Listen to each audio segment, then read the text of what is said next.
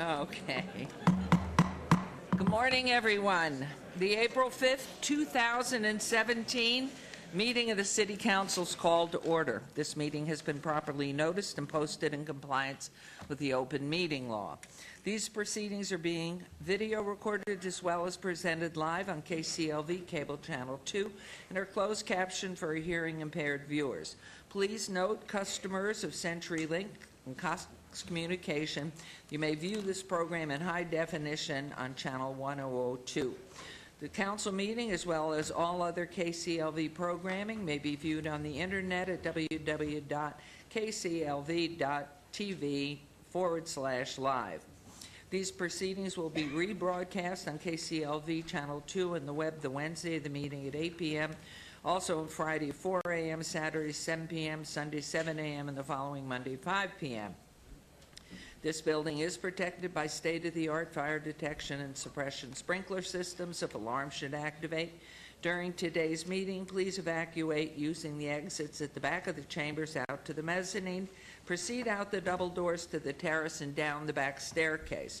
For anyone who has difficulty with stairs, please check with one of our marshals or a fire official for assistance. Once outside, assemble on the northeast corner across the street from City Hall at Lewis and First Street. Employees wearing safety vests or our city marshals will inform you when it's safe to re-enter the building. For public comment related to items on the agenda, citizen participation in public hearing items, we have available a speaker card which you may complete and submit to the city clerk up front. Cards are available online in the clerk's office or at the rear of these chambers. If you do not submit a card, it does not prevent you from speaking under public comment, citizen participation, or specified public hearing items. If anyone's present today who has need for hearing impaired equipment, please come forward and see our city clerk staff. And if you parked in the parking garage across the street, be sure to have your ticket validated by security officers when exiting. Before we proceed with the agenda, would everyone please rise for the invocation given this morning by Reverend Charlotte Faust, Community Spiritual Center, and remain standing for the pledge. Good morning. Good morning. Divine Mind, Great Spirit, Heavenly Father, Creator of all that is, was, and ever shall be. We come together this morning with one mind, one heart, to do the work of our community. We are of many cultures, national origins, and faith traditions, all with the same focus and intention to live together in harmony and build a thriving, safe, and prosperous community. We give thanks this morning for the opportunity to participate, to serve, and be served. And so it is. Amen.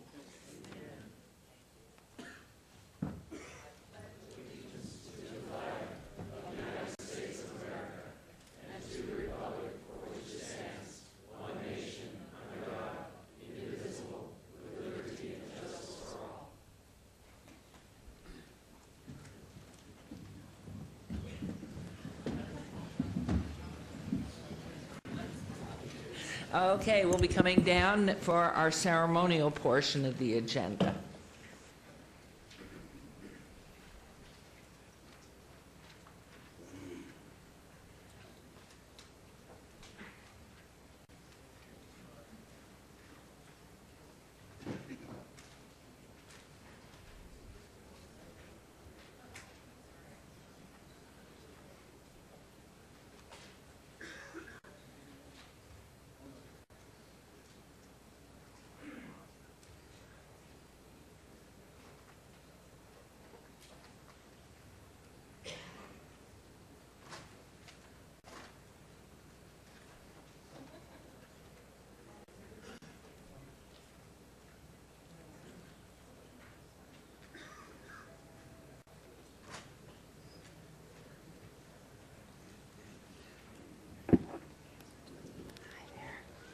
Good morning, good morning.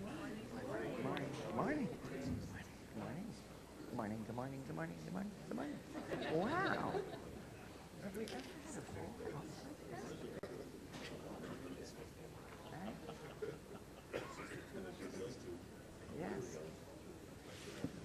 We're a little slow this morning. Yes. Okay.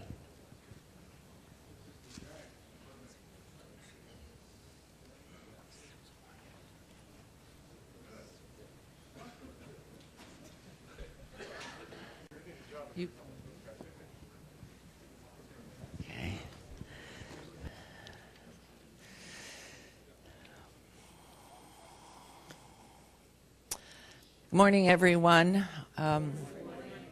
Oh, isn't that nice? We don't have that very often. This past week's been a really rough week for us.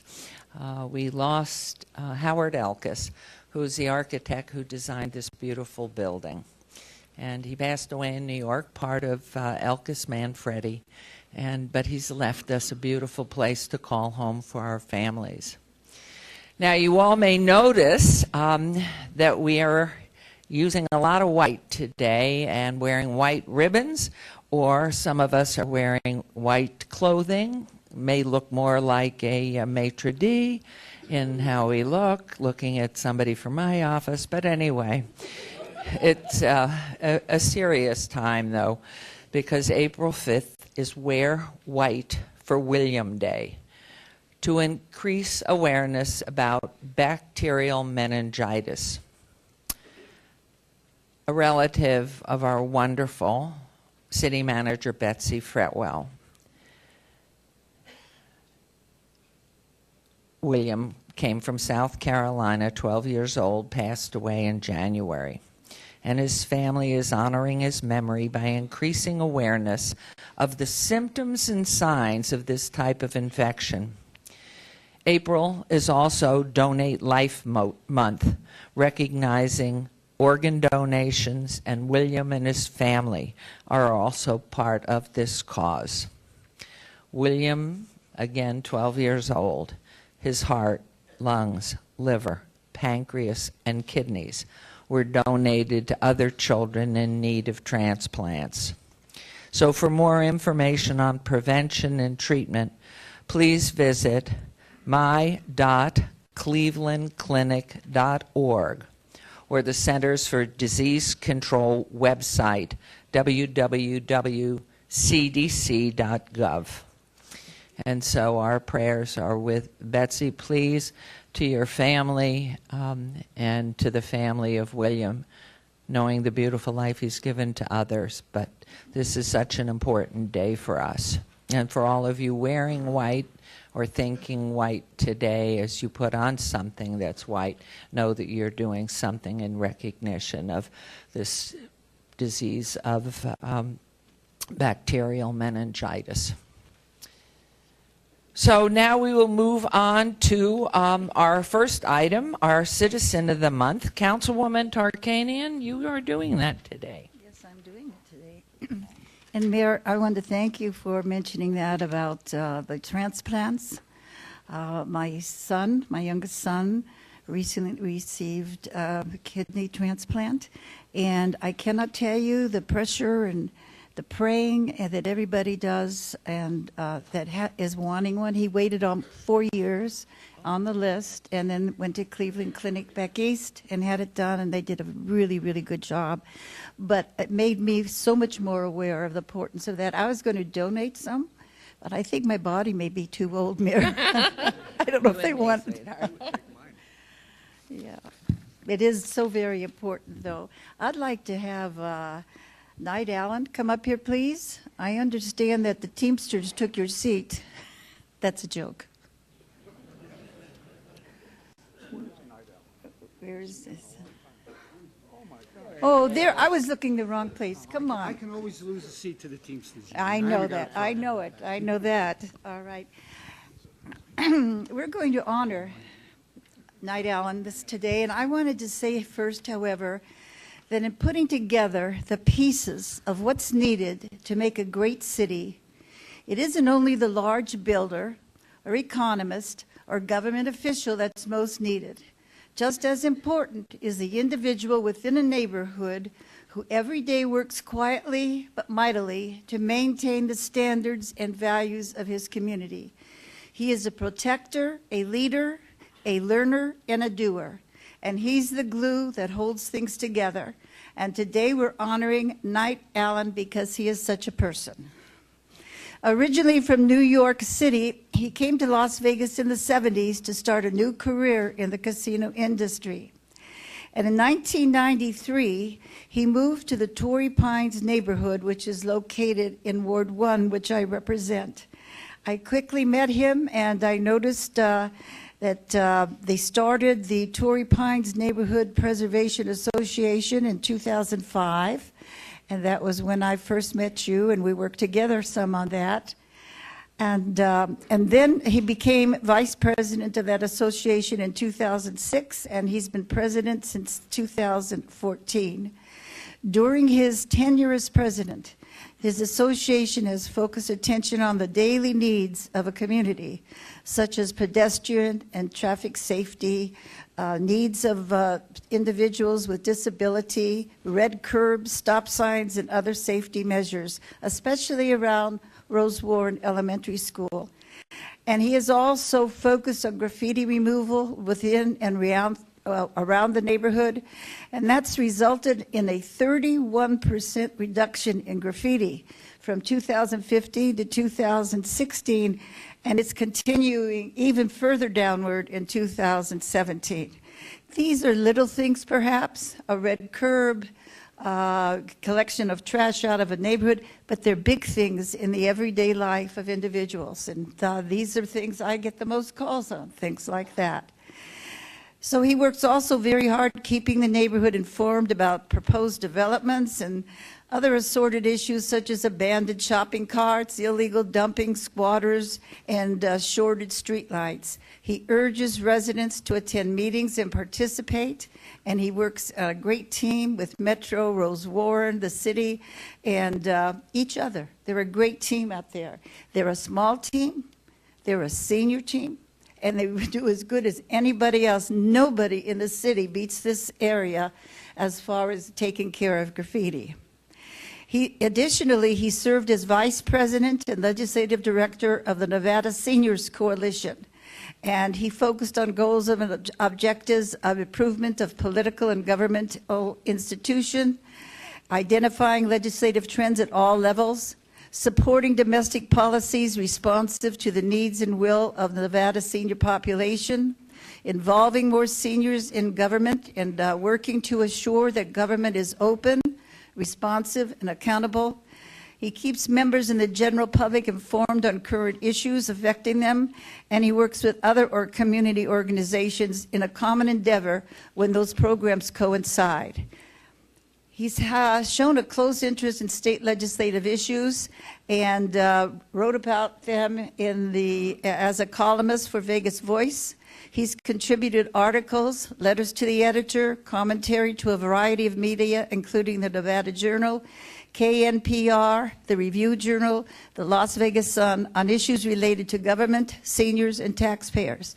And with all of that, he also regularly volunteers 1 day a week for Catholic Charities. I think that sometimes it's the simple things, the little things in life, which are most important. And I know what you do there. I know you don't get much attention. I, however, read every letter you write to the editor, and I take good note of it. And I know that you said you were inspired by former President Dwight Eisenhower, who believed that a leader takes responsibility for everything that goes wrong, but gives his those who work with him, his subordinates, credit for everything that goes right. And that's been something that you've done much in your Torrey Pines neighborhood. On behalf of our mayor and our city council, I declare you Citizen of the Month for the city of Las Vegas. There'll be a sign outside City Hall on the corner so that everybody can see it going by. And I want everybody here to realize you don't have to be what they call a big wheel. You don't have to be somebody who has power and prestige and money. You can make a difference. Just try and don't give up. Just try and don't give up. So would you like to speak to us? Yes. I thought so.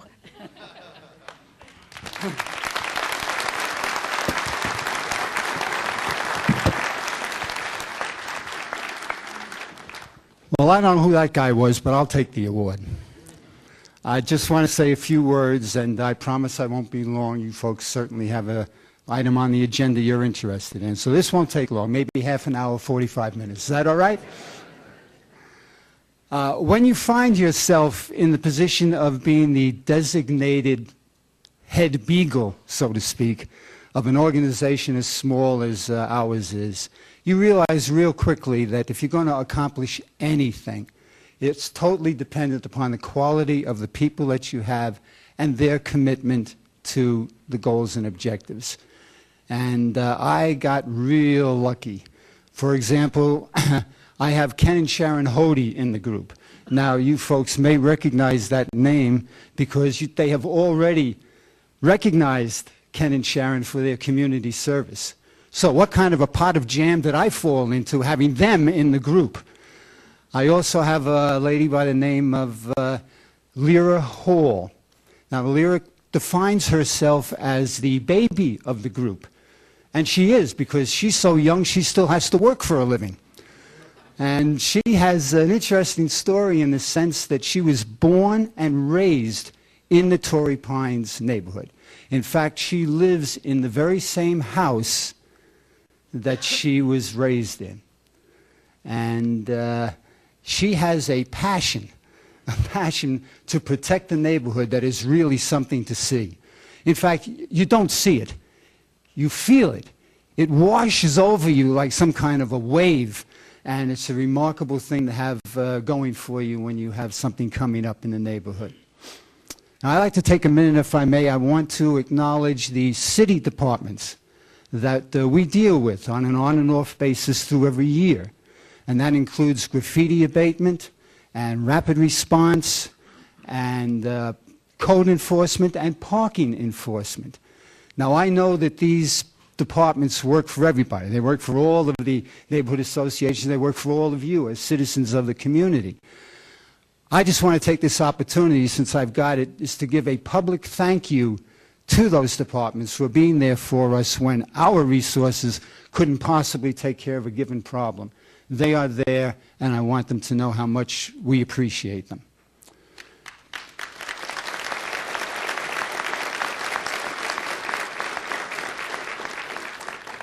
And last but not least, most certainly not least, Ann Kilponen. Now, Ann Kilponen is our liaison to Mrs. Tarkanian's office. And Ann has helped us so many times in so many different ways that if I tried to articulate them, we really would be here for the rest of the day. So I'm not going to do that. But I just want to give a public thank you to her and let her know how very much she is appreciated by all of us. Thank you very much, Ann.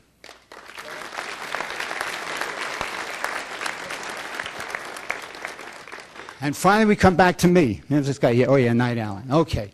I just want you folks to know that I accept this award. I accept it happily, and I accept it proudly.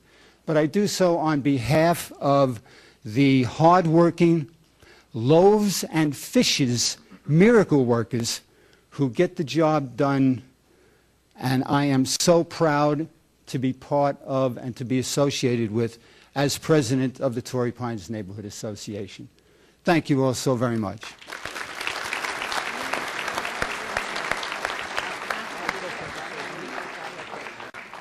We have Councilman Coffin wanted to say a couple of words. Bob, are you going to say anything? I know. I have taken this opportunity. Thank you, Lois and Knight. It's a pleasure. Thank you, Mayor, for this privilege. It is just this. I knew you in a different dimension. For at least 20 years that I can think of, you sent probably 200, 300 letters to me in the legislature, maybe even longer than that. You had time on your hands because you had good jobs, you saved your money, you retired early, and you became an investor, and you had nothing to do but think. And think you did and do? Beers says considerably less than a couple of hundred, but I don't believe that because I think we, first of all, when we were serving together, we got copies of the same letter. Knight Allen, for those of you who don't know, takes a thorough and thoughtful look, a scholarly look at all issues that he weighs in on. He doesn't say, I hate this, or I hate you, or support this because I say you should. No, he doesn't. He has always written, and I mean, articulately written, that his position is this, but here is why it should be that way. So sometimes I accepted his point of view, and not always, because we came from different stripes, but on the other hand, he looked at state budgets, state taxation, state policies, all those things. And so I haven't really heard the local dimension of your work tonight, so I'm glad you're so still active. Thank you. Congratulations. Thank you, Lois. Okay, a picture? Thank you. Take a picture with this. Okay. So let's step over, right over here to the sign and have a picture taken.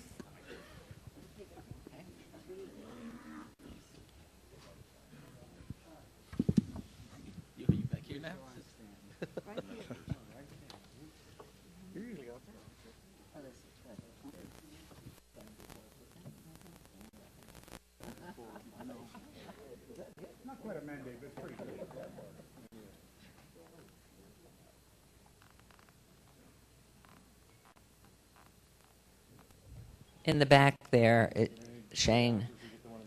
There you go.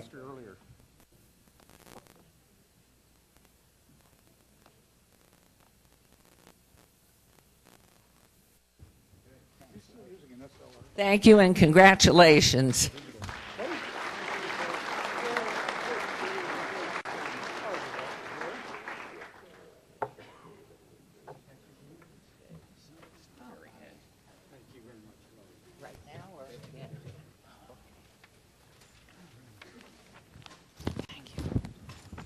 Thank you.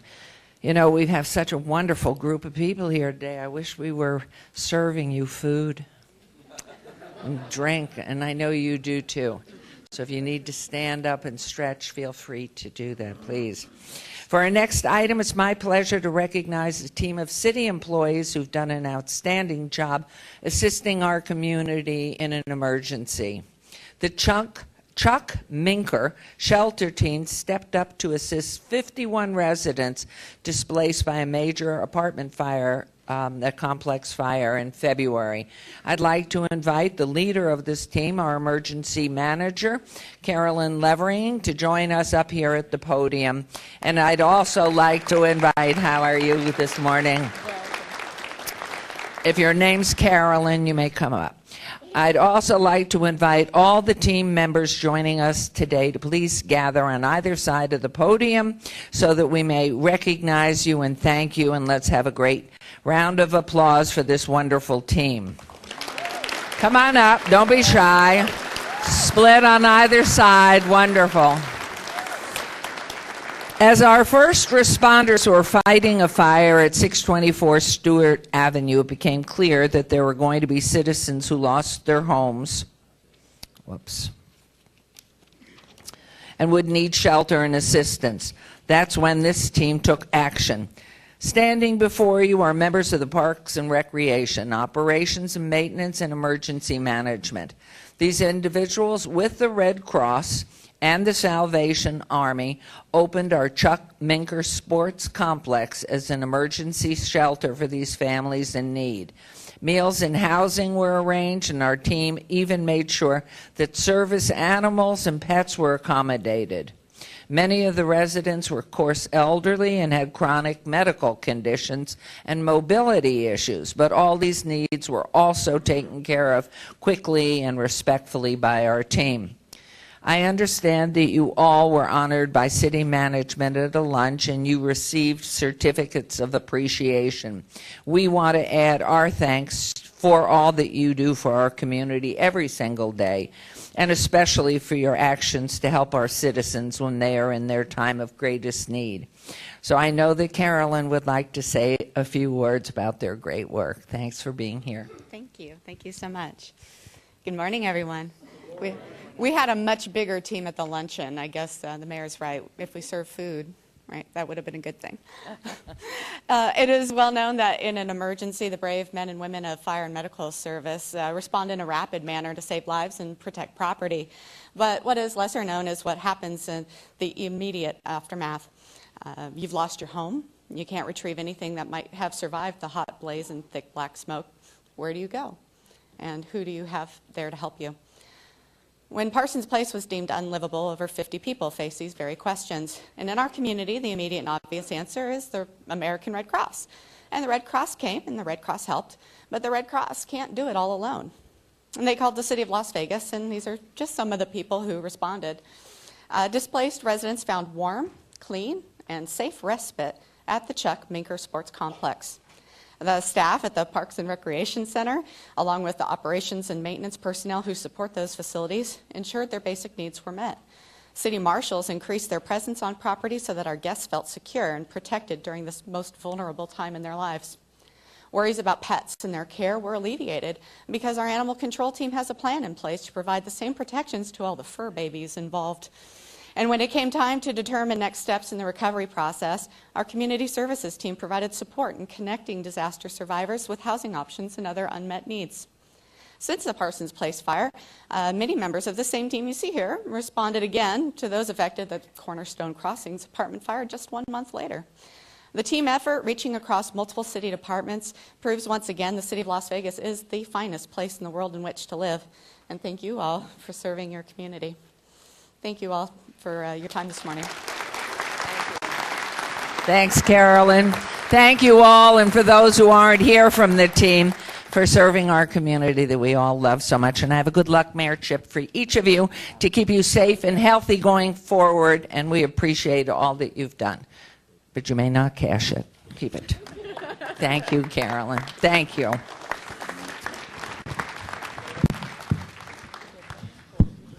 Yes, if they could just, we could all just pull close together. Can you come? Stand up. Photo. She is standing. So rude. She really is. Where are you, Shane? Way in the back there. Short guys can tell jokes. Yes. Thank you very much. Thank you so much. While Carolyn's sitting down, I want you to know I looked over her shoulder, and the printing on her notes was minuscule. Mine's at .18. Shows you age, big, the big lettering. But thank you all. Great, just wonderful.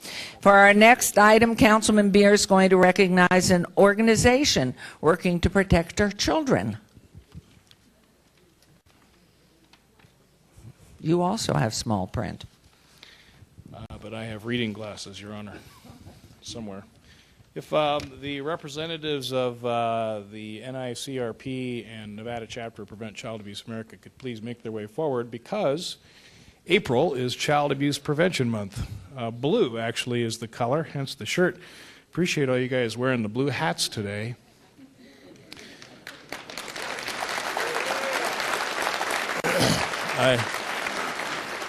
I hope you're playing hooky from roots in unincorporated Clark County and not the city of Las Vegas.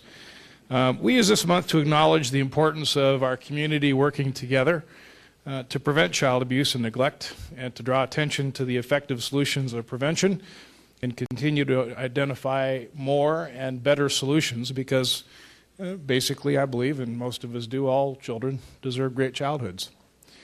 The more commitment to make our community a better place, not just this month, but every day of the year, will go a long way toward helping out to create the kind of world where children experience great childhoods and abuse and neglect doesn't occur. You may be wondering, what can I do? There are ways that you can help.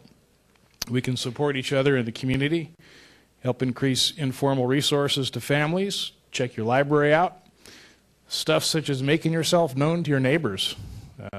That's a big one. Volunteering your time at pre or after school programs, another big one. Just provide time for parents to have an occasional break from the rigors of parenthood for your neighbors. That would help too. That helps foster healthy families and communities. So we, the mayor and the city council of the city of Las Vegas, proudly proclaim April 2017 as Prevent Child Abuse Month in Nevada.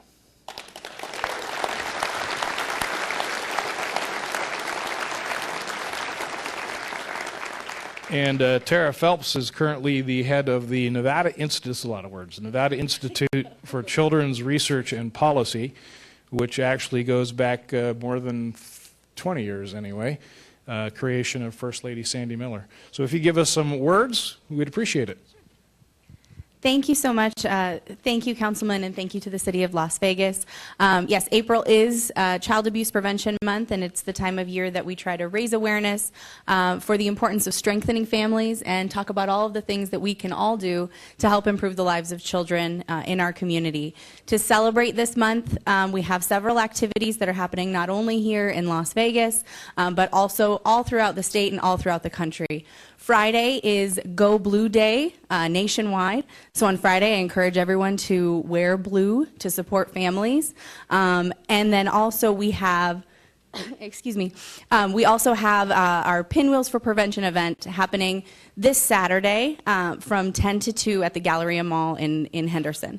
So we just want to thank all of you for your support for children and families. If anyone wants more information about other things that they can do, you can check out our website at preventchildabusenevada.org. On there you can find our phone number and give us a call and let us know how you'd like to help. So thank you. Thank you very much. Thank you. Great cause. Oh, our next item, Councilman Barlow is going to recognize National Library Week. Thank you, Mayor. Good morning, everyone. Good morning. I am really excited to bring forward the executive director of the Las Vegas Clark County Library District, Mr. Heason. If you'll please come forward, let's give him a round of applause as he comes.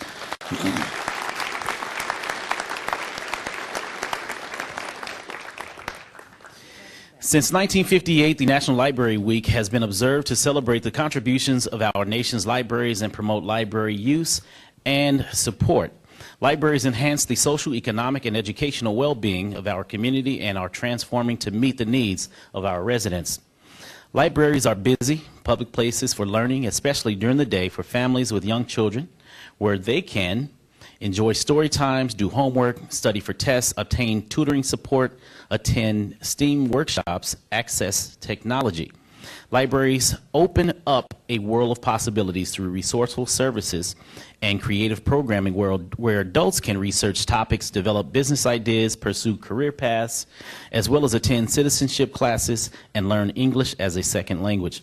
Our community is richer for the 25 urban and outlying branches of our award-winning Las Vegas Clark County Library District, which I must tout myself that I was the chair when we won that award. Absolutely. Absolutely. Thank you. So our community here, specifically the Las Vegas Clark County Library District branches, are active community and cultural centers. Just to give you some data, 6.2 million people visited the library in 2016. 14.2 million items were borrowed, 1.5 million were e-media downloads, 20,305 programs were offered, 606,658 children and adults attended programs, and 2 million computer sessions were logged. So it just goes to show you that our libraries are very, very busy. The library has historically served as our nation's greatest equalizer of knowledge. So today, on behalf of the mayor and the Las Vegas City Council, in greater recognition of the National Library Week, we, the mayor and members of the Las Vegas City Council, and we ask that you join with us as we celebrate and host library events to serve our students and residents here in the Las Vegas community from April 9th through April 15th, 2017. And so at this time, I would like to give the microphone over to Dr. Ron Heason, the Las Vegas Clark County Library Executive Director. Thank you, Ron. And, you know, Oh, I feel so much. okay. Since it is National Library Week coming up, and we don't have a whole month like y'all do, but we are very proud that libraries are the oldest uniquely American institution, period. The second oldest are our national parks, or public free parks for the public. So this is something that we're very proud of, and of course, for the third time actually this year, we're going to be offering a program for the whole month of April, because we mentioned how many million items were checked out? 14, yeah. 14. Some of those weren't returned, believe it or not. Yeah. 14 million. I think there's 3 or 4. But for those people who how many of y'all have library cards? Thank you. Thank you. Okay. if you have fines that you've accumulated during the month of April, from the 1st through the 30th, you will actually be able to bring in a canned good or a packaged item for food that has not expired, and for each one of those items you bring in, we will forgive $2 of your accumulated fines. Now, unfortunately, we don't pay that forward. You can't bring in, a box for it and say, hey, we'll just count for my fines for the next year. That doesn't quite work. And it also doesn't count for items that are lost. We're hoping that you'll return items, because over the last 2 years, we collected 35 tons of food for 3 Square, because our partner in this event is 3 Square. They're the same ones that bring in the summer food programs to 6 of our branches. That includes Clark County, Rainbow, Spring Valley, Sunrise, Whitney, a couple of. But anyway, they bring in food to those libraries for kids who are out of school and who would otherwise not have a chance to eat. So, thank you. Thank you.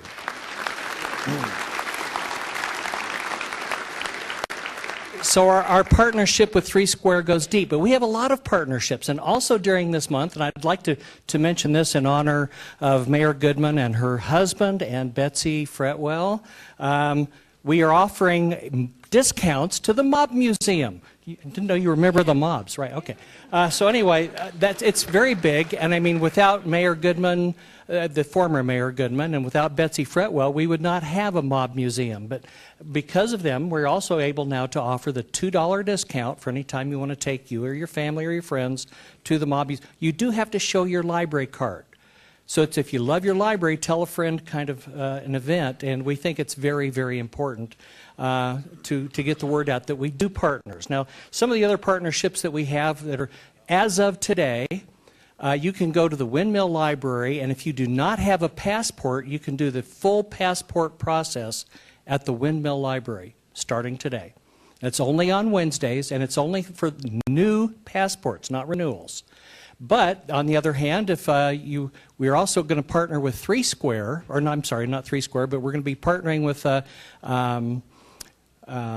golly, we have tons of partnerships. I'm trying to remember them all with our Workforce Connections, and we're going to be offering their one-stop centers at most of our urban branches, or a good share of our urban branches. As of this morning, the outreach center for One Stop is going to be opened at Laughlin Library in the southern tip of Clark County. And next week, I think we're opening up in Mesquite. So we have these things going on. We believe in partnerships. Without the city and without the partnership of this wonderful group, like, for example, Mr. Bob Coffin, he's actually helping us with a new branch that's in a donut hole where you all go to school. Which school do you go to? Let's hear it. There you go. Okay, Desert Pines. This will be the library to serve your school and the students in that area. We are very proud of that. It would not have happened without Councilman Coffin. And of course, the great leadership that we've had from Ricky Barlow. We actually have his picture on the cover of a National Library magazine, and it's in we used to be in my office, but they took it away from me. And it's now down in a trophy cabinet on the first floor of the Windmill Library. And but each of these wonderful people have been such a great part of one of the partnerships that we participate in. Now, some people say, you know what, libraries are about books. Yeah, we have books. We will always have books, because there's those of us who, usually I have a tie that has something with books on it, but nevertheless, I do have a pen that shows it. But that's not what we're all about. I mean, we have so many different services. You have free downloadable content. If you want to stream videos for free, if you want to download 6 songs per week for free, look at your favorite magazines on your smartphone or your computer for free, you can do it with your library card. We also offer free language training. We have Rosetta Stone. You've seen ads for that on TV, right? Rosetta Stone, one of the best language instruction courses. You can get it through the library for free. You also have lynda.com. We have Gale courses, all of these things, and they're all free because you own the library. We work for you. So again, thank you. Thank you, Your Honor, council members. We so appreciate the ability to come in and say, we're here for you. So thanks.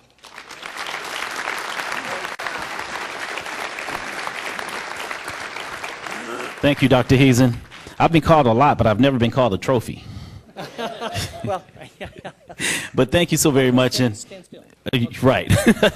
So on behalf of the Las Vegas City Council, we would like to present you with this certificate of recognition for National Library Week. Thank you so very much, and we'll get a photo. Photo? We're going to do a photo, a quick photo. photo?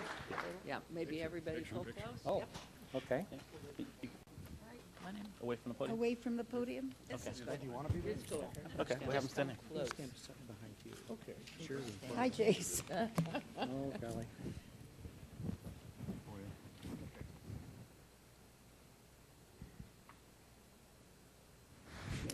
Good deal. Thank you. Thank you so much. So exciting, and libraries are great. Our next item, we have Councilman Coffin, and I know who you're recognizing. A champion high school, and it is not my alma mater for a change.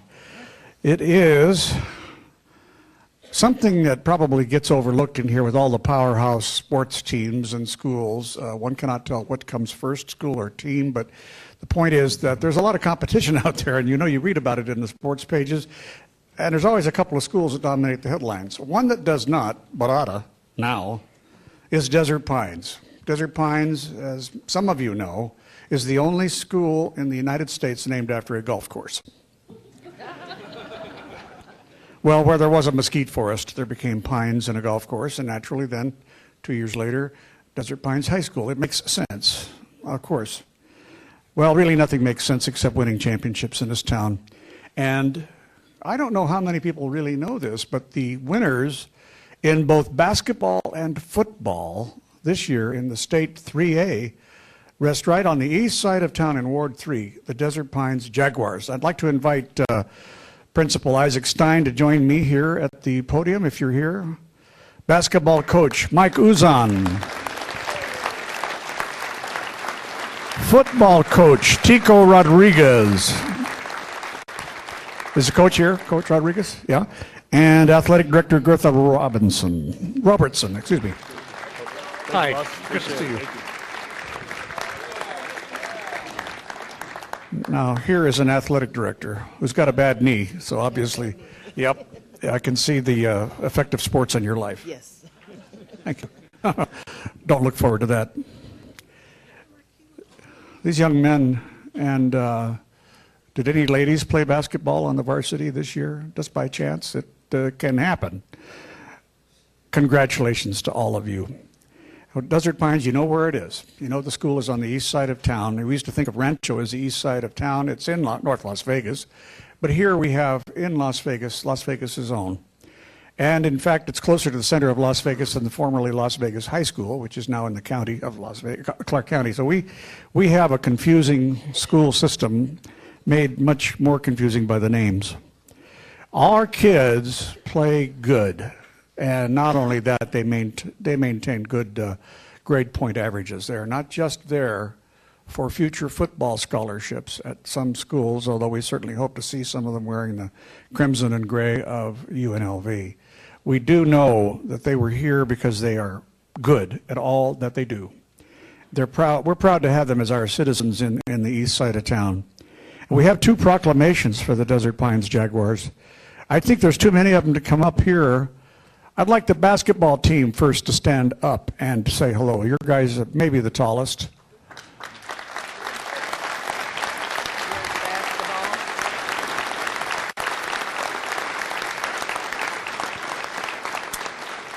Thank you. Good crowd. And now take your seats for the footballers. It doesn't look like there's too many footballers here today. How many?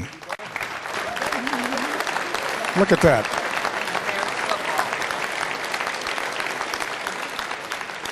What you see is a small school team effort. People playing these 2 sports and probably track too, if I had to guess. And I didn't mention baseball, but there's probably somebody there that is playing baseball. There they are. Okay, so you see the benefits of small school sports. And we used to think that a school the size of Desert Pines was big. It is not. It is not the biggest. But as the demographics of the area change and as the population increases, because that's what determines to a great extent the size of the schools. They will move into 4A, and they will be a force to reckon with. So I warn my alumni Gales that they'd better look out, because Desert Pines is coming. Thank you very much. And I know, Principal, I'd like to say a few words too. Please talk about the kids. Thank you, thank you. Thank you, Mayor Goodman. Thank you, Councilman Coffin, and the City Council for honoring our students, recognizing our students. I thought we were recognizing them not for sports, but for a group of students who are all going to college. So let's have them stand up again if you're going to college. If you're college bound, stand up. All right. Well,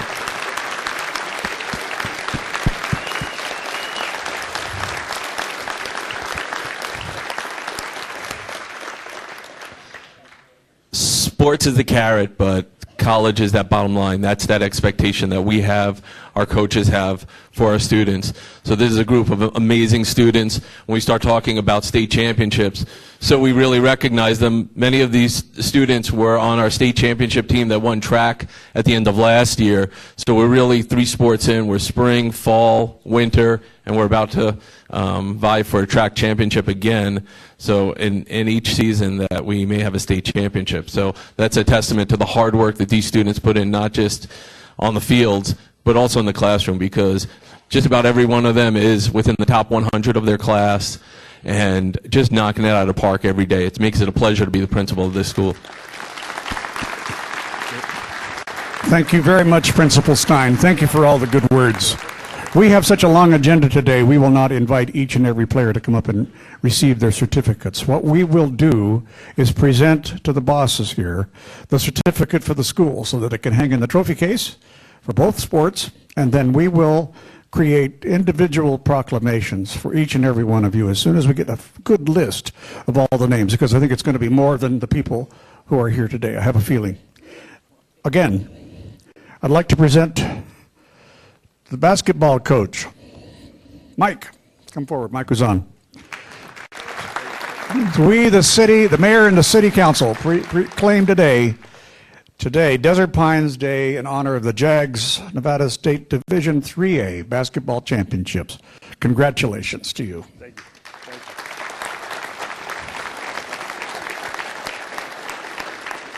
Did you get that? Did you get that photo, Shane, of him holding it up? Wonderful. Make sure we pose you longer there. Okay, who's going to accept for basketball? Gertha, are you going to accept for basketball? Football, I'm sorry. The names of the players are inscribed on this, but I want to make sure that everyone gets one of these to take home. You'll have it for the rest of your life. You really will. We, the mayor and the city council of the city of Las Vegas, proclaim today, in addition to the basketball guys, Desert Pines Day for winning the AAA football championship for Nevada. Thank you very much. Congratulations. Hold it up long enough so he can see it. You kids are going to stay in Nevada. I know you will. Even if you leave town to go to school, you're going to come back. Thank you. Thank you.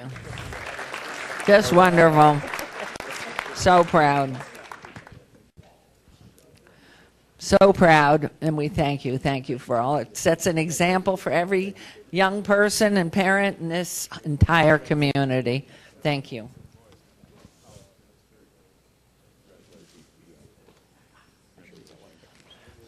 Yes. Okay, our final item this morning in the ceremonials, Councilman Anthony is going to recognize National Crime Victims' Right Week. Thank you, Mayor. Okay, April's a busy month. In every April, the Office for Victims of Crimes helps lead communities throughout the country in their annual observance of National Crime Victim Rights Week, which will be observed April 2nd to April 8th of this month. As you walked in today, I believe the front was colored in purple, so we're honoring purple and blue today. This week serves to recognize the victims of crime across America and the need for respect and consideration through the judicial process by underscoring the importance of early intervention and victim services in establishing trust with our victims. This in turn begins to restore victims' hope for healing and recovery. In 2015, the Nevada legislative session saw the introduction and near unanimous passage of Senate Joint Resolution 17, which is a comprehensive set of rights for victims of crimes or other surviving family. As a constitutional amendment, SJR 17 must pass 2 consecutive legislative sessions and then be approved by the voters. Supporters from law enforcement, politics, civil leaders, and citizens are joining together statewide to support this effort. The statewide protocol will help victims traverse a complex criminal justice system, keep them well informed, and ensure they have a voice. So call your assembly folks and senators to help get this passed. At this point, I'd like to ask Will Batista, who is the regional director for Marsy's Law for All, to say a few words about what's going on. Thank you so much for the City of Las Vegas for this great honor. Marsy's Law, just to give you a quick little history, is named after Marceline Nicholas, who in 1983 was stalked and murdered by her ex-boyfriend. A few days after the funeral, the accused murderer was released on bail, and the family was not aware of that. They went through a tragedy in their life and then were re-victimized because they didn't have basic rights to be notified when a person who had drastically changed their lives continued to harass them. And we want to make sure that no victim goes through that ever in their lives. So what we want to do is make sure that if you are ever a victim of crime, that you have a right to notification and you have certain enforceable rights in the Nevada State Constitution to make sure that you can be protected through this criminal justice process. And so we thank you so much for your support. We do ask that each and every one of you, if you visit our website, it's nvmarsyslaw.us. Please sign our petition to make sure that members of the legislature, both in the Senate and in the Assembly, know that you support this and that we can pass this and make this part of Nevada's Constitution. So thank you so much to all of you. We really appreciate it. Thank you. Thanks. You have your purple tie on. I have my purple tie. You have a purple vest. And why don't you bring these purple placards up here and let everybody take a look at these. And please support this. This is a great cause. Hand them out there. You can, here, Bob, you'd like to do stuff. You can hold that. There you go. So on behalf of the mayor and the entire city council, I have a proclamation proclaiming April 2nd to April 8th, National Crime Victims' Rights Week. So congratulations. So let's get a picture taken. Come on over here. Yeah, you're the professional. You tell us what you want to do. Mayor, my oversight.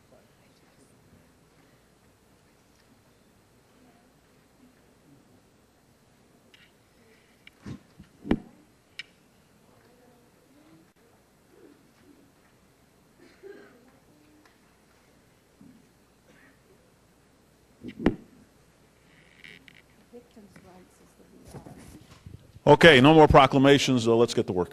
We're going to do the photo with the Jags. We There can you go go. ahead and suspend this. Jaguars, come over here now. We're going to get a photograph. I don't think there's enough room, is there, with...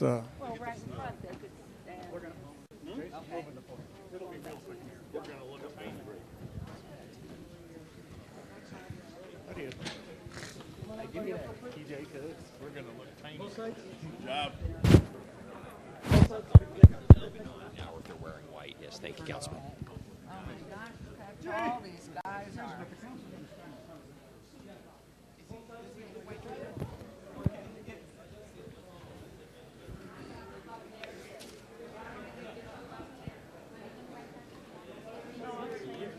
You guys, since you're wearing white, we stick around. We're going to get a photo with everybody wearing white today. So, okay, does that work for you? Yeah. Don't leave. You know, you're good. No, you got your white ribbon on. That counts too. No, you're perfect.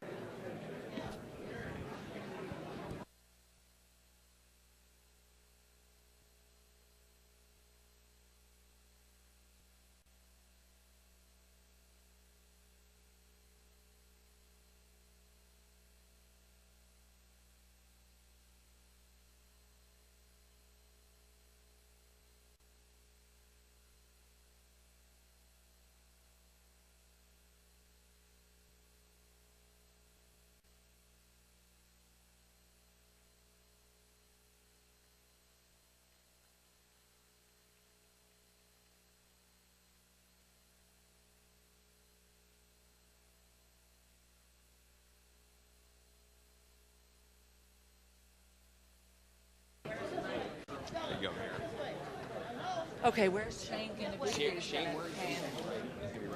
Okay, everyone, what we're going to do now, this is, if we can, anybody who has on a white ribbon or something white, how about anything white?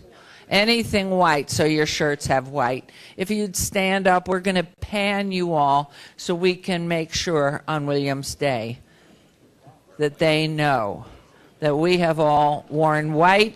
And if you'll look at Shane, who's up there to the right of the seal.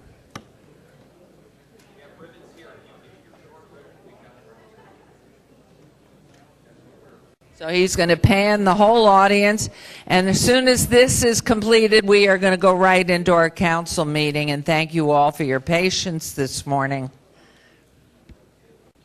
So Shane is going from left to right.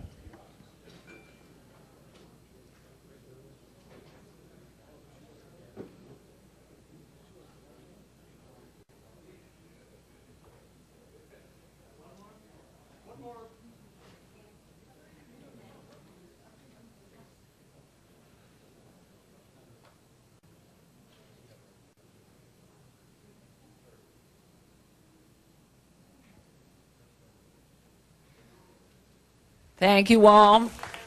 And we will proceed right now, right into our council meeting. Mayor, you have a Post-it stuck here too. Go ahead and step.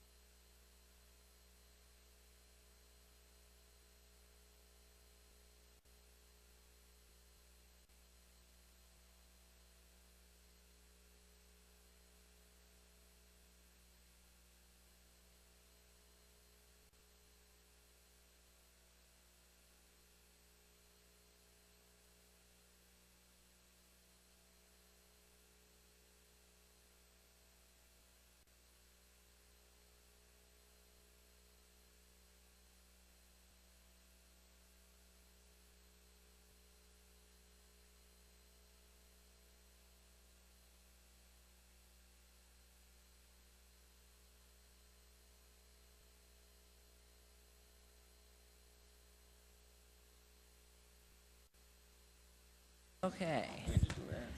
Councilman Beers, are you walking around in here? That we need one more person so we can move right on. 1, 2. Councilwoman, you're okay.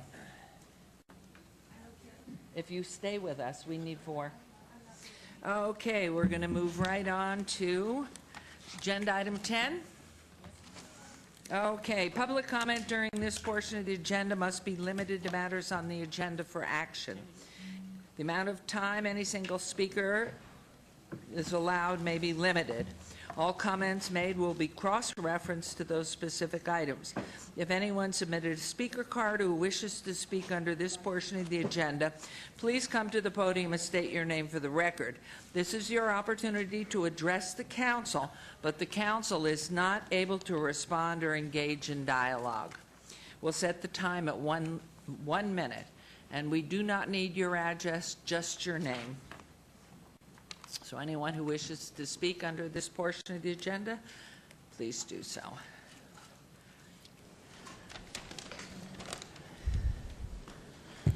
Good morning, Mayor and council members. My name is Andy Bischel. I'm the president and CEO of the Boys and Girls Club of Southern Nevada.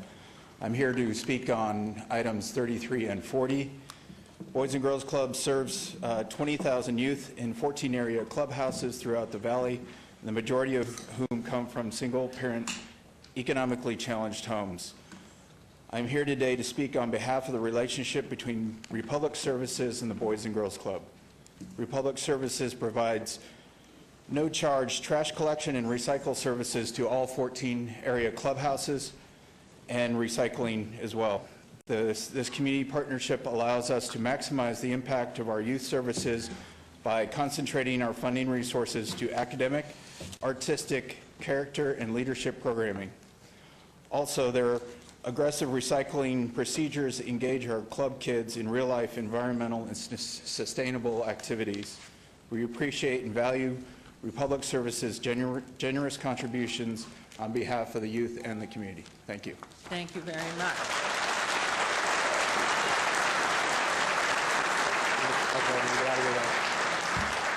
Thank you. Yes, please. Madam Mayor and members of the City Council, my name is Keith Lund. I'm a 12-year resident in Ward 4. Grateful to love the City of Las Vegas. Very briefly about item 33.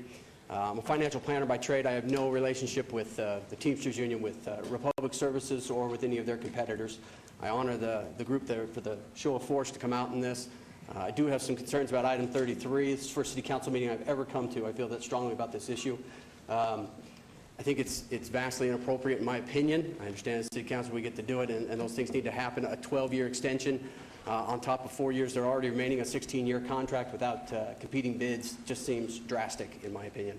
As a homeowner, we've had numerous challenges with Republic Services. I think they're a good group of people, but there's certainly some service problems. In a condo board, I sit on the HOA board as board president. They pull out the dumpsters to empty them. We can't get them to put them back in. They roll around the parking lot. They damage cars. We've called up repetitively, and they say it's not in our contract to put them back in the enclosure. I'm sure I could contact the City Council and something might happen, but I think it's ridiculous under the idea that I need to call the City Council to put dumpsters away. It's just not appropriate. So I think that extension is excessive, and I'd love to see some open bidding on commercial spaces. Thank you. I think that's available to us.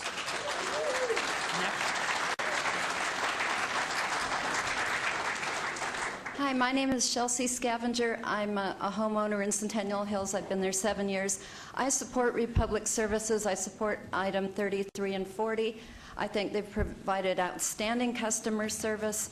I would just like to see them keep the contract, and I would like to see single stream recycling. We still have the 3 boxes. I'd like to see it all in one bin. And I'd like to see weekly pickup, because the bi-weekly pickup is way too confusing for residents, and they give up. And this is a world-class city, and this is, I thought, a green city, and I want to do my part to recycle, and I can't get other people to do it because their schedule's too confusing.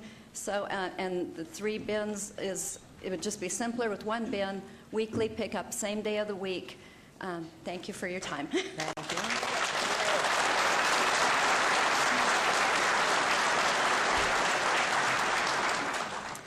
My name is Amanda Skinnendor. I'm a resident of Ward 1, and I am also here to speak in support of single-stream recycling. I'm not part of the pilot program that McNeil is part of, where they've been using the single stream, so I stare covetously every week at their lovely recycle bins while I schlep out all of my sorted bins. Single-stream recycling does increase the amount of recycling that the communities do, and I do think that's important to, like she said, to make our city green. Thank you. Thank you, ma'am.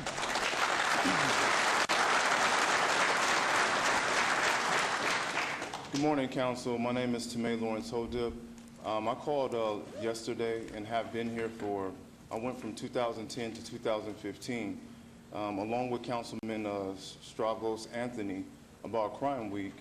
I am a Christian disciple, African-American male, who is disabled pertaining to closed head injury.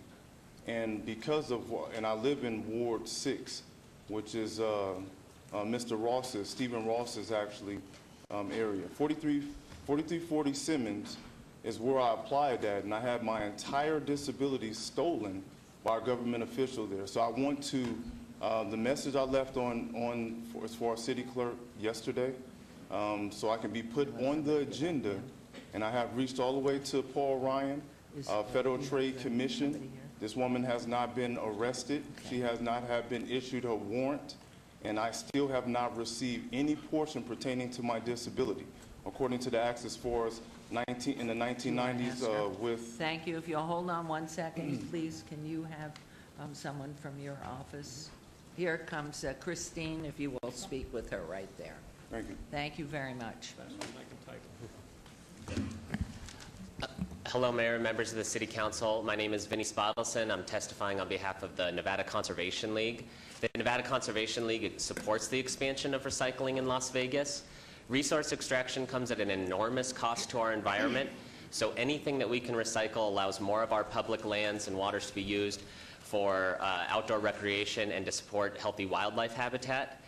We are also interested in this agenda item because it supports good union jobs for sanitation workers in our community. and it's important that we preserve those jobs and wages. So on behalf of the Nevada Conservation League, I just urge you to support recycling. Thank you very much.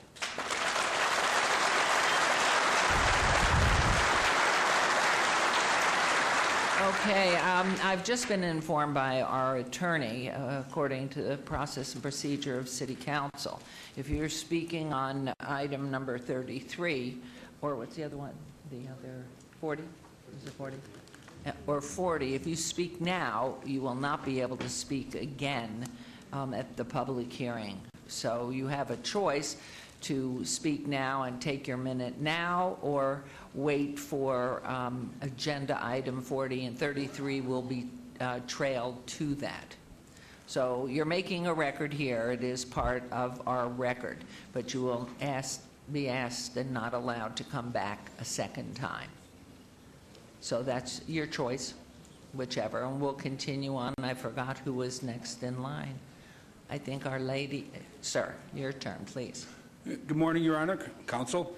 By the way, Your Honor, I voted for you 6 times in the last election. I'm from Chicago. It's in our DNA. I love it. Stay with me, please. Thank you. I'm going to run Issue again. number 28 is the closing of Cashman Field. The Cashman Exhibit Hall provides a lot of revenue for the city and helps Excuse me, out. sir, could we have your name? Oh, I'm sorry, Pastor Pete. Pastor Pete. Yes. My apologies, Your Honor. The convention facility supplies a lot of revenue for small businesses, such as these young ladies right here, Bridal Spectacular. We know Vegas is the wedding capital of the world. Cashman Field has conventions that are small enough for the Cashman Field, but too small for the convention center. There's comic book people here. There's home and garden, gun shows, bridal spectaculars. There's a dog show that wants to come here. And with the closing of Cashman Center, not the field, you are throwing the baby out with the dishwater. The 51s do lose money for the city. I understand that. But the convention center can win money for the small businesses in our city. I'd like you to call my office if you would, and anybody that is talking on this agenda item, please call my office. We can't get into a dialogue with you on it now, but we are very much anxious to help where we can. So if you'll call the mayor's office, which 229-6241, but just look it up. And anybody who is here in line to talk on that particular item, please just do, oh, Christine's going to help. There we go. Thank you. Thank you. Thank you, Your Honor. My name is Deborah Hanson. I live at 2320 Duneville, Las Vegas, Nevada. I started the Bridal Spectacular in 1991. I've done over 50 shows there. Our first show was 60 vendors, 200 brides. We've since grown to 1,200 engaged couples at every event. We have 2,500 engaged couples that get married and come through Cashman every year. With a $20,000 average budget, that represents $50 million towards our wedding capital and economy in this community. We have looked. It was said by somebody on this council member that you can find another location in Las Vegas. Nobody else in Las Vegas wants us. We have contacted 20 venues. They do not get back to us. We did contact the mayor's office. We have not heard back. This is a bigger problem than what you think, obviously. Nobody wants to take us. They do not have big If enough I may, Ms. halls. Hanson, I don't know why I didn't get the call. I'm very proud of my office. We answer everybody. not call, I So, okay, so that's possible.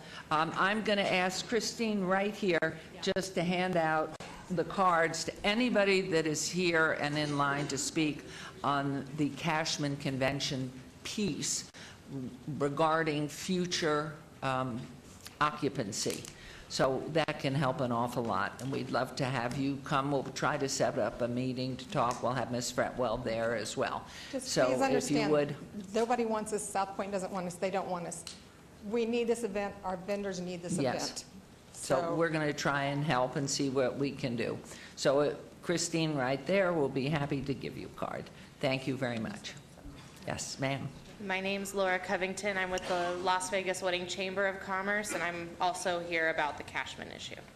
Okay, Christine will give you a card. We'll pull a meeting together, Ms. Fretwell, In fact, I'm going to ask, as my office gets this, we'll hold a meeting and have a conversation, because we are very definitely involved, concerned, and want to help.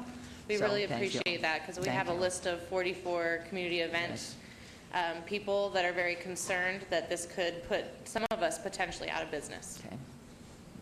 Thank you very much. Ma'am. Hello, my name is Diana Rhodes. I'm here also on behalf of my trade show at the Cashman Center, so I will take Yes. note and call and attend the next meeting. Wonderful. Thank you. Hi, I'm Dan Parasini, Division Manager at Las Vegas Paving for 21 years. I'm here to give support to Republic on a franchise agreement, which is on your agenda. Las Vegas Paving has been in business since 1958, as you probably well know. We have 1,500 employees, signatory with the laborers, operators, and especially the Teamsters. And most of our people live and work and participate in activities here in Las Vegas. We have done business with Republic for several decades. We have our largest hard rock quarry at the Apex landfill, which employs all the union labor. We construct the landfill cells for the refuse cells for Republic. We also built and participated in the construction of the landfill power to gas project. It's a 5-megawatt power plant out at the Apex landfill, which puts beneficial use to the landfill gas from the refuse cells. We currently just graded for RC Farms and Republic the hog farm that's moving from North Las Vegas out to the landfill. We have built Thank over the you. years the Sloan, Henderson, and Cheyenne transfer Thank you. stations. If you'll conclude, thank Okay. you. And we're here to let you know that Republic's been a great business partner, not only in contract work with us, but in charities and support, and working with us in our projects to lower cost. And Las Vegas Paving just wants to lend our support. Thank you.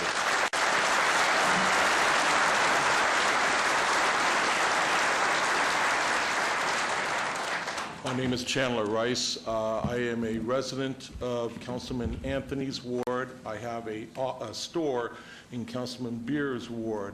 I have an office in Councilman Barlow's ward. I also have a family business rather large in Councilman Tarkanian's ward. So obviously I have 4 people that I could address in regards to this matter. I'm also addressing a comment that was made, I believe, back in October by Councilman Coffey. This is in Coffin, I apologize. This is in reference to the Cashman closure. I am going to be calling your office, but I do want to address one particular thing, and that is that I have made the effort to contact casinos to find out, the casino hotels, to find out what is involved in moving my event to their facilities. And just so you know, Councilman, that in order for me to do that, I am being required to have to sign a 100 to 200 room per night guarantee to even be able to have access to the convention facilities at these locations.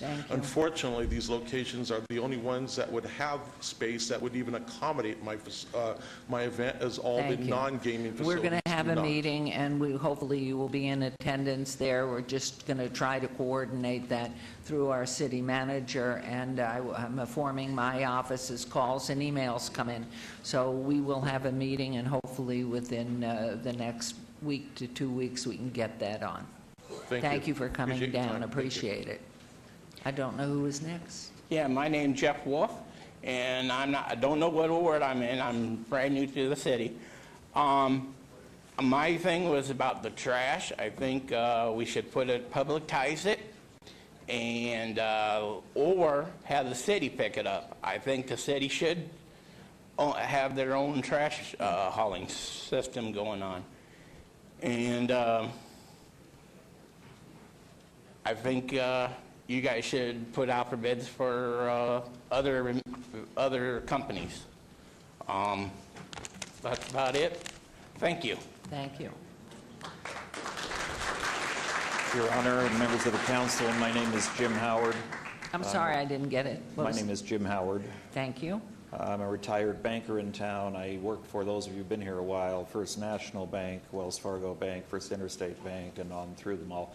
Opened up Desert Community Bank in 1999, and we sold it and became the Bank of Las Vegas. My purpose for being here is to speak on item 33.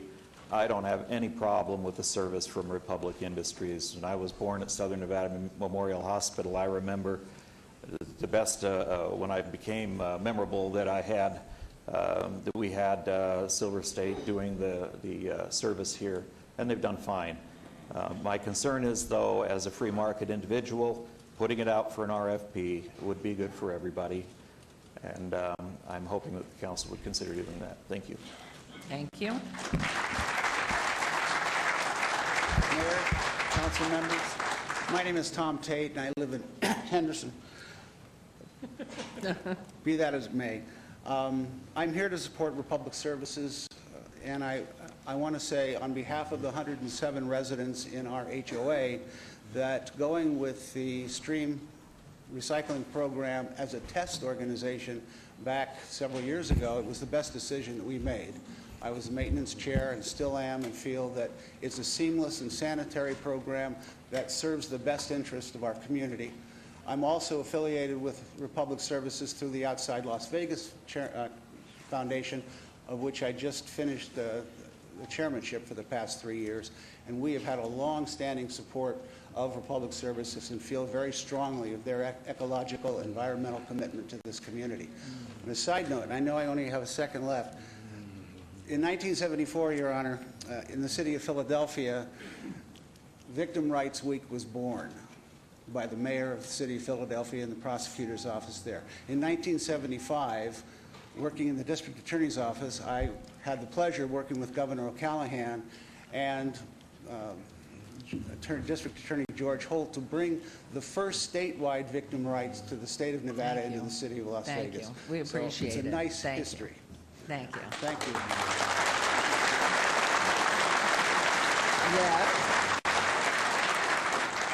Ms. Mayor and City Council, my name is Harry Slate, and I've been producing shows in this town since I live here. I own property here. In this town, I've produced since 1988 over 150 shows, both trade and consumer. About 100 of those or more at Cashman. Cashman is the only place in town, that a consumer show can exist. Hotels, they want room rates, and so we don't have them in a consumer show. What we have is the public. And I would say that we provide a benefit to the community. I've talked to everybody I can, my consumer list, and they want Cashman to stay. Okay. If Christine will give you a card, and we will make sure that you're included in the meeting we're going to hold for a discussion. Thank you for coming down. We appreciate it. Appreciate all that you've done. Thank you.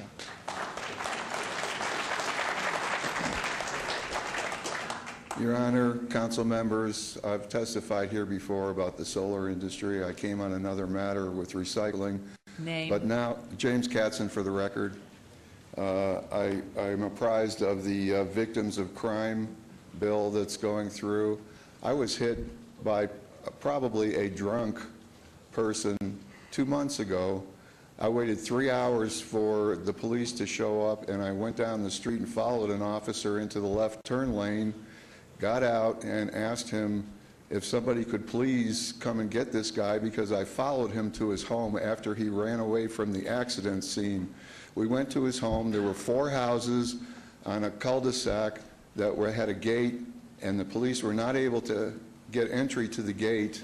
And so consequently, my truck still sits in front of my house unrepaired. I do have one of your cards, but I want to be on the record for this, and I will contact your office in the future, and I would appreciate if there was any help. That I know where this guy lives, I know his address, I know his last name. It's on the mailbox outside of the 4 houses, and I don't know why the police are not able to get through security gates.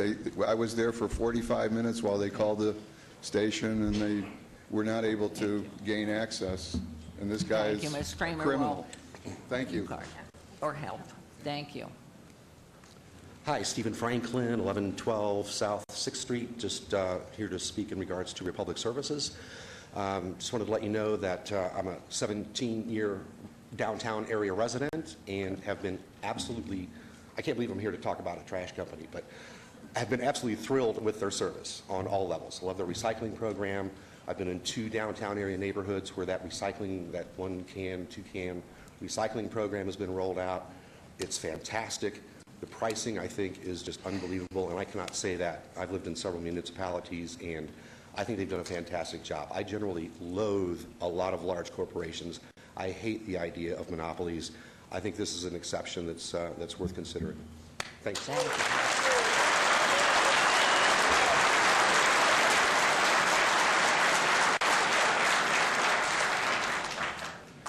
Your Honor, my name is Merlin Hardy. I'm the owner of Hardy Construction and Development, and I generate a lot of garbage. I appreciate what Republic Services has done and provided for this community. I was born in this town, and I used to help the men who came and picked up our garbage. I used to help them put the garbage pail in their truck. I love that. But I am concerned, however, because of the amount of garbage I generated. I'm thankful that the council gave an approval to Ron Williams to create the Western Elite Industries. I'm thankful for the competition that it provided our city, and I use Western Elite, and I wanted to thank you for that. The other thing I'm worried about is this 17-year contract. I think that there should be a limit put on that, maybe 5, 6 years, but not 17 years. A company like that can get out of control after a while. I know that my garbage, the collection of my garbage has been reduced to once a week. That lost jobs. I admire these people and the work that they do, but it still lost jobs. Half of the garbage is being collected half the time now, and no rate decrease. I think this needs to be monitored. I don't envy you in the job that you have to do in doing that, but I know that it has to be done. Thank you. Good morning, Mayor Goodman and the City Council. My name is Lloyd Cutler. I have been an insurance broker in this town since 1979. I am not here to say one negative word about anybody, including Republic, who, in my opinion, has done a very good job. What I am here to say is that I am a big proponent of the RFP process. I have participated in public RFPs since 1979. Throughout different public entity or different public agencies. I have won my fair share of them. I've lost my fair share of them, but I do know that the process has worked out well for the governmental entities that have conducted them, and so I am here to cast a vote in favor of the RFP process. Good luck. Thank you very much. Thank you.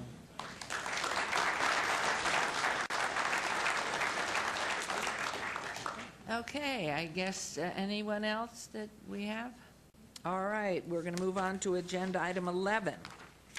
For possible action, any items that the council staff and/or applicant wish to be stricken, tabled, withdrawn, or held in abeyance to a future meeting may be brought forward and acted upon at this time. Mayor Pro Tem. Thank you, Your Honor. Staff has requested that agenda item 34, consideration of suitability and change in ownership of tavern license for Sahara Lounge LLC, DBA Sahara Lounge at 1000 East Sahara Avenue, Suite 105.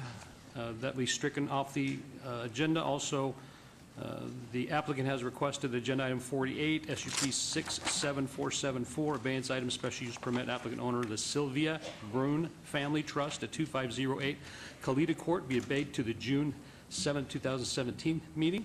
And staff has also requested that agenda item 49 be stricken from the agenda. That is ROC 68717, abeyance item, review of condition, applicant Elite Media Incorporated owner, WMC V Phase 2 SPE LLC on property bounded by US 95 Interstate 15 and Grand Central Parkway. That would be my motion. Thank you. There's a motion. Please vote. And please post. That motion carries. Move on to agenda item 12. Possible action to approve final minutes by reference to the February 15th, March 1st, 2017 regular city council meetings. May I have a motion to approve those minutes? I would move to approve agenda item 12, those minutes.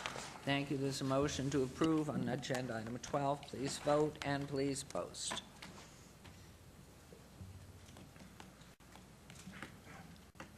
That carries as well. Thank you. Items 13 through 24 on the consent agenda are considered to be routine, recommended for approval by the departments, and may be enacted in one motion. Note that the record should reflect my abstention on items 23 and 24 because they pertain to medical marijuana-related business, and one of my sons is involved in that industry. I will be voting on all other items. Are there any other items council wishes to bring forward? No. Seeing none, Your Honor, I would move to approve the consent agenda items 13 through 24. Thank you. There's a motion to approve. Which one did you abstain on? I abstained on 23 and 24.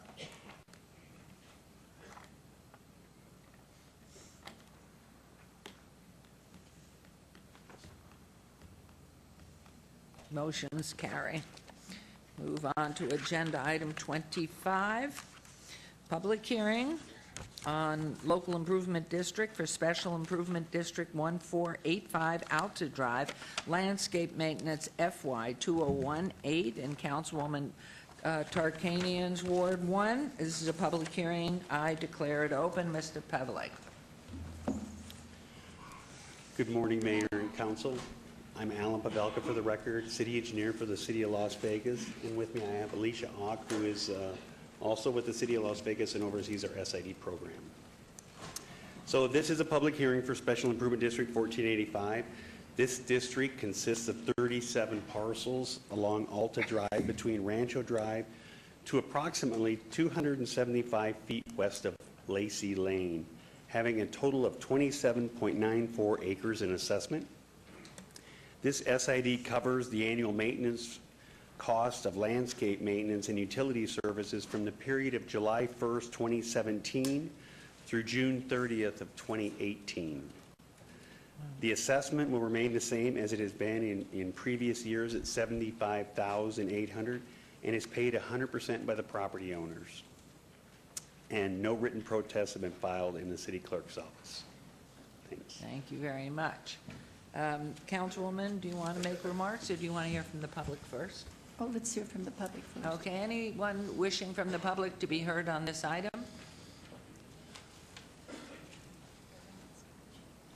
Close the public hearing. Councilwoman. During the most recent years, we've had no complaints from the individuals who live on Alta, and I believe it's because we now have a great service for the gardening and taking care of everything.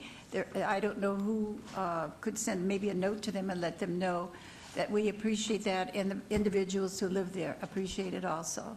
They're doing a good job. So I move to approve. Thank you. There's a motion to, pardon? There's a motion to approve on agenda item 25? We don't need to move. Don't need to?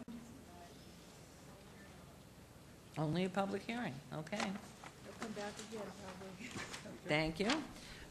Agenda item number 26, public hearing on local improvement district for special improvement district number 1516, Fremont Street Maintenance District, FY 2018, Las Vegas Boulevard to 8th Street, Ward 3, Councilman Coffin. This is a public hearing, which I declare open. Mr. Pavelka. Again, for the record, Alan Pavelka and Alicia Ock, City of Las Vegas. And this district consists of 34 parcels having a total of 15.57 acres in assessment. The district boundaries are Las Vegas Boulevard to the west, Ogden Avenue to the north, Carson Avenue to the south, and 8th Street to the east. This SID covers the cost of landscape maintenance, street cleaning, sign maintenance, security, public utilities, promotional events, and marketing for the Fremont East Entertainment District. Assessments for the district will be suspended from July 1st, 2017 through June 30th, 2018 due to a surplus of funds acquired through the previous assessments that we've had. The maintenance of the district is funded 100% by the property owners through the SID, and again, no written protests have been filed to the city clerk's office. Thank you very much. Anyone wishing to be heard on this item? Close the public hearing. Any comments, Councilman, on this? None? Okay, this is a public hearing item only. No actions required. We'll move on to agenda item 27. Thank you both very much. Thank you. This is an administrative matter, a report by Jeremy Aguero of Applied Analysis on Sociodemographics and Academic Performance within the City of Las Vegas. This is in reference to all wards. So, good morning, Dr. Hibler. Good morning, Mayor, members of the council. Lisa Morris Hibler, Director of Youth Development and Social Innovation, and with me this morning is Jeremy Aguero, Principal Analyst for Applied Analysis. We commission an annual report on our social demographics and performance of our schools within the City of Las Vegas, and he's going to provide a report. Thank you. Good morning. Good morning, Mayor, City Council. Thank you for the opportunity to be here. As Dr. Morris Hibler indicated, from time to time we get questions relative to how the city is performing specific to any number of factors. Today I'm going to talk a little bit about poverty and a little bit about education. A relatively extensive report has been provided. I'm just going to highlight a few of the key slides from it. Oh, forgive me. I apologize. It's all right. My name is Jeremy We did hear it, Aguero. but refer it. Forgive me. Thanks. Thank you. The first slide, I think I can make it go, is one dealing with poverty in and of itself. Today, there are about 105 people living below the poverty level in the city of Las Vegas. About 37,000 of them are under the age of 18. That number is higher than what we're seeing in other areas, both of the country and of Southern Nevada, something that certainly is an area of concern that I know the City Council and the city has continued to work on. On the other side of the coin, however, is the unemployment rate, arguably the most important factor when we think about the performance of the city and the position of the folks that are living here. In September of 2010, the unemployment rate for the city of Las Vegas was nearly 15%, 14.8%. There were 42,000, actually more than 42,000 people that were unemployed. As of January, this unemployment rate has dropped to 5.2%, and there are only about 15,600 people unemployed in the city. That's 27,000 people fewer than the peak, and even though there are substantially more people living in the city. If we look at some of the programs that are out there to provide assistance, on the left-hand side of the chart is TANF, on the right-hand side of the chart is SNAP, or the Nutrition Assistance Program. What you see is that those are moving in opposite directions. TANF, of course, is based on any number of factors. It's grant block-based and is only available for a specific portion of time, where the nutrition assistance has a tendency to look more like the community overall. What you'll see in Southern Nevada is that those numbers have increased relatively significantly. As we looked through some of these, we wanted to try and look at the correlation between school performance and some of these indicators of stress within areas of Southern Nevada. And so we'll talk more about these as we go. Most specifically, if we look, for example, at TANF, Temporary Assistance to Needy Families, and we look at it based on where the TANF caseloads are the highest. The map that I'm showing you here, the darker colors represent the greater intensity. The red boundary represents those zip codes that correlate most closely with the city of Las Vegas. You'll see that there's areas that are of significant concern for us throughout Southern Nevada, some of which are in the city of Las Vegas. So while our economy has recovered significantly, and I think that by most measures we can certainly say that, it doesn't mean that that has necessarily been symmetrical, that all areas have felt the same degree of relief as these challenges continue to exist. The same chart, or what will look almost like the same chart, can be shown if we look at SNAP, or the Nutrition Assistance Program. You'll notice here that there continue to be some dark colors on our map here, reflecting continued food insecurity within our community and within the city. Carrying forward, we look at the correlation between some of these measures of economic performance, of risk, of instability, or stress, and we look at those relative to the education performance of students. Also taking a look at the makeup of the student body in Clark County schools versus those in other jurisdictions for the Clark County School District overall. To be sure, the Clark County School District is relatively diverse, and the City of Las Vegas, schools within the City of Las Vegas are also relatively diverse. This is not new. This is not something that is unexpected in any way, but it does relate as we start to look at some of these statistics and where the school performance is overall. It's worthy of additional discussion. On the chart that follows, we look at two key factors that we consider. Free and reduced lunch in terms of the total and in terms of the percentage of students that are enrolled. Free and reduced lunch, of course, is a clear indication of stress in households that can have a negative impact on student performance or school performance overall. Certainly there are programs that are designed specifically to try and provide opportunities and assistance both to families and to the students that are in there. But as you'll see on that chart, on the chart that I'm showing you, the red line has continued to increase relatively dramatically over some time. We have seen some dipping recently, which is great, as we know that we're starting to work our way out of these problems, but the level of decline is not nearly what it was before. And if we look at the share of students that are receiving free and reduced lunch or qualify for it, that number remains concerningly high for Southern Nevada as a whole.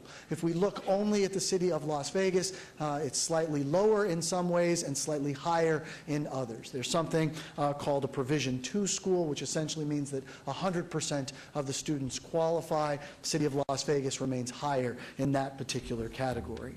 If we look at what I just showed you, but we look at it in terms of a map or by zip codes, in terms of free and reduced lunch eligibility, you can see that the dark areas overlap the ones we were looking at below and even span out a little bit further.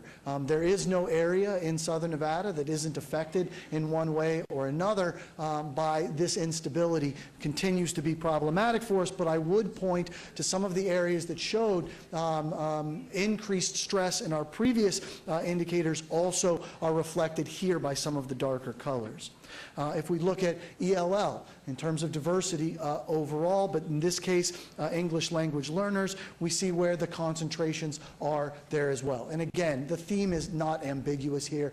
It's certainly clear. There's a lot of overlap between the economic stress that we have and the fiscal stress that we have in terms of households that ultimately bleeds over into the performance of schools. This is the school rankings. And I'm sorry to interrupt you, but I have to keep asking Mayor Pro Tem. Could you go back a slide, please? Yes, ma'am. The very darkest area, more than 40%. I'm wondering on the upper right, is that North Las Vegas or unincorporated Clark County? That's going to be unincorporated Clark County at the very far right. And down also at the center bottom of the slide, is that also, or is that part of the city? No. The red portions are only where the city of Las Vegas is, that red boundary. So that's going to be... that's county as well? You got it. Yes, Thank ma'am. you. Thank you. Sure. So only looking at schools within the city. And of course, there's many different ways to think about this and look at it, and I'm happy to talk about all of them.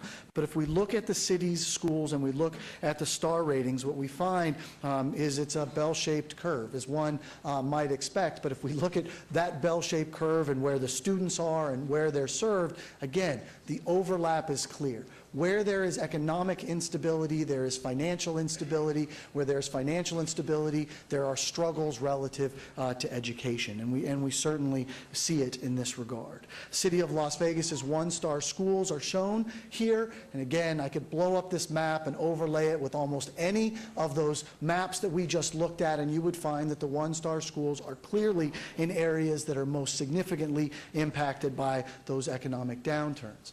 The city is not one location. It is not one place. It is not one thing. And I think just a couple of these charts, which I could have shown you for almost any measure of economic performance, of student performance, whether I've selected fifth grade reading and fifth grade mathematics here, but I could have shown it to you for almost anything.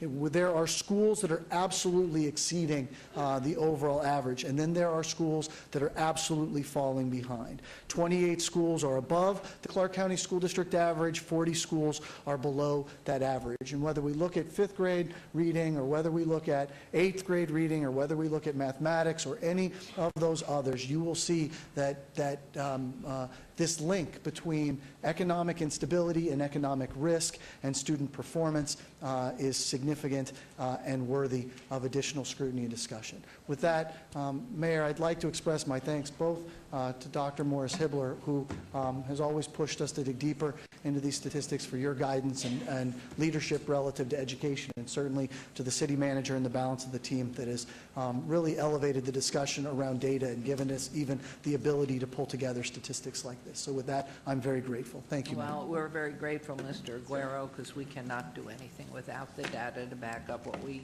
know that it doesn't matter unless you have the facts. So we appreciate everything that you're doing in so many areas, but most particularly from this point of view for us. So I know this is a report only. Dr. Hibbler, do you want to add anything else? Just that we are working to find ways to address the 1- and 2-star schools, which we have 29 of those, and so we will continue to bring additional information to you. And Councilman Barlow, I see your light is on. Is that just for? No, I have a question. Okay, please. Thank you. If we can go back a few slides. Right down there. Specifically, a few more. I believe it was during the SNAP as well as the free and reduced lunch. A little bit further, right, one forward. One forward. Here we go.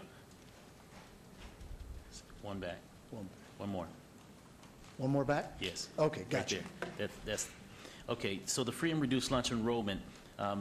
If you can just walk me through the lunch enrollment versus the actual students that are part of the share.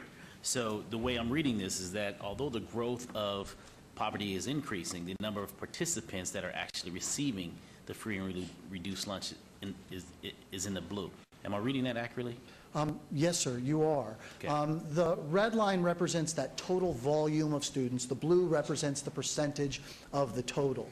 And when we were looking at poverty, what we do know is in the first chart that I showed you, City of Las Vegas does have a higher poverty level, but we do know that over the past 18, 24 months, that because so many folks have gone back to work, that we're actually able to make a little bit of progress relative to that statistic. Of course, a very important indicator in terms of whether someone's going to live in poverty or not is the fact that they have a good job. Right. And so that's why we're seeing some improvement overall. Still a lot to go.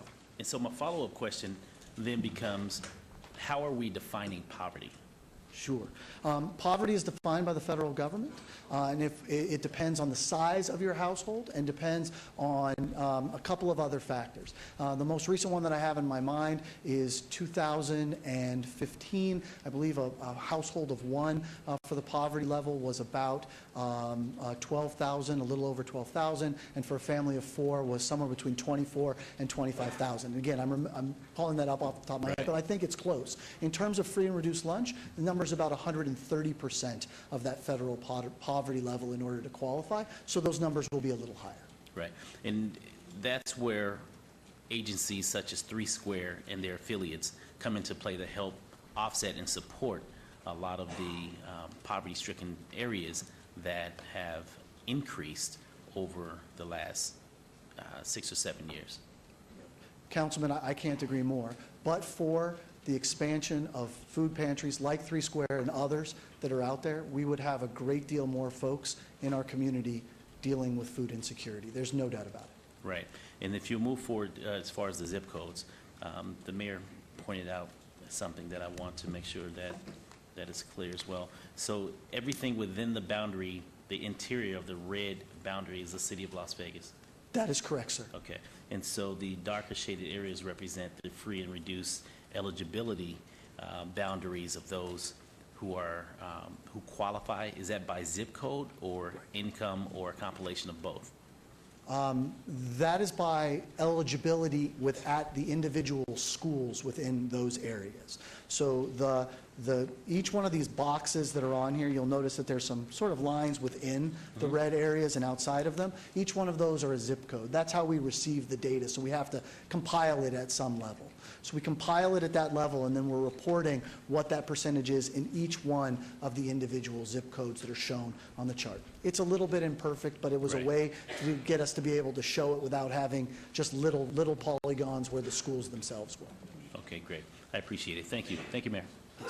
Thank you. Anyone else? Comments, questions? I have a question. Yes, please, Councilwoman. On your graphs that show above average and below average schools, It's CCSD average. Have we looked at anything that might be an average of the country? I mean, if we're having trouble in these areas in our district, it's sort of good to compare where we should be with other districts that are achieving where they should achieve. Councilwoman, the answer is yes. We have looked at that for various reasons and various questions. I would love to come here and report to you that we were outpacing the United States average or high-performing school districts, but that's not the case. The Clark County School District overall has made significant progress, but remains behind in a number of the measures that we're looking at here today. So if I look at this chart,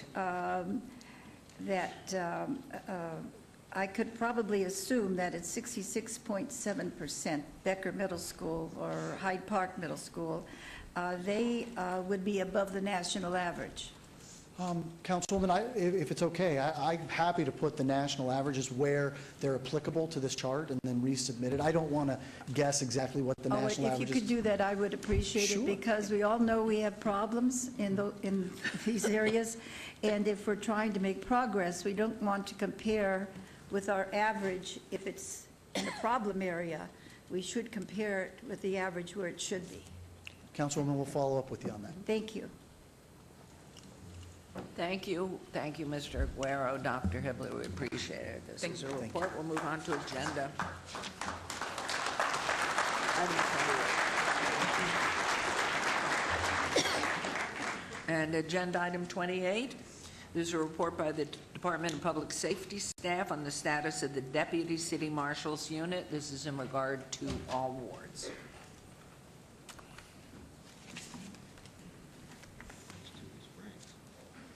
Beautiful.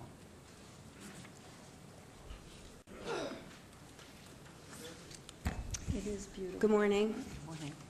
Mayor and Council, thank you very much for allowing me to be before you today. I appreciate all your support that you've given us, appreciate the city manager's support, and for allowing us to go over the parks and facilities with you today. And your name? Michelle Freeman, Department of Public Safety for the City of Las Vegas, Chief. Thank you, Mayor. Thank you. So before I start, I'd also like to just give a shout out to my marshals. I have the absolute best team that there is. I'm confident, I know it. I speak with people all over the world, and I really just wanted to say before you today and before everybody that I couldn't do anything that I do without my unit. I just think they're fabulous.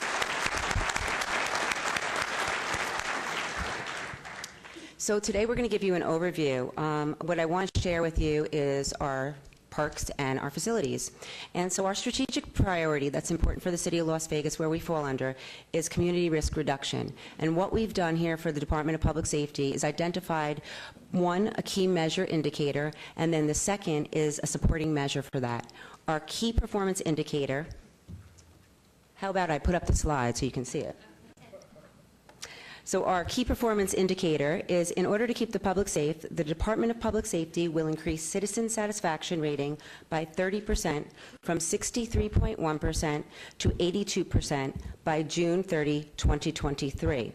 Our supporting measure for that, which is citizen satisfaction, which is what we're going to really be keying on here during this presentation, is in order to keep the public safe, the Department of Public Safety will increase the percentage of people surveyed who are satisfied or very satisfied with law enforcement in city parks and facilities by 60% by June 2023. These are stretch goals that we identified. Allow me to draw your attention to the citizen survey results, which you did see last year. What's important here is, if you notice, this is our community survey. This is how people feel about being in our facilities and in our parks. If you pay attention to the slide on the right, from 2014 to present, there's a decline in satisfaction, very satisfied. What that decline shows is 4.9%. Additionally, there's a dissatisfaction and very dissatisfied increase from 2015 to 2016 by just a little less than 2%. 1.8%.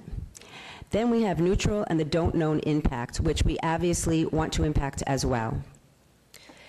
If you pay attention to the slide on the left, from 2014 and 2016, if we zone into that, we have feeling a very unsafe and safe increase, 6.6%. That's quite significant. We also have a feeling of very safe and safe decline, 3.7%. Again, significant. That doesn't make us proud the way that we want to be. So what we've done is we've done a lot of different things to try to impact what we can do today. We've gone to training. I don't know if this is me or if it's actually the microphone. Am I too close? Thank you, David. I appreciate that. So verbal defense and influence, and some of our training that we've done, we're able to now get into the public, because as we know, today's climate is very different than the climate that we've seen in the past. So we have to treat things differently than we did in the past. When we roll up onto situations or onto calls, we have to make sure that obviously the safety of the community is there, as well as our officers. So in doing that, we're going to look at it a little bit differently than we have ever before. Like I said, the climate has changed significantly. This, coupled with community-oriented policing, is extraordinarily important for us. We want to be out in the parks, in the community, as best as we can, speaking, getting to know our people, making sure that people feel comfortable with us, as well as us understanding who's out there and what's going on in the community. We have also, we're also fortunate enough to have been able to deploy our motorcycles, which has significantly helped us out. I know in certain wards you have seen that significantly. I know that's been a request for some time. And what I love about the motorcycles the most is really what the result has been. One of the results that have been there is that we can get from our trail systems through our parks much quicker and much more efficiently than before. Even on patrol vehicles, we can't get in the same way that we can when we're with our motorcycles. So that's something of really important interest for me to note. What I want to show you here is our increase in city parks, facilities, and properties, our expansion of our city trails, and our increases with Fremont Street experience. What's important to note here, or a variety of things. We've increased our parks by 8 from 2007 to 2017 present day. We've increased our trails by 39 miles. We've increased our rec center acreage by 115 acres. While this may not seem like it's extravagant, it's pretty significant in addition to what our ancillary duties are. Just because we are patrolling the parks and facilities, that doesn't mean that we don't do things from place to place. So if something's going on, we're obviously not going to just ignore it as we're driving. We're going to go ahead and stop and render the assistance we may need to. Additionally to that, we have plenty of ancillary duties that we do. We take care of parking lots, so we assist parking enforcement on a continual basis. We have dignitary detail, fire services, Corridor of Hope, animal control hearings, planning commission hearings, civil hearings, city council, just to name a few.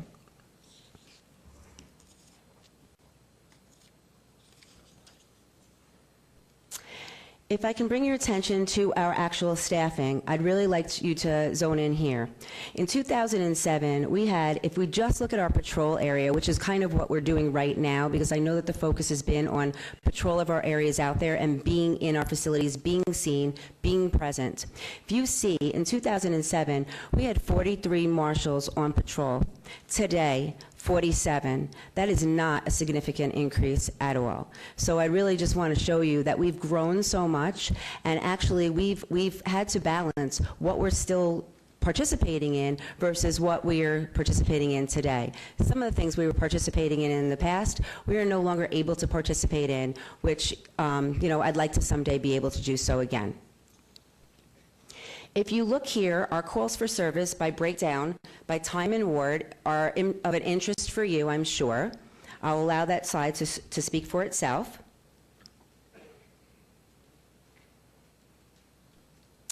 And then if we look at our response time by ward and our high volume call locations by ward as well, although this is an overview, you can specifically see where your ward falls in. Additionally, one of our internal measures is to be able to respond to a call for service under 10 minutes. If you look, on an average, you will see that we are under 10 minutes. However, if you look ward by ward, you will see that we are not making that cut individually to each ward. Our goal is to significantly impact that, and I will demonstrate that as the slides go along and the presentation moves ahead. This here is a trend in calls for service. What you can see here is that the green line represents bench warrant pickups. We were part of our warrant service program years ago. We were coupled or working in partnership with our Marshall unit from the Munich courts. We are no longer doing those pickups. So that's how come that significantly declined. The reason for that is we pretty much caught up with what we needed to, did the work that we needed to do, and we're still doing pickups, but not to the extent that we needed to do pickups before. You can see where it was raised and where obviously at that point in time there was an extended or a specific need that we needed to pick up a lot more frequently. If I can draw your attention to the red line, that's our area of dispatch calls. It's pretty much steady at this point, although it has increased a little bit this year. And then what I really love to show you too is our blue line. That's our self-initiated. Self-initiated is really important as well. That means that we're out there being able to do things because we're out in the parks, we're out in the facilities, and we're out doing things on our own. Self-initiated activity is very important because that's going to give you your comfort in your community, and also it's going to reduce things, de-escalate things that may never even occur to a service call.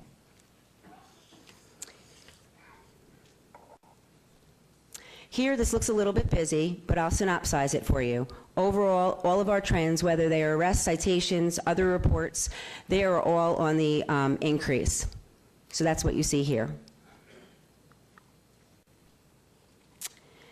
Next slide is really what we want to do. This is our goals and outcomes. We want to be able to improve our coverage to increase the perception and the actuality of safety within the city of Las Vegas, expanding our officers' presence, again through community-oriented policing, which is essential. We want to provide the 24 hours, 7-day a week, 365-day a year, which we're doing. We were only providing 20 hours until last year. 20 hours until last year. Until July last year, that's when we ramped it up, and we were covering the 4 hours based on your requests and feedback, covering the 2 o'clock in the morning hour to 6 o'clock in the morning. This has paid off dividends, things that you'll never notice because we're doing proactive work. So this is really, really essential that we're stay around the clock 24 hours. We want to enhance the city's response time citywide. Like I said before, we don't want to be under 10. We'd like to eventually be under 8. That's what we're looking to achieve.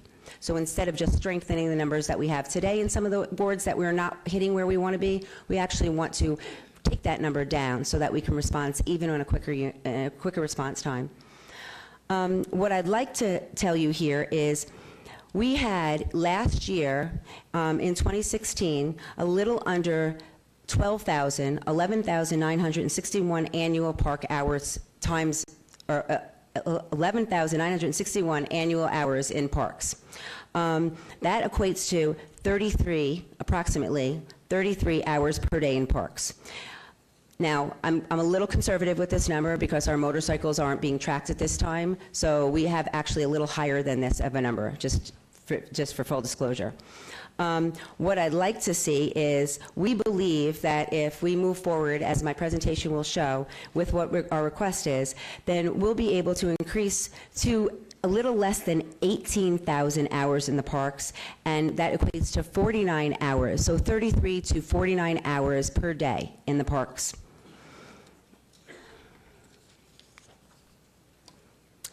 This is what we're looking to do. We're looking to do an incremental staff plan.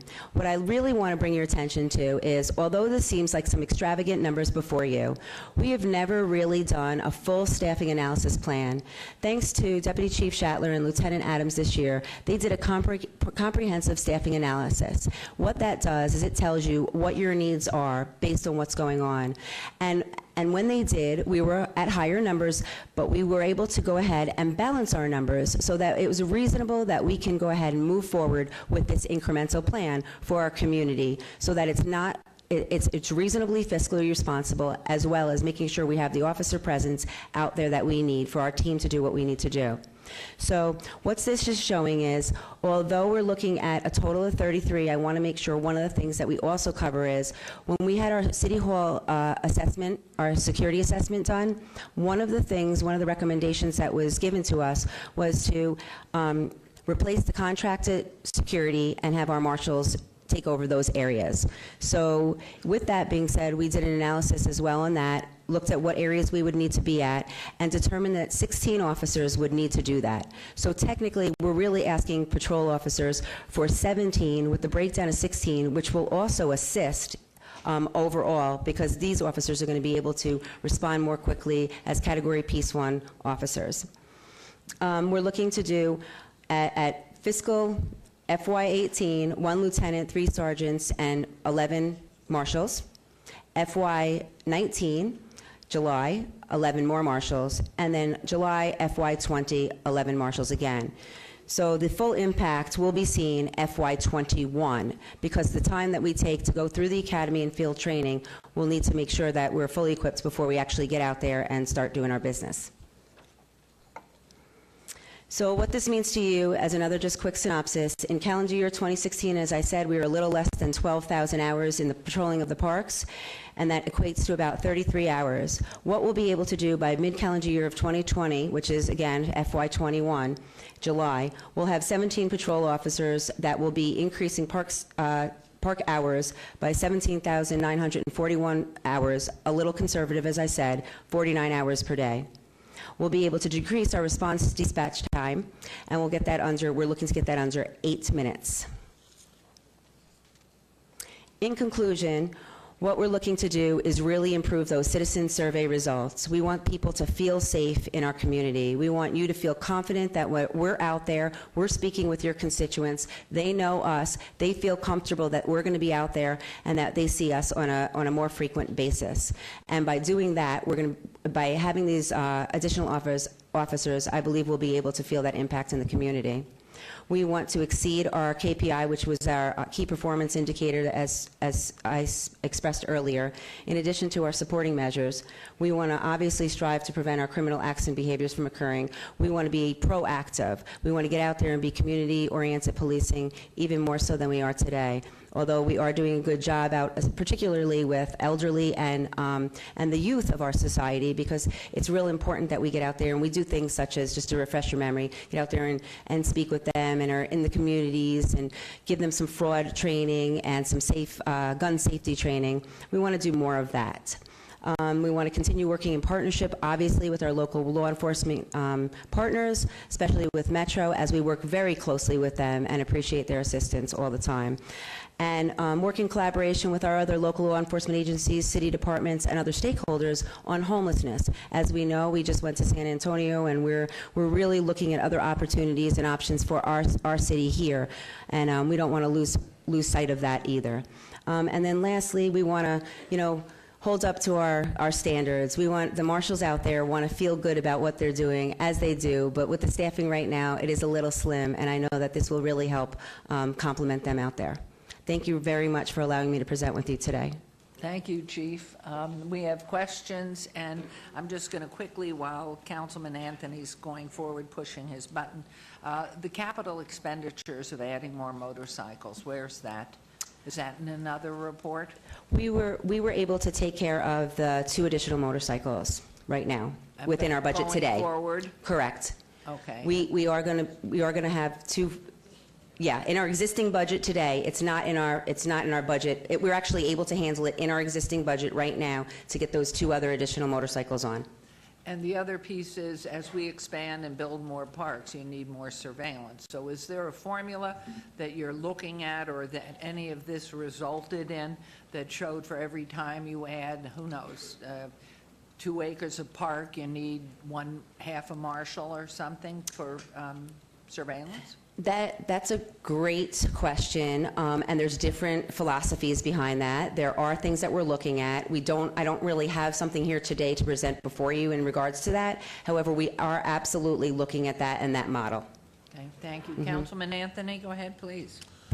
Thank you, Mayor. So you've applied to be accredited by the Commission on Accreditation for Law Enforcement Agencies, and I applaud you for doing that. It's a very rigorous process you're going to go through. You're going to be compared to the best police departments in the country, and you're going to be better for it from going, because you're going to find stuff that other departments are doing that you can implement here. So can you tell us where you are in that process? Absolutely. So we have a timeline that I'll be more than happy to share with you if I don't have it in my packet today.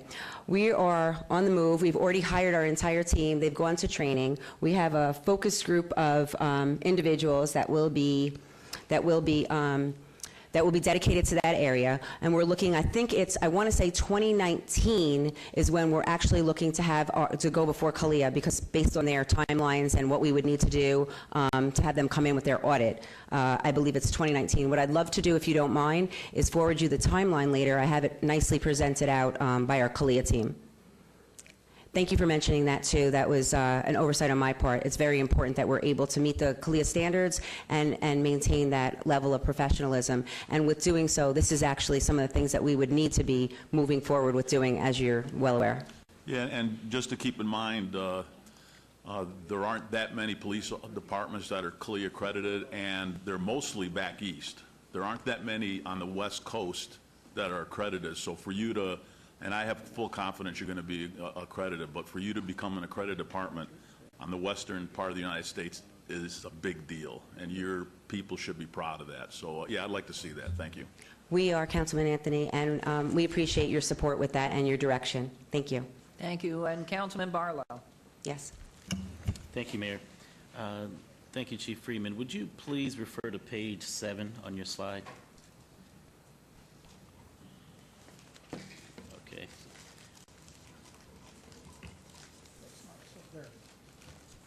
Yes, go back one. Yeah. Who's controlling that? Stop. My inability to count. No, you're fine. Were you controlling that? I was. That's the problem. Okay. Yes. Okay. Your response time was weak. I know. That's what we're trying to improve, obviously. I'm kidding. No, you're accurate. You're accurate.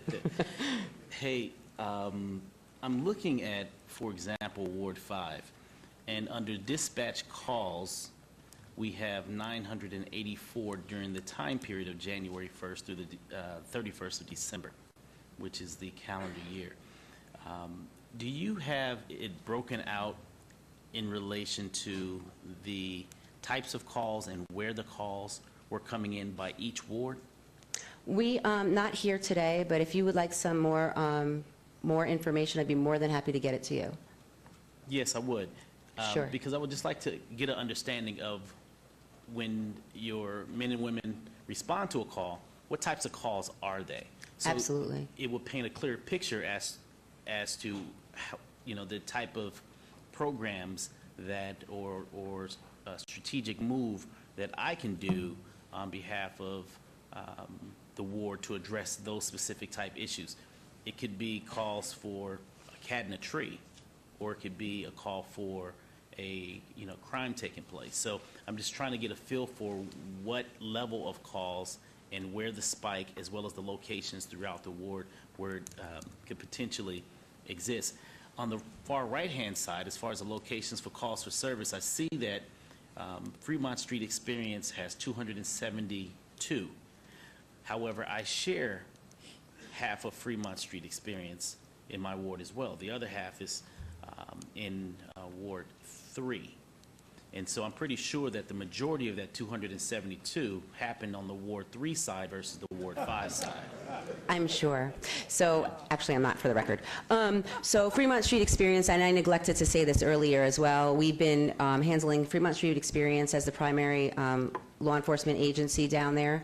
So we have people there all the time, and so that's why there's an elevated number right there for calls for service. And that's a lot of our self-initiated and proactive response as well. Yeah. So I'll be more than happy to see if we can break that down for you. But in all sincerity, the parks, Lorenzi Park, for example, 271 calls for service inside of Lorenzi Park, 122 inside of Ed Fountain Park. That's a lot of calls in a calendar year. And so I also want to know what's going on inside these parks that are driving up that count, because I would like to see how in fact, when you mentioned as far as the visibility of our officers in these larger regional parks, because I believe Lorenzi Park is approximately 60 acres. And so for that, the question that I have moving forward is,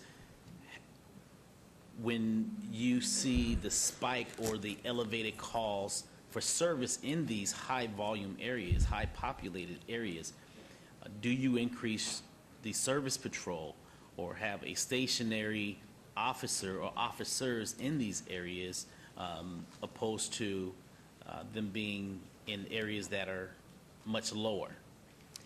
Great question. So here's what we do.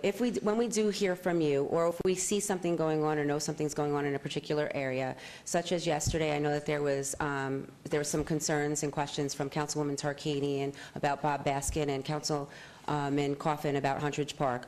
We focus on those parks a little bit more, or those areas for certain time frames. We absolutely are paying attention to where there's higher calls, and based on what kind of service calls there are, or based on what kind of activity or what's taking place. Perhaps it's just a soccer game and we need to have an additional presence, that we'll be able to be there as well. And that's one of the things that we really want to get out there and be there, because right now we have a lot of competing interests. So although we see, these are our higher volume calls for service, however, we have a lot of competing interests throughout the valley, and we want to be able to make sure that we can staff and really respond to each of your needs at a rate that you'd like us to be there. So yes is the answer. We do that. And I get that, but the point that I want to argue is the fact that you mentioned Bob Baskin or Circle Park. Neither one of them made the list in relation to the cost for service. And correct. So for that, being that the highest cost for service happens to be, for example, in this regional park, I would think would raise to the top in relation to the number of, or the matter of attention that should be paid in relation to the calls for service. Not that their calls are more important than mine or vice versa, but from a data-driven standpoint, this park made the list, the other two did not. That's correct. And I think some of that also is going to be based on what type of calls for service they are. And so, yes. That's why I was asking in relation to what type of calls, yes, so that I can better, so that you can paint a better picture for us to see why these calls are, because it could be in the park, a number of cars being broken into, or, responding to someone needing a jump, because that's a call for service as well. So I'm just trying to get an understanding as to what type of calls these are, so that we can have a better conversation as to how, in fact, I can help assist and direct your department, you and your department, as to the needs that I see here right now. Because I'm shooting from the hip, because I don't have that extracted detail, that deep dive as to it relates to what type of calls that exist here. And I promise I will get you that today. Okay. Yeah. Thank you. Thank you. Thank you, Mayor. Your Honor, if I may. Yes, please, Councilman Coffin. Thank you. Oh, wait, I'm sorry. Did Councilwoman? Okay, I'm next. Stay on that same slide, please, Chief. That'll be easy for me. So it's pretty easy to see that Ward 5 and Ward 3 are in trouble. So I represent 3, which has the highest, the worst numbers, nothing to be proud of. I do want to ask you a question about field-initiated or self-initiated. Is that initiated by the marshal? Correct. On the scene when he or she arrives and sees something additional to what was a call? Correct. It could be something as simple, a self-initiated can be something as simple as just going out there and talking to somebody where they feel like they need to intervene. Okay, and thank you. And then, of course, we're number 1. But, and on the right-hand side, the locations that are picked, half of them, 6 out of the 10 are in Ward 3. Correct. If you don't count City Hall and say that belongs to everybody, but really it's Ward 3, and I know you have your staff, we're in trouble. We're really in trouble. Let's go to slide 11. This is a test of my skills again. Okay, thank you. This is where there may be a solution. Let's talk about the people. You and I both went to San Antonio along with a really great cross-section of community, team of about 35 or 40 people from law enforcement and municipalities and the county. And we saw what they are doing there. And we saw, or we see, how they recognized their emergency in San Antonio. That because of the recession, all of the metrics about predicting homelessness and predicting the amount of street crime and the, you might call petty crimes, but nevertheless, it's not petty if it's your house or your car. So what they did was they took a great jump forward and spent a lot of money to help meet the problem. They got a lot of local funding too, a lot of grants from wealthy business people, individuals, philanthropists, and the corporations in the area. Now look, here we have, and I've seen this first line here under total staffing. You're asking for, essentially in this next FY, 1 lieutenant, 3 sergeants, and 11 marshals. And I certainly approve of that. We've been briefed on that as your current budget request. But what you're projecting out is we really need 33 marshals, a lieutenant, and 3 sergeants, and we need them yesterday. We cannot fight crime on the installment plan. It is important that we recognize we need them all now. I know that the department is trying to be good soldiers when it comes to the budget, and you're only asking for what you think you can get. But I know, and I am so appreciative of the fact that you're really showing your whole need here, the total staffing. You can't fight crime incrementally. We've got so many thousands out there. Okay, so you've got homeless, but in that spectrum, you've got mentally ill, and there's a little spectrum of mentally ill too. Then you've got the people who are really not really on the bum so much as they've got a check coming in from California or maybe us, and they call it getting their cheese every month. They get a few $100 of support somewhere, and they kind of like living in our parks or in my backyard or your backyard or the garden or on the driveway, wherever they can. The thing is that they are then dominated, though, by the hardcore bums in the population who take crime as a way of life and live on the public's parks. They live there. That's where they like to stay. They like to stay on my property, your property, the nearest abandoned or foreclosed house they keep breaking into. And we cannot stay ahead at the current policing formula. Metro doesn't even have enough cops for that. Now, there are people that will say and argue with me, well, we can only increase spending so much, so much, so much. And it's BS. We've got these guys out there, understaffed department, doing the best it can with the budget it has. And you got these criminals running loose, and it's not your fault, and it's really not Metro's fault either. You're just trying to chase them all over the place. They move from one drainage ditch to an underpass to a park. You can't stop them unless we have enough people to be in more places than we are. You take, Huntridge Park was mentioned. That's a place I grew up at from the age of 9. We moved here 65 years ago. It was clean. It was nice. Maybe there was no recession in 51 and 52 and 53, but there were plenty of downturns in the economy in the period of time. Things were going bad at the year 2000, 2003, and then they went to hell in a handbasket with this latest recession. We have not recovered. Now, we need to staff up. This is an emergency. We have to do what San Antonio did and is doing. Nobody will quarrel with me on that went on that trip, from the sheriff on down. But we have, if you think that's the need through the next 3 years, what you're really saying, it's what you need now. And if that is true, I think we have to do it now. We're going to talk about the budget later. I cannot support a budget that does not include full staffing for our problem. These criminals out there, and I'm going to lump them all in together, the smart crooks out there take the mentally ill homeless and they use them as suckers. They use them as the ones to break the glass with their bare hands. They use them as the ones to scout if they're lame in the brain. If, on the other hand, they are excessively disordered in such a fashion that they behave as criminals, then they're kind of in that latter category, even though they are mentally ill. And then you've got a few, but they're not that many, that just live out there because that's their chosen life. They really do want that life. And the criminals are the ones we all worry about because they are not just bothering the park. That's where you can find them, though, in the course of a day. And at dark, dusk, they scatter. all over Ward 3, Ward 5, and I wish I could give them bus passes to go up to Wards 2, 4, and 6. But this is where it's at. So I applaud for what you are doing, Chief. It's a good, honest report. But here is where we need to meet reality. We're going to talk about that later today. It may not make the headlines like the big trash deal, but I can tell you that in my ward, in all those neighborhoods, they're tired of people defecating and pissing all over the yards and the parks. It's got to stop. It just has to stop. It is out of control.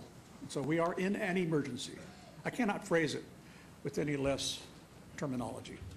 You don't have to agree or not. You've submitted your budget. Your budget was approved by staff. But I'm saying that we need your entire ask, your entitled 3-year ask right now. And so that's what I'll be proposing when we start talking about the budget later on today. Thank you very much, Mayor. Thank you, Chief. I think, oh no, Councilwoman? I just wanted to say, Chief, that I really appreciate the fact that when we had some questions, you quickly got out there and you quickly made assessments by your staff, and it sort of rolled into all of this, which I think is important, because what he's saying is, I don't know if you can get 3 years of staff, but certainly you deserve that full first, maybe second year. You really, really have been understaffed, and we've had some problems, and you're trying to work it out, but I just appreciate how rapidly you've been working on it to help us. Thank you. Thank you very much. This is a report. No motions required. So we will move on to agenda item 29. Discussion for possible action regarding a real property transfer agreement transfer and a real property operating agreement operating between the City of Las Vegas City and the Las Vegas Convention Visitors Authority, LVCVA, for the conveyance by LVCVA to the City for Cashman Center, located at 826 and 850 North Las Vegas Boulevard, $209,000 annually, City Facilities Internal Service Fund. This is in Ward 5. Councilman Barlow, good morning. Good morning, Mayor and members of City Council. Bill Arntz, Director, Economic and Urban Development. In introducing this item, I'd like to thank members of our team, including Betsy Fretwell, Scott Adams, Brenda Hughes, and our special counsel, Nick Niarchos. I'd also like to thank the Las Vegas and Convention and Visitors Authority and their team, including Luke Pushnig and Terry Jasinski. This item is regarding the transfer of the property known as Cashman Center, as well as an operating agreement to help with the continuing interim operations and future operations of Cashman Center. The property, as you know, is located on North Las Vegas Boulevard near Washington, and has essentially 3 components. It has the baseball stadium itself. It has a convention center with 2 rooms for exhibit space, and then attached with the convention center or convention facility are meeting room offices, as well as a theater, a 1,900-plus seat theater. The transfer agreement is really meant to enable and better enable the City of Las Vegas to help with long-term redevelopment efforts. The agreement sets forth terms with a date of the transfer of the property by June 1st of this year. No monetary consideration for the land and improvements, so there's no money changing hands between the city and the Convention Authority. The city would enter into an operating agreement on the date of the transfer with the LVCVA. And the reason for that is they've been the owner, operator, and manager of the property for several years. They know best how to operate and manage the facility. And also, we have the continuing operations of the 51s baseball team there. So it's really meant to ensure a smooth transition. The city would assume the 51s lease. There is a lease today between the 51s baseball club and the LVCVA. So the city would assume that lease, but the nature of the operating agreement and the management agreement is to allow baseball to continue through the end of their lease, should they choose to do so. And then if they do decide to leave, the provisions for that as well. So the operating agreement, again, that would be between the city and the LVCVA. The LVCVA would operate and maintain the convention facility through the end of the calendar year. The facility at the end of that period would be delivered free of contracts, except for the 51's lease and sell agreements. Current users have already been notified of this upcoming transition, and of course, it's subject to your review and approval. But the LVCVA, as a long-term operator manager of the convention facility, has been working with affected tenants during this transition period. The LVCVA, after the end of this calendar year, would have no operational responsibility for the convention center except maintaining the central plant. There is a central plant, which essentially is the mechanical and electrical systems that run the entire campus, serving both the convention facility as well as the baseball stadium. The city then would reimburse the LVCVA for $209,000 annually for maintenance costs associated with the operating system and services related to the city's intent of mothballing the convention facility. These costs are actually enumerated in Schedule 4 of the agreement, and we've spent a lot of time working with the LVCVA to get this cost down to the true operating cost that they're bearing related to the convention facility. The stadium itself, the LVCVA would operate and maintain the stadium for the 51s. The current lease runs through December of 2022. There has been some discussion publicly by the owner of the team in past years with a desire to relocate the team away from this facility into a new facility, but at present they still enjoy the benefits of this lease and would be able to do so at a minimum through the end of the current term of the lease, which is through 2022.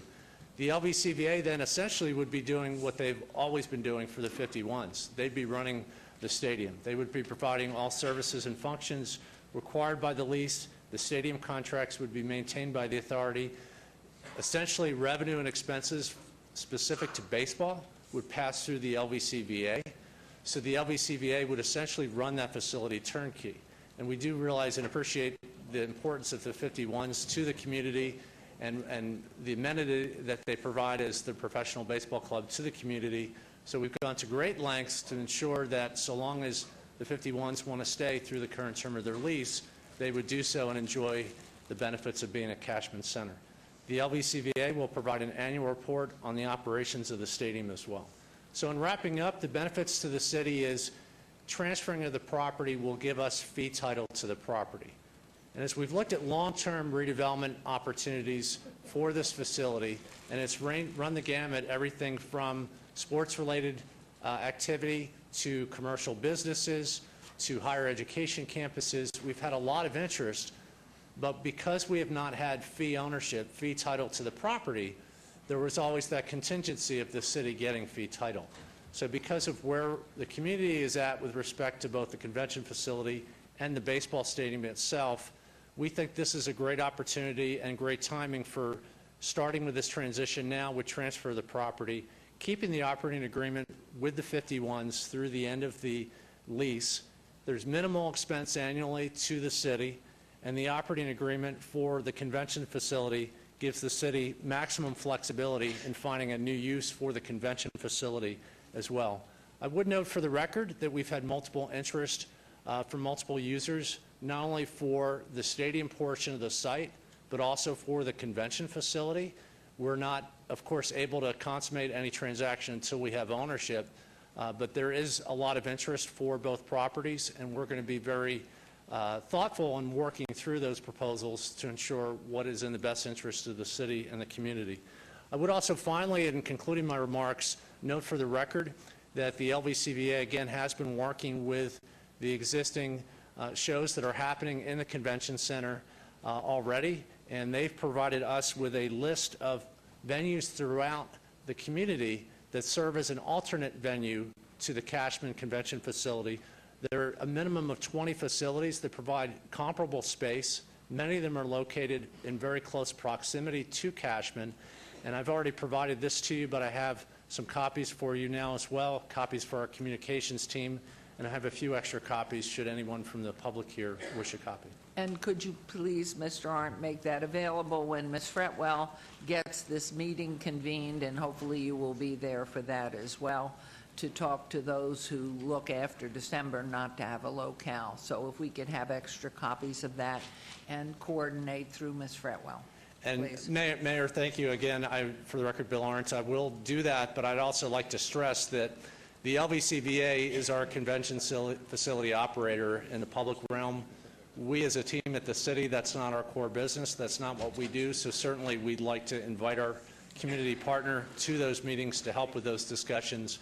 And again, we have their commitment, and it's in these agreements, that they'll run the convention facility through the end of the calendar year, and any affected shows, they are working directly with those affected shows.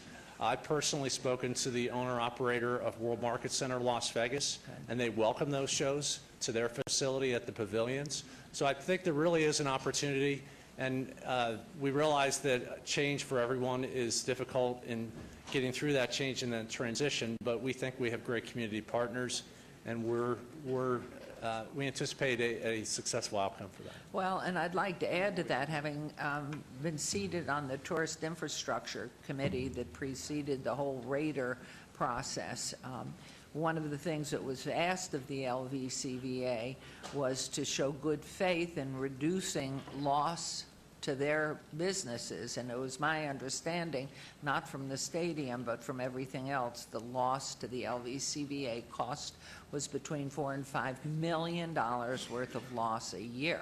So, but knowing that perhaps through the conversation at this meeting, I really feel that many of the conventions that are held at Cashman have been more locally focused, such as the weddings, such as home crafts and things like that, which the bigger Las Vegas Convention Visitors Authority probably is not interested in because they go nationwide. So the hope is to help everyone find a locale. I'm glad you spoke to Mr. Maricic over at the World Market Center.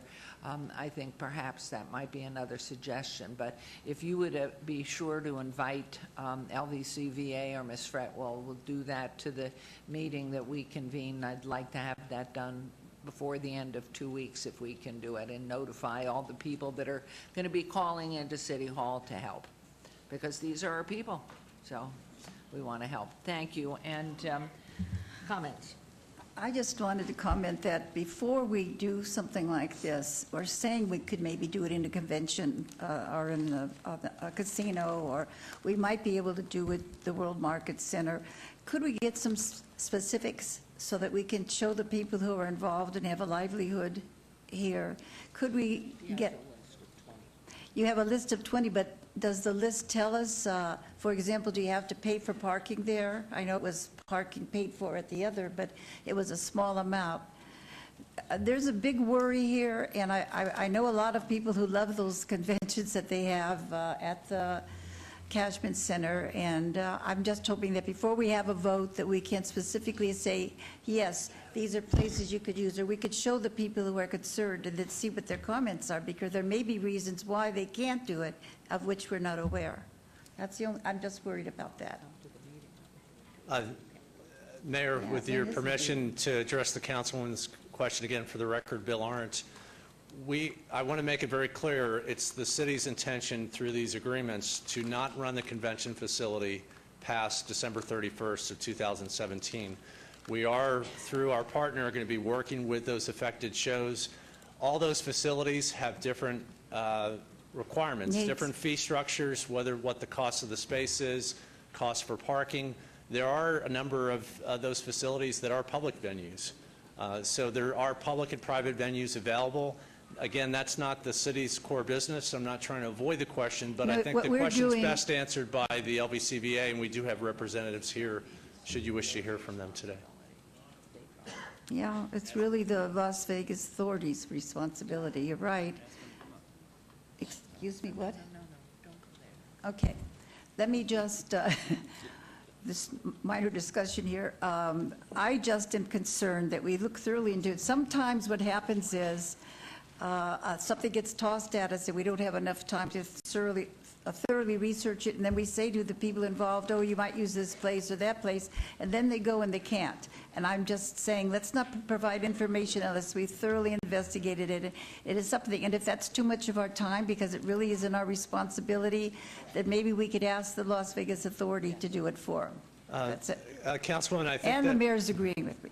Councilwoman, I think that's correct, and if you'd like, between now and the closing of escrow on the property, June 1st, we'd be glad to come back to you at a council meeting and provide you an update of what actions staff took working with our community partner, the LBCBA, to address those concerns. We would be glad to do that. The transfer likely is not going to occur before And maybe the the end of May, individu- beginning of June. Maybe the individuals who are concerned might want to ask the LVCVA or go out to a steak dinner with them. I don't know. Yeah, thank you very much. I'm just concerned about the small business person and how this affects them, and I know it really wasn't our fault, and we're trying, but let's make it really clear to the people so they understand that maybe they can ask for some help otherwise. Thank you. Thank you. Thank you. Councilman Barlow. Councilwoman is fiery. Thank you so very much, Mr. Arndt, and also to the representatives of the LBCVA who are here represented, and to those individuals who, in particular, who will be affected because of the transition of what's before us here today as far as not accepting any other reservations beyond December 31st, 2016. For me, I'm looking at it from a global perspective, specifically as the announcement of the NFL coming to Las Vegas with the transition of the Raiders. I believe personally that this would be the perfect location for the Raiders Stadium to be built, personally. And for those of you that agree with me, just clap your hands. I think downtown is the best place for it. I know that's not before us here today, but I really want to put that out there because I truly believe that this is the best location for that. Mr. Arndt, the question that I have in addition to that is, I understand that the 51s are, and you may know this, you may not know this, but the 51s are under new ownership. Is that, do you know anything about that? For the record, Bill Arndt, I have been advised that there has been a change of ownership. Again, we're not a party to that lease, so I don't know that firsthand. We do have their landlord here with us today, LBCVA, if they want to speak to that. It's probably a question best asked of the baseball team itself, but I understand there's a change in the composition of the ownership, but the management team that operates the team day-to-day is still here and still in place. Right. But so the immediate question that I have is, has the structure of the lease agreement at Cashman Field changed since the new ownership? And so I'm not sure if you can answer that as someone from the LBCVA, but I want to know if that has changed. Thank you, Councilman. Definitely a pertinent question. The lease itself is actually an exhibit to our agreements. It's been modified over time. We have the current lease with all of the amendments. So it's my understanding that there has not been any change in the underlying lease document. And if that's incorrect, I'd like our attorney, Mr. Niarchos, who's handled the transaction for the city, to come to the podium. But I'm fairly certain that that's correct. And again, the LBCVA, who's the current landlord to the 51s, is here. If that's an incorrect statement, they can correct me. Okay. And Mr. Niarchos, I see you out in the audience. Just a head nod would be perfect for me if, in fact, Mr. Arndt stated that correctly. Okay, great. And so at this point, moving forward, I am in support of the transition that's before us here today as far as what's being recommended. And I'm looking forward to having deeper conversations as it relates to the next big opportunity that could exist through the possibility of the NFL stadium looking at this site to be in the downtown community. Thank you, Mayor.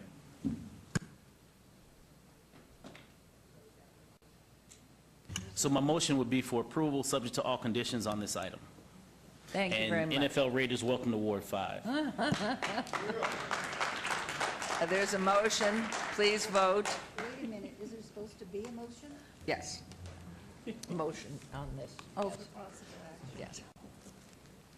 And please post, except you're not in yet. Yeah, why, dear, didn't work? No, it did. I was going to put. Oh, okay. And that motion carries. Thank you, Mr. Arndt. Appreciate it. And so we'll move on to agenda item 30, discussion for possible action, approve a settlement of Jane Doe versus City of Las Vegas et al. Case number 2:16-CV-1979-GMN-BCF in the United States District Court, $160,000 tort liability fund. Your Honor, that item is in order, and we recommend approval. Thank you very much. May I have a motion to approve? Your Honor, I make a motion to approve agenda item 30. Thank you. This motion to approve on agenda item 30. Please vote and please post. And that carries. And we're on to agenda item 31, which is being trailed to be heard after agenda item 50. This is the budget for the city of Las Vegas. We'll move on to agenda item 32. Discussion for possible action regarding the review and selection from various processes for the recruitment of a city manager, including possible authorization for a human resource director to execute a contract with an executive search firm not to exceed $50,000 from the general fund. Mr. Tarwater. Or not Mr. Tarwater. Mayor and Council, Lynn Barbosa, HR Manager for Dan Tarwater today. This request is to approve up to a $50,000 amount if the Mayor and Council decide to go external for a recruitment to replace Betsy. Thank you. Well, I'd like to lead off, first of all, and to let everybody know we're quite heartbroken that our city manager, who's done so beautifully for us since whenever you took over in 2009, but got us through the recession, tightened our belt, and has put us in a very, very plumb and beautiful position. So, but her decision, and I know it was not done easily, but we are now in a situation now to replace Ms. Fretwell and our city manager, and there are options to us. I want to commend her and our staff, because I think over the years, you and your predecessor, but mostly you, have selected and aligned a great internal staff throughout the city of Las Vegas, and we applaud you for that. And from me personally, I would like to see an internal search be conducted by our HR department, but want to hear from all of our council. I just think we have some fabulous, fabulous people here, and going outside and the cost and then the time. To me, I just want to move because Ms. Fretwell's going to be here until July 1. I think it's looking mid-July. like July 6th-ish. July I'm 6th. waiting for you guys to kind of decide so I can lock in on a date. So my personal reasoning is that we do have a great staff here. I'd love to see anyone from the internal organization who is interested in this position be able to submit according to certain standards that would be set up by our HR department, with input, of course, from Ms. Fretwell and our CFO, and go ahead and then bring those, get that list out, put a timeline on it, so we have about end of April, and get that list together, and so we can have that individual working with Ms. Fretwell until she leaves. However, at this point, I'd like to open it up, and I see Councilman Barlow's lights on, or is that from the last comment? Oh, it was from the last time, but being that it's on, Mayor, I'll go ahead and take advantage of a microphone that I've never disliked. I do want to congratulate Ms. Fretwell for making a choice that's a choice for she and her family. And I believe that the work that she's done, not only here, Mayor, but across many municipalities. I understand she worked for the city of Henderson, Clark County, and the city of Las Vegas. Did you ever do anything for North Las Vegas, Betsy? Yeah. And also at the legislature, right? Did you work for the state? Okay, but those are just the three municipalities that you've worked for, and you've done a great job at all levels. And so I'm always impressed with one who has the ability and the drive to continue to strive for greatness. And you've done that here at the City of Las Vegas. And I know that as you transition, you will most definitely continue to spread your wings even further as you move out into new territories. And so for that, I commend you and wish you nothing but all success. As it relates to the item before us here today, I do have a question in relation to the way in which the item is set up on the agenda. The way that it's spelled out, was this just a placeholder in the event that we would potentially look outside as to why it's stated the way it is on the record, on the agenda? Councilman, we put the item together in a way that gave you optimum flexibility today. It allows you an opportunity to have a conversation about what kind of process you would like to use to find a replacement for me. As the mayor indicated, you could look internally, you could have an external search, you could use an executive recruiter to help you in that effort. So we wrote this, Brad and I worked on this together in the way to afford you as much flexibility on that. It does create an opportunity for you to authorize the use of an executive search firm for the Human Resources Director if that's what you'd like to do. And today would be a great day for you all to tell us what your preferences are so that we can kind of get the ball rolling on helping get someone in to take my spot. Okay, and the amount of $50,000 not to exceed, what is that number based on? Is that the average of what a consultant would charge, or is that an amount, a starting amount, and an item like this would have to come back before us if in fact it costs more than that to do a search? We went with an amount that we felt was a reasonable amount, and this would be a not to exceed number, so if we were to hire a search firm for more than that, it'd come back before you to select them.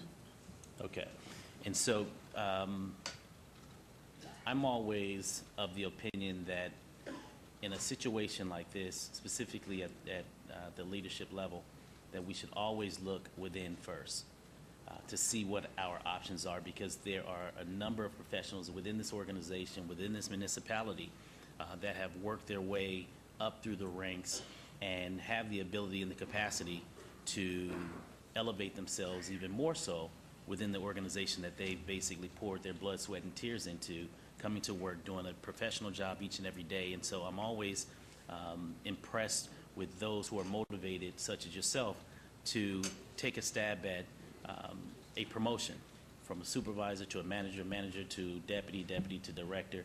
And so I would prefer to look within first, and if in fact this council is not satisfied with what we see internally, then such as what you have here set up today on item 32 gives us an opportunity to look outside of the agency. And so my first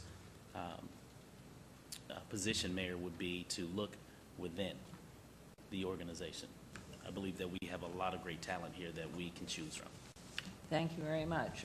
Other comments, Councilwoman, Councilman Coffin, Anthony, Councilman Beers? We'll go down to Councilman Beers way at the end there.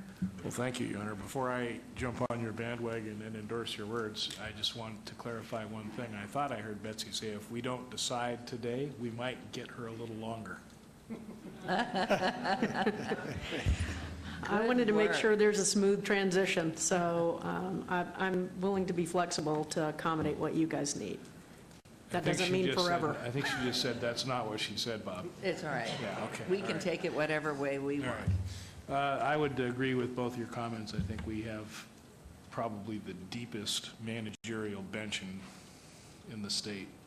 I really do think that, and I think we will find a superb candidate internally.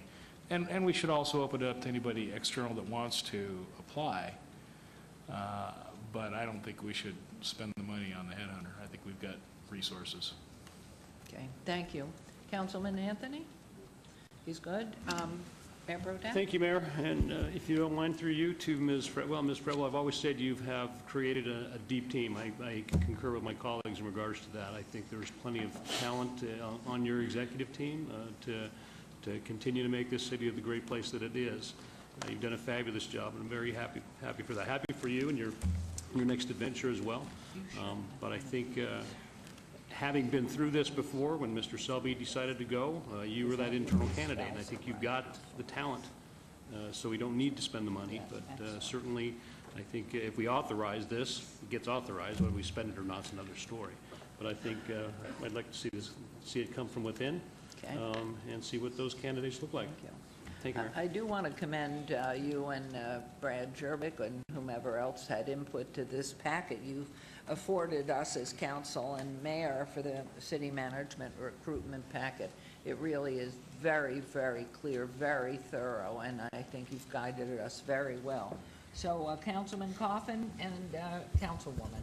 Thank you, Your Honor. And my vote would be to stay internal on the, excuse me, from the original thoughts. We don't have a succession plan. Betsy's opportunity came on rather quick for her, and we have to congratulate her for getting it and taking it. So, but fortunately, no succession plan, but a good bench, as somebody has said. So it's really like we have the capability here in the city, and so I think we should stay internal. Maybe Councilman Beers indicated that it would be nice if we did accept offers from outside, offers of employment, and I agree.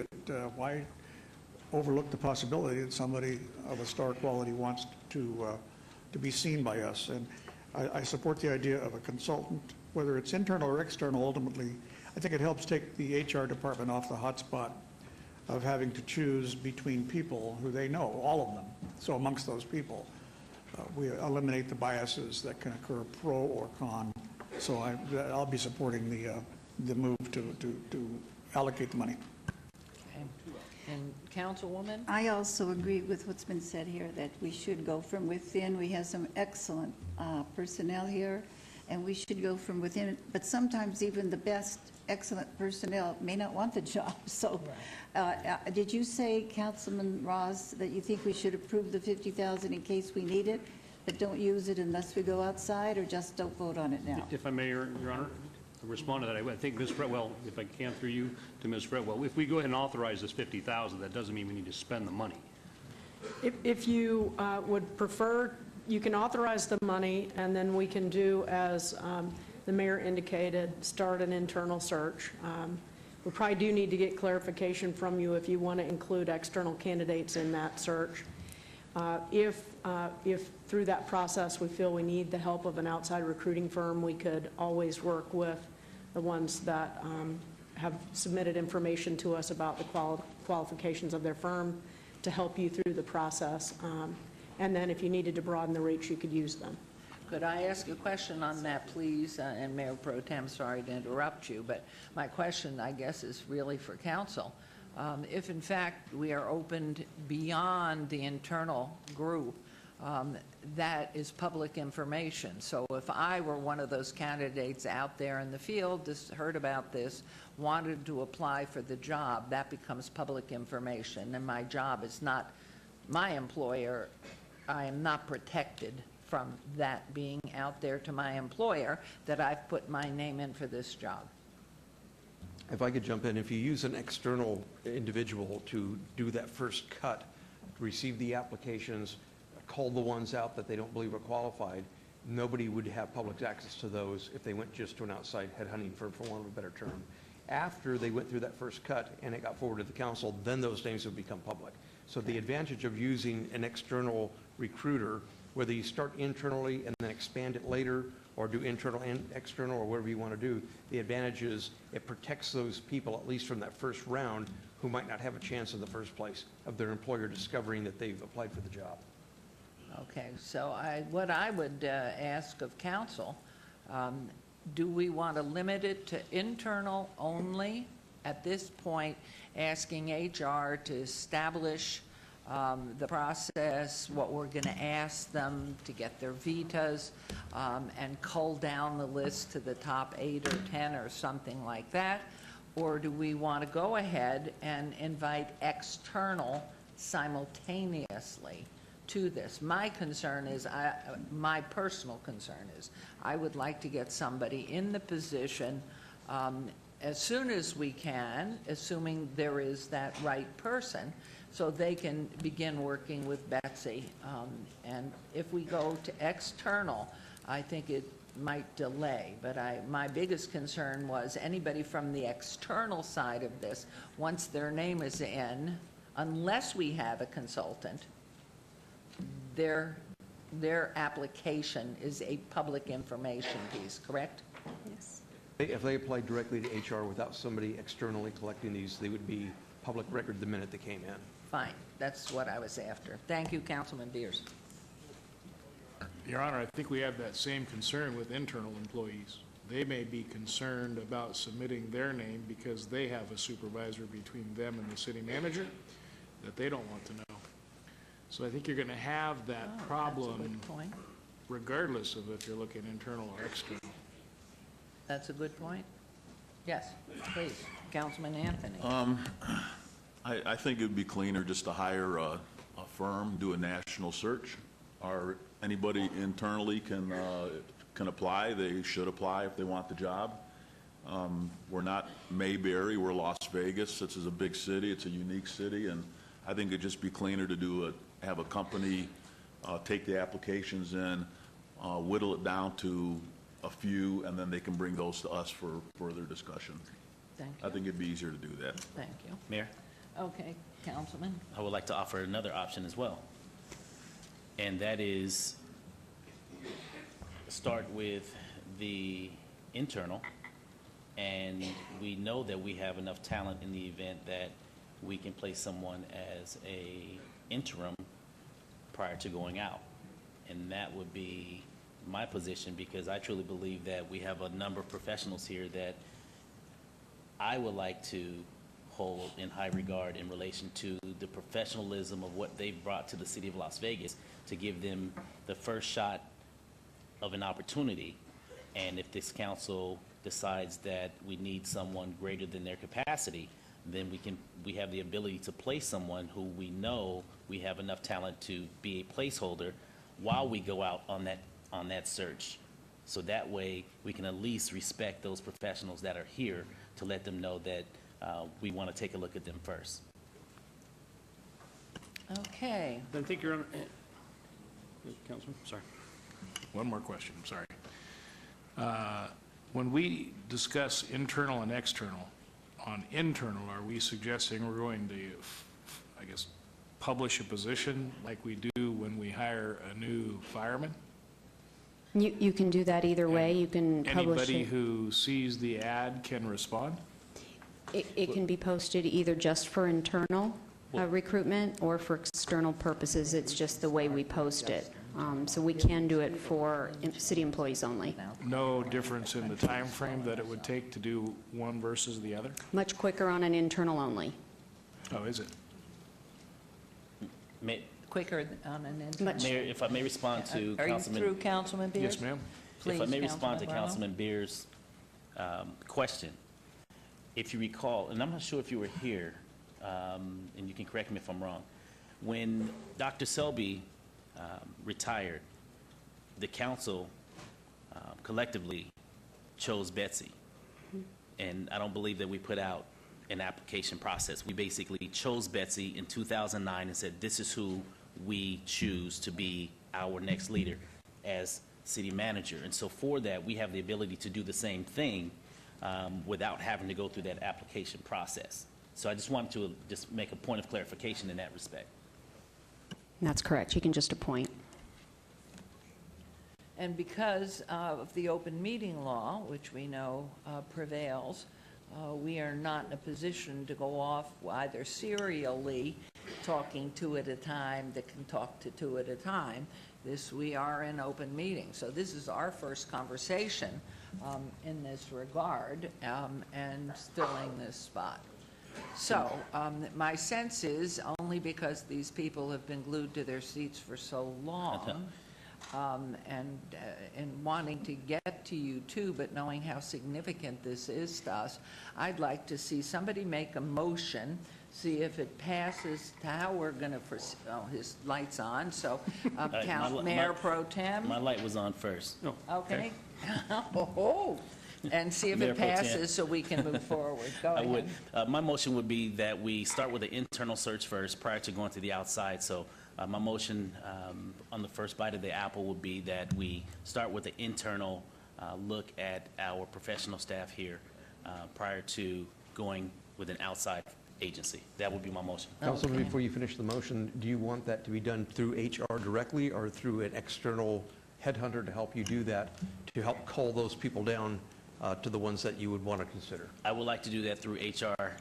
Dan Tarwater and his team have done an exceptional job as far as pulling together the appropriate staff members for internal promotions, and I trust that they have the ability to do the same thing as it relates to the city manager. So that will be internal. Thanks, Brad. Thank you for that, Mr. Jerbick. There is a motion then. If you'll please vote and please post and see if that goes. Motion carries. So now, not to belabor this, but the reality, what's in my mind are definite benchmarks. We want to know, have they ever been, you know, what are they submitting on besides their vita?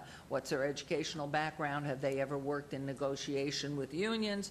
Have they, what size budget have they handled? The number of employees, that be part of it. Right. And then, I don't know whether we need another motion, but one of the things that I was suggesting up front, we try to end that process for the applications by the 30th of April or the end of the month. So if that can move forward and we can come to resolve on it, then we can move forward and get started with the transition. Mayor, what I heard is do an internal search and do it in a hurry. So we'll put together a schedule, and Good. we'll probably require some individual meetings with you, with our HR professionals, as we open things up to request resumes, et cetera, so that you have a full complement of information about the candidates. Okay, thank you very much, thank you. Thank you. And hope Mr. Tarwater's all right that he's not here. Okay, we are now on to agenda. We are going to trail 33, right? So we are now on 30, what happened to 34? We struck that one, and now I've broken my, okay. So agenda item 35, which is resolutions, R16-2017, discussion for possible action to approve a resolution establishing the process for the adoption of building and fire codes for mid-rise construction in the city of Las Vegas. This is in reference to all wards. Mayor, Wow. Ted Olivas looks like a Chippendale. Oh, my heavens. Good You look afternoon, good, Mayor man. and You look Council. good. There are two things that all of our guests are thinking right now. One, they found Waldo. Okay? And two, they don't know what I'm talking about, but they want it to be quick. Okay? So, for the record, my name is Ted Olivas. I am the Chief of Staff, Vegas Vice as well, of course. I'm joined today by Jorge Cervantes, who is here for any technical questions that you may have on this item. The item before you is to consider a resolution to define the process for adopting our building and fire codes for mid-rise construction. And I have a short presentation that I'm going to go through. This is very specific, first of all, to mid-rise construction. We have a bill in the Nevada legislature, Senate Bill 67. This bill would allow us to define the regulations for mid-rise construction projects. Those, as you know, are projects from 55 feet to 75 feet. The way that the law is currently written, if we build anything over 55 feet, all of the high-rise requirements go into that construction project. We have decided that we think that we should have some flexibility. This bill is being heard at the legislature. We had a hearing a couple of weeks ago. It is enabling legislation. What that means is if a jurisdiction doesn't want to follow this process, they don't have to. It is enabling. If you want to do it, do it. You don't, no problem. You'll notice that it says local governments in southern Nevada. This bill has a population cap, so it only applies to local governments within Clark County. So those are the provisions of that bill. As this says, this bill defines the process that we would go through if we wanted to consider building and fire codes in this mid-rise range. The resolution says that we're going to establish a stakeholders committee. That committee is made up of the representatives that are identified on your screen, including some ex officio folks, some from the city, including Jorge, our own Executive Director of Community Development. So it is a group of stakeholders that have all been interested in this bill. Their responsibilities, they're going to help us define and identify what those regs should be. What should the regulations be for mid-rise construction? Then they're going to make recommendations. They are going to make those recommendations via a code revision report that identifies the things that are on your screen. Very specifically, we are going to talk about a number of fire life safety requirements, which includes the 6 items that are listed there for automatic fire sprinklers, standpipes, smoke control, emergency voice and alarm communication systems, central control station, and means of egress. These have come up from our discussions with the professional firefighters. We are going to request that that report be back to you before October 31st of this year, and then the process, if this was accepted and we chose to go down this process, then we would begin our regular code process. So it's a 2-step thing. We would identify what our mid-rise requirements are, and then you would say, okay, staff, now you need to begin the regular code adoption process. We did consider this, though, back a couple of months ago, which is why I got up to ask Councilman Coffin. We did have this discussion. Yes, this essentially... But we did not come to any resolution, correct?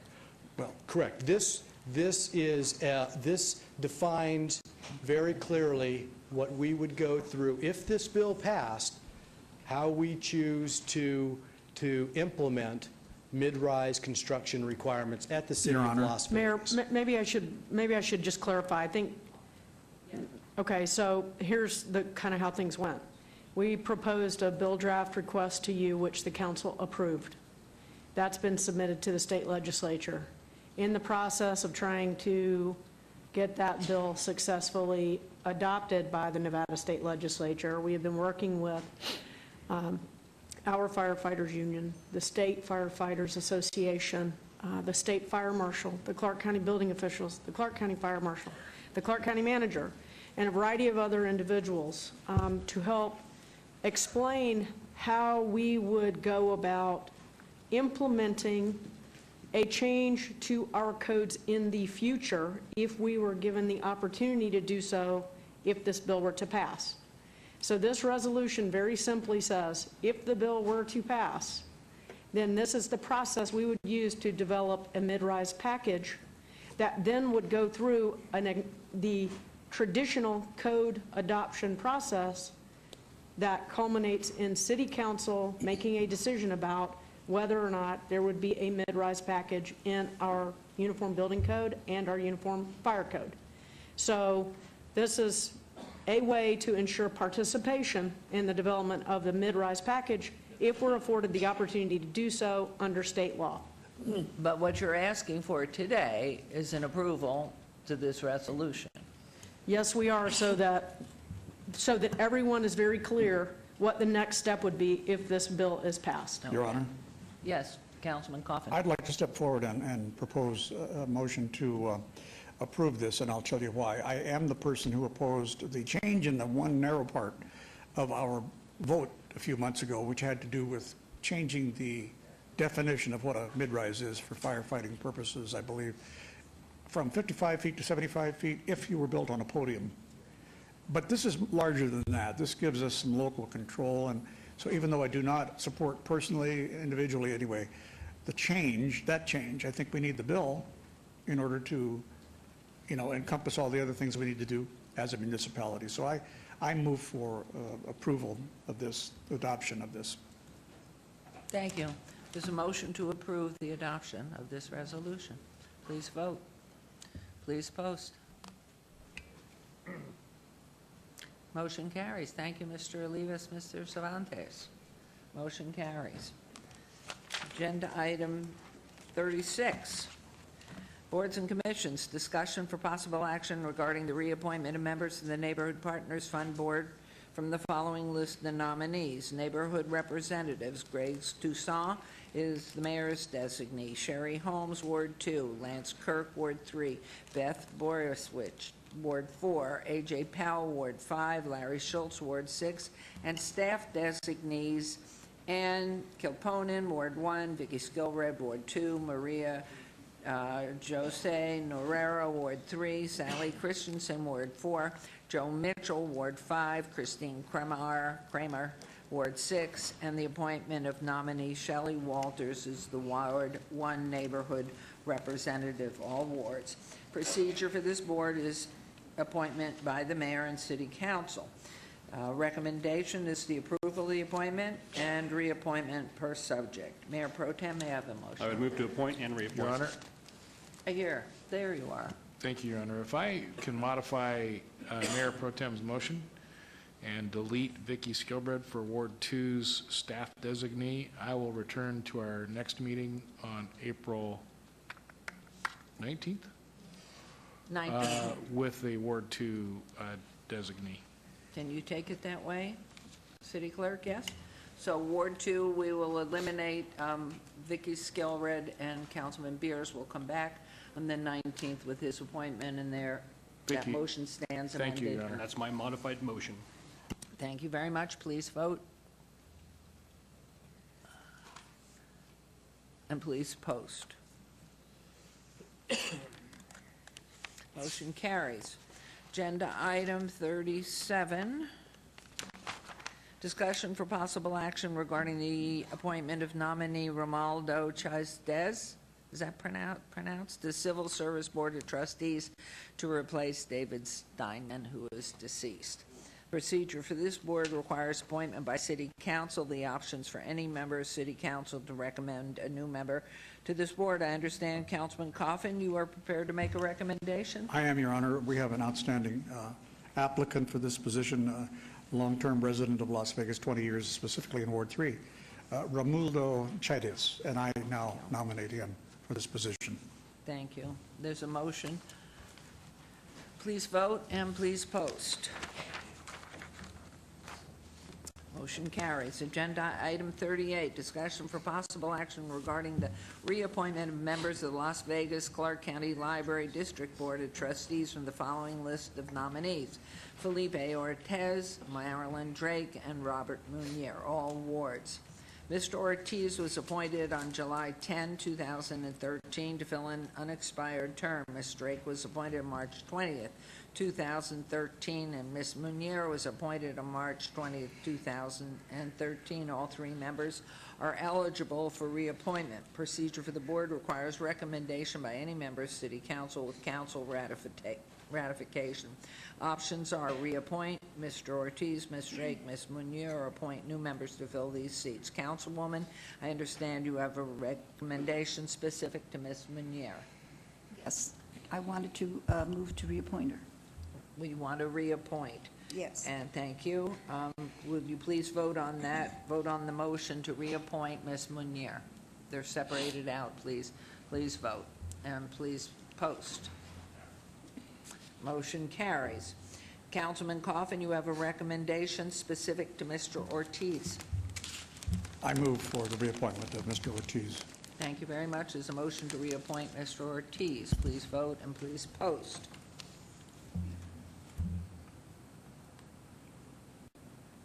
Mr. Beers, Councilman, thank you. Motion carries. And I would make a motion to reappoint Marilyn Drake. Please vote on the motion and please post.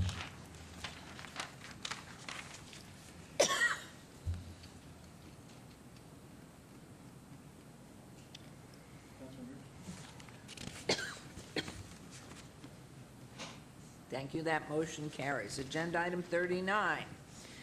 Discussion for possible action regarding the appointment of nominee Elizabeth Potaretu to the Senior Citizens Advisory Board to replace Judy Vandiver, who has resigned. Ms. Vandiver served as one of the mayor's appointees to the board, and a replacement member must be named to fill the seat. Procedure for this board is a recommendation by the appropriate member of council with the approval of council. I would recommend to appoint Elizabeth Pataratu. And that's my motion. Please vote and please post.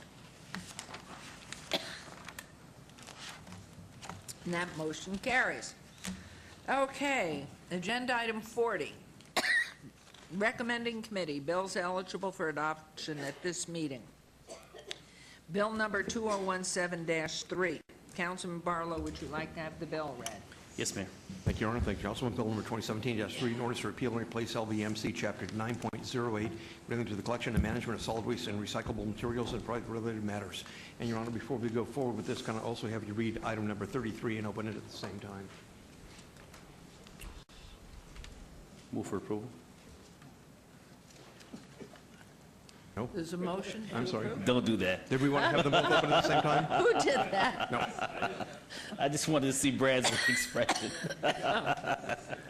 Thank you.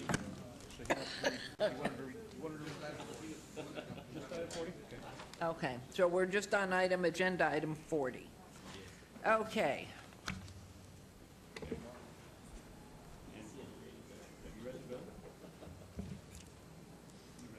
Because we are, right, we're at the committee at large, not, it didn't go to recommending. I asked for it to come to the committee of the whole.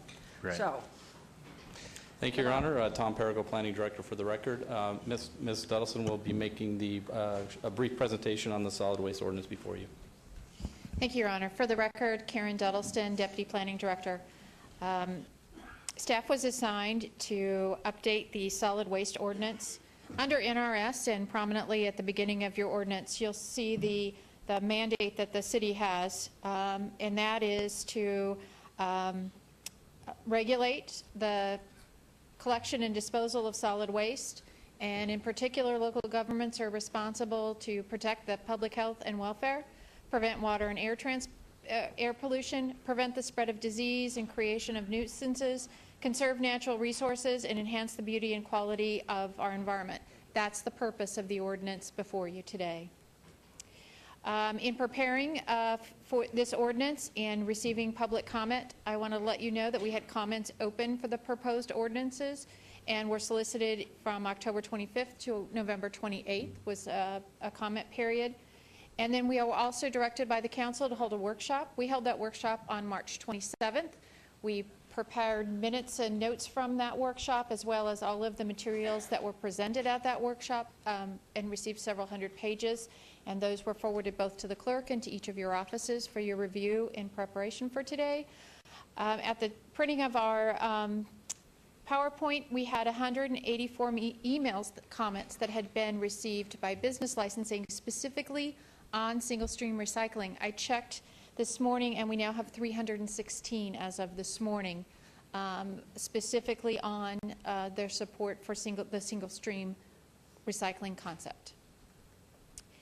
In the ordinance before you today, the major changes that you're going to see are new definitions. Some of the feedback that I mentioned during this public process was on the definitions we were using for construction and demolition waste. That's been updated in the draft that's before you today to coincide with the definition that is used by the Southern Nevada Health District, so that we have consistent definitions between the Health District and the City of Las Vegas.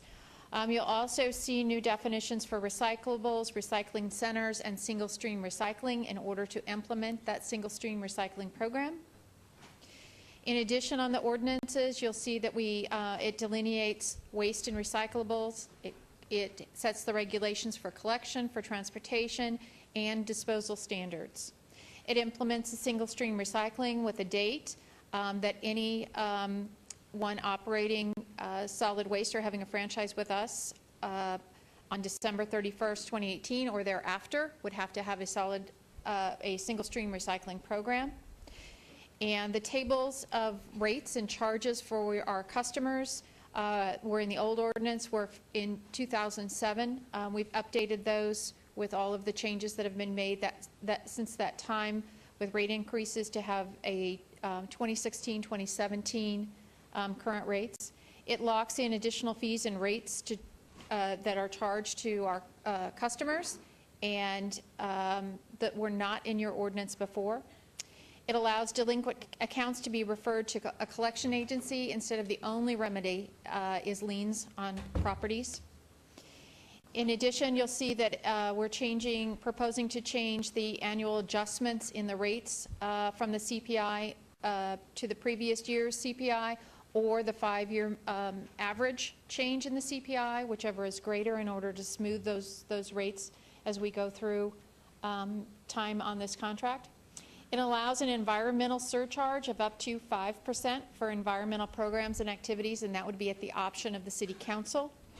Allows an augmented franchise fee in addition to the current 5% should the City Council find that that is necessary for your programs in the future.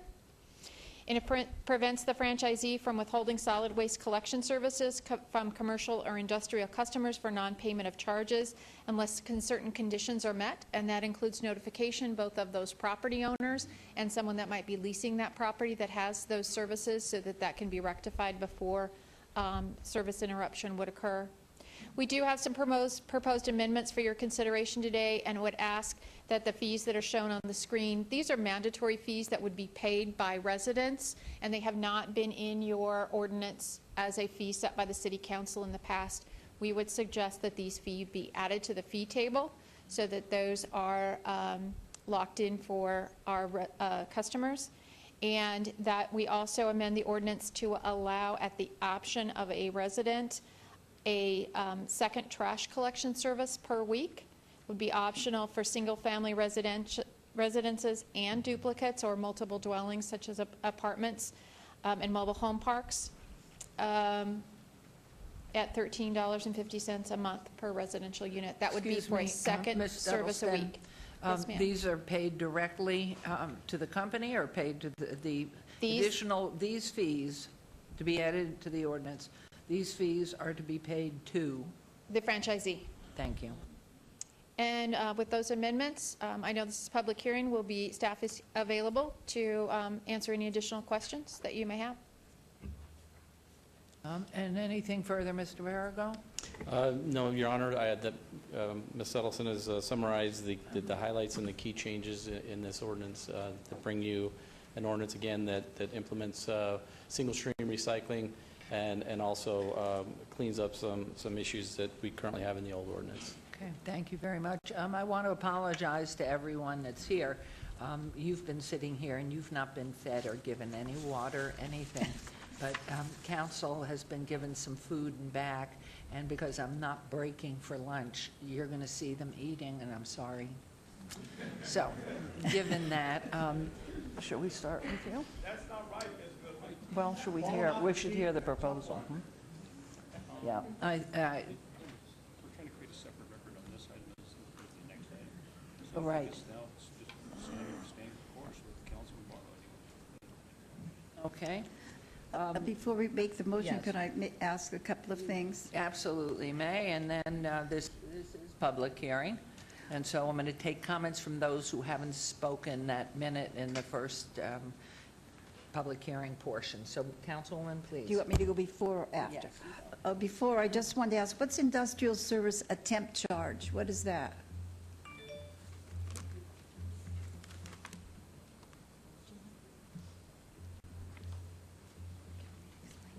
And please say your name for the record. Gina Bishop, franchise analyst for the record. The industrial service attempt charge is for when an attempt is made to pick up an industrial container at a property and there is no access to that container, so service cannot be completed, and therefore a return visit has to be made in order to service that container.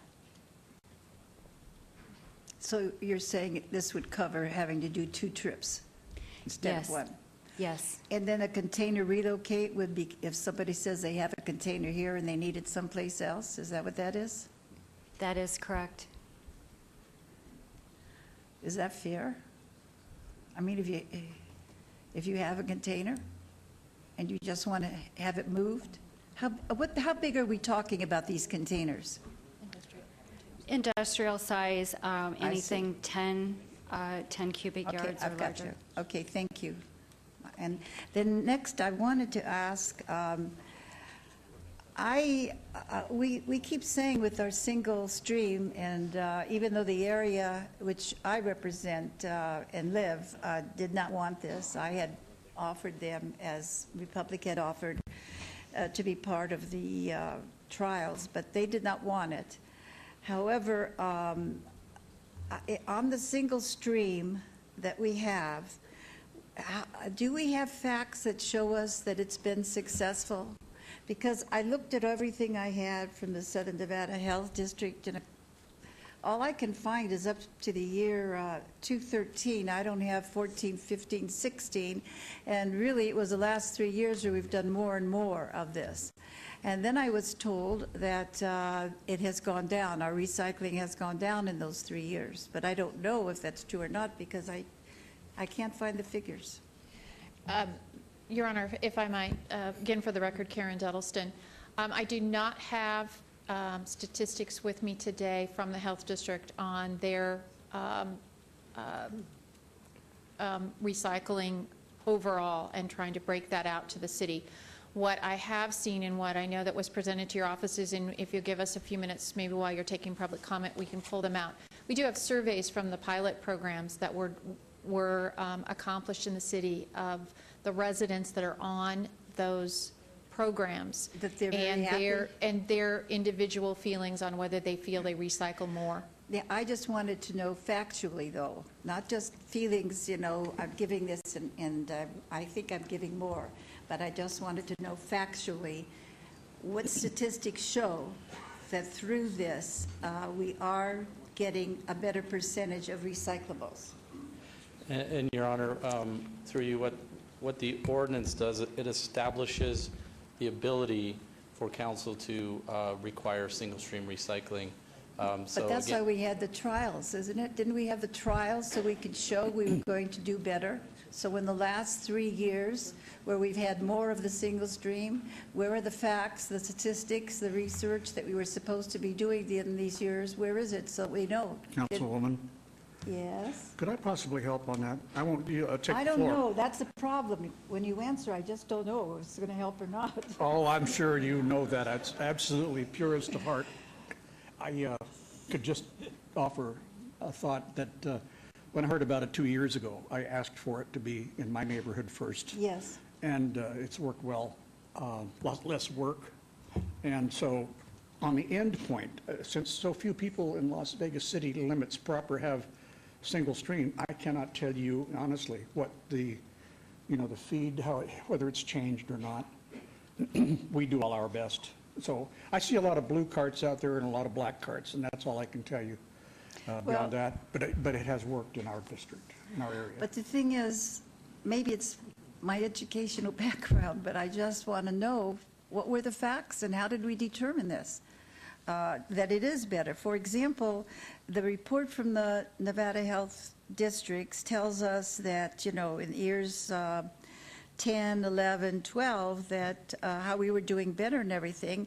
And now this report that we got recently says that they think that this difference was due to double counting.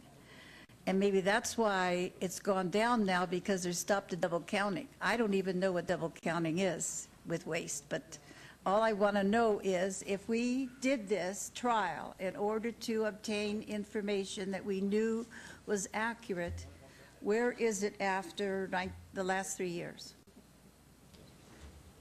And Your Honor, let me, while you take comment, let me go through. We've brought a lot of information here with us today. Like I said, I know we have the surveys. I know that the data from the Health District is not always broken down the way we would like to see it, so that we can drill down far enough to look at those programs. But let me see exactly what I do have for you. I'm that we can buried in what present. you've done. I just want you to know you've done a great job I getting this understand. information. But it's just that if you're going to do a study, then we have to know what the parameters were of the study and then how it happened. If we're going to use the Health District study to show, yeah, we made improvement up to year 13, then what happened in the last 3 years? That we, you know what I'm saying. Just, that's fine. Just get me the information. Thank you. Sorry to take so long. Is this for me? Is it poison? No, I just, did Kim? Oh, I just thought you were sweet. Councilman Goff, did you want to have any comments? No? Are you done, Councilman? Okay. I'm sorry, I said thank you, so I thought. Thank you. Ms. Pergo, please. In response to the question on the effect of single stream on the waste stream, I was handed a report that appears to have been, and I have to verify all this, independent accountant report that was presented to the Board of County Commissioners showing on average across a sample area, recycling went from 2 pounds per week per household to on average just under 11 pounds per week. So there is some evidence that it has worked where implemented. Where did that, from where did that evidence come? I didn't hear that at the It's an beginning. independent accountant report that was presented to the Board of County Commissioners. Presented to whom? The report is addressed to the Board of County Commissioners. And these are data from 2015. Yeah. So I can get a copy of that. If you could get that, I know the county commission, there were some commissioners that were concerned about some of the numbers that were given to them. I just wanted to see how we did it, the research. So if you could count on it or not count on it. I don't want to take up all this time, though, so go ahead. I'm sorry. Yes. If I may concur with Councilman Coffin, Council, when I know that in Ward 6, my residents have been screaming for this single stream for quite some time. And I think, Mr. Pergo, how far back have we been talking about this in years? Do you recall? Thank you, Mayor. Mayor Pro Tem, I recall specifically your direction and passion around increasing recycling in our community going back to when we were at the old City Hall. I recall making presentations regarding single-stream recycling and the direction that we push forward aggressively and get there quickly and be first. You always like the city to be first. At this time, City of Henderson, City of North Las Vegas, and Clark County have all adopted single-stream recycling. By the way, Councilman, I'm not criticizing single stream. There might be other ramifications. I'm wondering, will we lose any jobs with it? And what I'm just trying to say is, if I'm going to count on information whether people lose jobs or not, I want to make sure that that's been researched well, too. Understood. It's just the research on it. I have no objections to the single stream. Thank you, Mayor. Thank you, Mr. Pergo.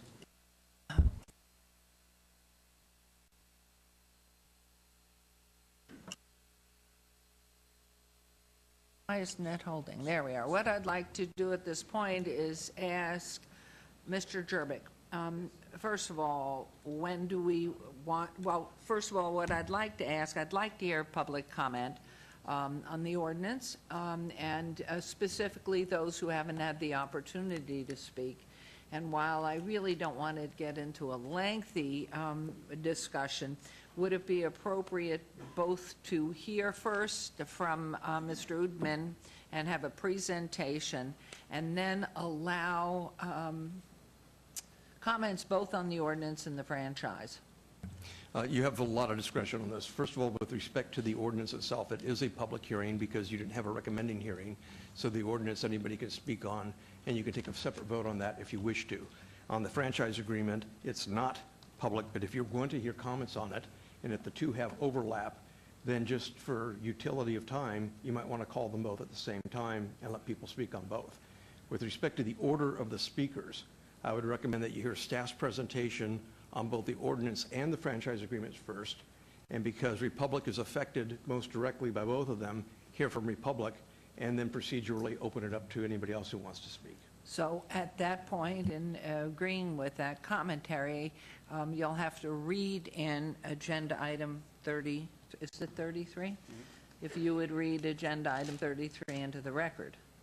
Right. If you read agenda item 33 to the record, have it open simultaneously with item 40 so that comments made on 40 apply to 33, and anything relevant to 40 that comes out of 33 applies to it, and we'll keep the record straight. Okay, so you will read that into the record? 33 is you. Okay, you go ahead, if you would. Thank you, Your Mayor Honor. Pro Tem. This is Agenda Item 33. This is discussion for possible action to approve an exclusive franchise agreement with Republic Silver State Disposal Incorporated, DBA Republic Services of Southern Nevada, and Republic Dump Co. Incorporated for the collection, transportation, and disposal of solid waste, and provide any appropriate direction to staff. This affects all wards. Okay, thank you very much. And what I'm going to do then, ask for Republic's presentation. Or wait, you wanted to hear back from, As Mr. Jervik recommended, Your Honor, I think it would and be who are appropriate. you? I'm sorry. I'm sorry, Your Honor, Tom Perigo, Planning Director for the record. I think Mr. Jervik's recommendation to have staff present on the franchise agreement at this time would be appropriate, and then you could hear from Republic and then Okay. public comment, right? So, Thank you. okay, That's very how good. we'll proceed. Could we Thank you. please get the presentation for franchise agreement?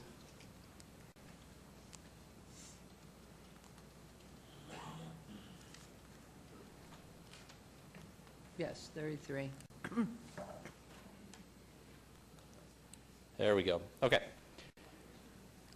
So the proposed agreement that's before you would run from July 1, 2016 through June 30, 2033 for 12 additional years. The current contract with Republic runs through December 31st, 2021. North Las Vegas has a franchise agreement in place through 2031. Clark County and Henderson through 2035, just for comparison. I'm so again. sorry. Could you repeat what entity has it through what year? North Las Vegas has a franchise agreement with Republic Services through 2031. Okay, North Clark Las County Vegas. and the city of Henderson have franchise agreements with Republic Services through 2035.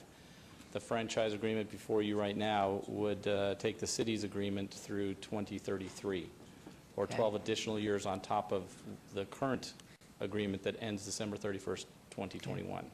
Okay, thank you. The rates in the franchise agreement are controlled by, annually by the Consumer Price Index. I'm Excuse sorry. me. We have established in the franchise agreement a recycling goal of 25% by 2019, which increases 1% per year until it hits 30% by 2024. Now, I'll show this in a minute, but we're also, we have a provision in there that requires an administrative fee be paid by Republic Services to the city in the amount of $40,000 annually. And the purpose of that is for us to audit the agreement and do our research to make sure we're hitting those recycling targets as well. So we've built in some resources coming to the city to make sure we're able to monitor the agreement. Also in the agreement is what Ms. Duddleson talked about a minute ago, it's also in the ordinance, the optional second trash collection service per week for single-family residences and duplexes, multifamily units, and mobile home parks. The cost for that would be $13 a month, and it's optional if somebody chose to have a second pickup weekly. Your Honor? Yes, Councilman. Excuse me, Tom. Thank you, Mayor. On the issue of paying for the audit, I'd rather we didn't accept money to pay for the audit from Republic. I realize it would be 40 or whatever thousand, but I think it looks better if we pay for it ourselves and not give them credit for paying for it. Because then in every presentation that we would hear of audit results, we'd always have to hear that the audit, which we paid for you, shows this or shows that. I think that we can avoid that. It's something we can afford. I'd rather avoid the appearance of a conflict. Thank you. Could you make comment back on that, what your recommendation would be? Because that sounds very reasonable to me. I think The that is a councilman's reasonable comment. request. Excellent. Would if we clarified that the $40,000 was more generally to administer the contract, because there's a lot of work to review and other things, but make it clear that it wouldn't be used to perform the actual audits? And Ms. Dellison might have. Well, I don't care how you do it, City Manager, and all of you can decide how you want to finance it. It's just that it ought to be out of our pocket. Your Honor. Yes, please. If I might, Ms. for the record, Duddleston. Karen Duddleston, through you to the councilman. Several years ago, for about the last 15 to 20 years, the city has been involved in a regional franchise administration where we had, out of our budget, contributed to Clark County to answer complaints, to administer those contracts. That broke up about 2 years ago. So we have a lot of need administration-wise to make sure that we are getting complaints resolved, that we've got a website up and running. We've been doing all of that this year. That's what that $40,000, the bulk of it would be addressed. Also, for example, for doing studies on recycling and are we improving and those sorts of things. We could use that for that. Currently, in the budget that you currently provide business licensing, we have professional services specifically designated to auditing, and the audit that we did at the beginning of this process of Republic Services was paid for out of that currently budgeted audit fund. Oh, that's good. Please continue. One last thing on this. It doesn't matter to me how you pay for it. The idea is it even could be added to the scope of the audit agreement with our third-party auditors.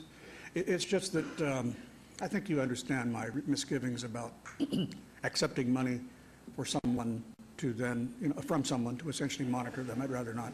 It's obvious it's cash in, cash out, but it's appearance. And besides, to do it right, it might cost a lot more than $40,000. Thank you.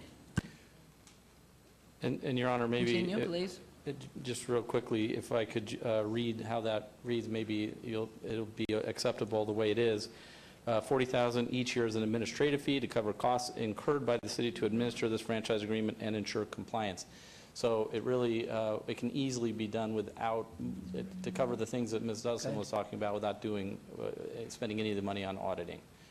So that's just a language clear-up? Yes. Clarification? Yes. Okay. Okay, also in the agreement, it provides a credit for our waste hauling services, beginning at $500,000 in 2016, increasing to $1.3 million in 2020, and thereafter increasing by Consumer Price Index. The credit would go against all of the services that Republic provides to the city. If in any year we didn't need the entire credit, for example, our waste hauling costs for the city as a municipal entity have gone down because of our increase in recycling.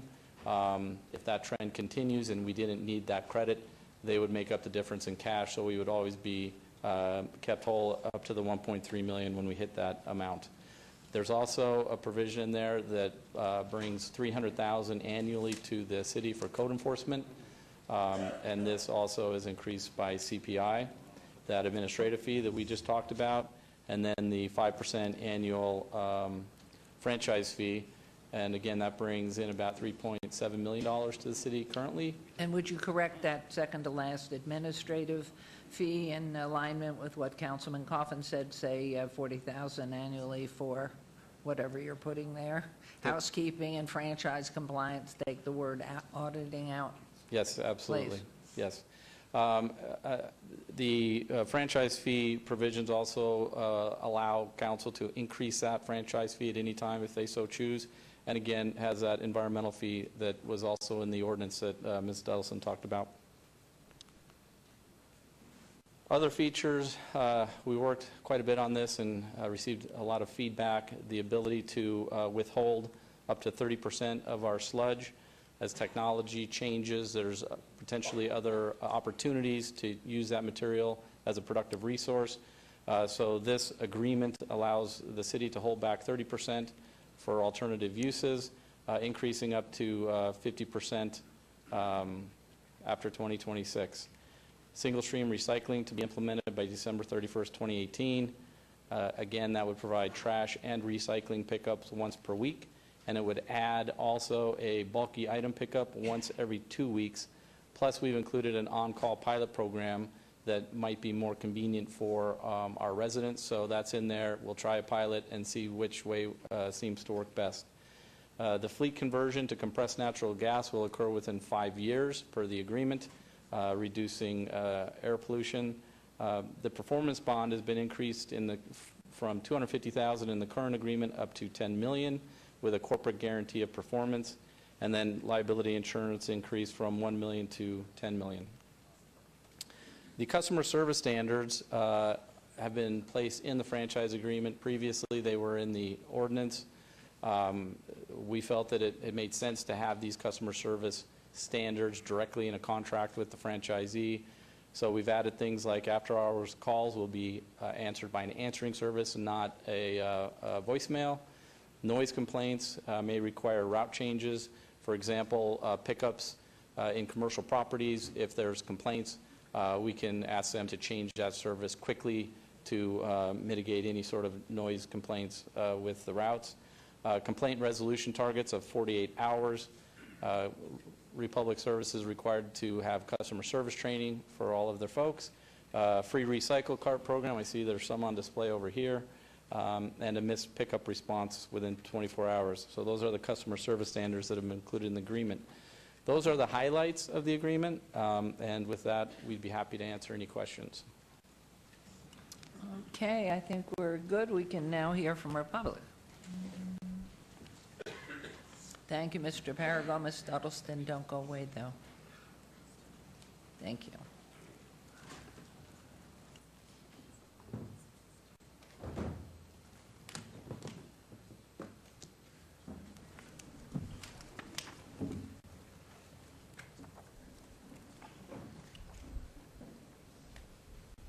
Good afternoon, Your Honor. Mayor Pro Tem, City Council members. For the record, my name is Tim Audman. I serve as Market Vice President for Republic Services located at 770 East Sahara Avenue, Las Vegas, Nevada 89104. Certainly appreciate the time to speak with you for a few minutes this morning. So we agree with City staff's recommendation to approve the franchise agreement, and we prepared a short presentation that highlights the benefits of that franchise agreement and helps you answer questions along the way, like why Republic Services and why now. So by approving the franchise agreement, the city will ensure multiple benefits. It'll ensure sustainability-related benefits, it'll ensure economic-related benefits, and community-related benefits. And let's explore these just a little bit more. So one of the benefits is the alignment with the city's sustainability initiatives. Right, one of the hallmarks of the franchise agreement is the implementation of the single-stream recycling program, a program that has consistently proven to improve recycling rates across the valley. The carts associated with the program make the communities cleaner, and the program, importantly, comes with no cost increase to residents or businesses. As was previously mentioned, the franchise agreement requires us to deploy trucks that are powered on clean-burning compressed natural gas, and I think that just further proves the city's commitment to protecting our environment. Each time we convert a diesel-powered truck to CNG, we eliminate 20 tons of greenhouse gas emissions each year. And lastly, I'll mention the franchise agreement enables city staff to divert some of the sewage sludge to an environmental project. Another one of the benefits to the city is our service reliability and experience. So, city's a business, right? You're a 24/7 business with highly complex service needs. And our vast operational experience and capabilities make serving you possible. That, along with our local infrastructure, those two things, plus great employees, delivers great customer service.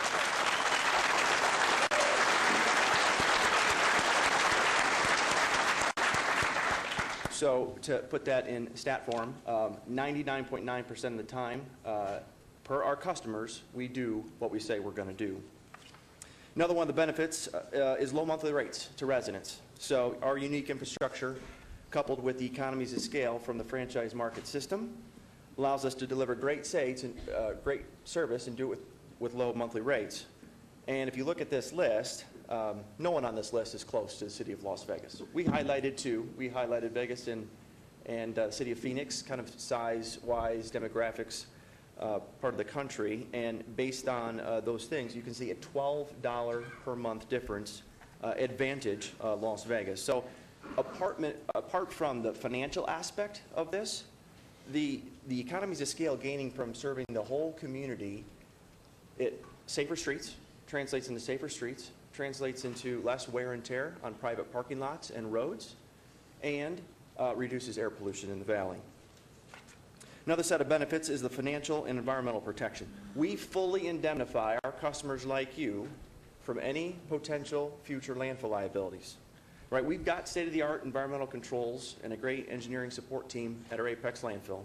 But if something were to go wrong, neither the city, nor its residents, nor its businesses are going to get a bill in the mail for environmental cleanup costs. So that same landfill indemnification has shielded Clark County and the city of Las Vegas from $80 million in cleanup costs at the Sunrise landfill. Staff also highlighted earlier, and it was important that the city have proper financial protection. So we increased the performance bond, we increased the insurance levels, and we executed a parent company guarantee. I want to point this out, right? These guarantees, they're backed by the financial strength of a Fortune 300 company with investment grade credit rating. Another one of the benefits to the city is that your franchise partner is an important part of the local economy. We have impact beyond picking up trash and recycling. Our workforce, predominantly 631, Teamsters 631, and as you can see in the bottom left-hand corner of your screen, these careers pay well. These careers have great medical benefits, and these careers have great pension benefits. So extending this franchise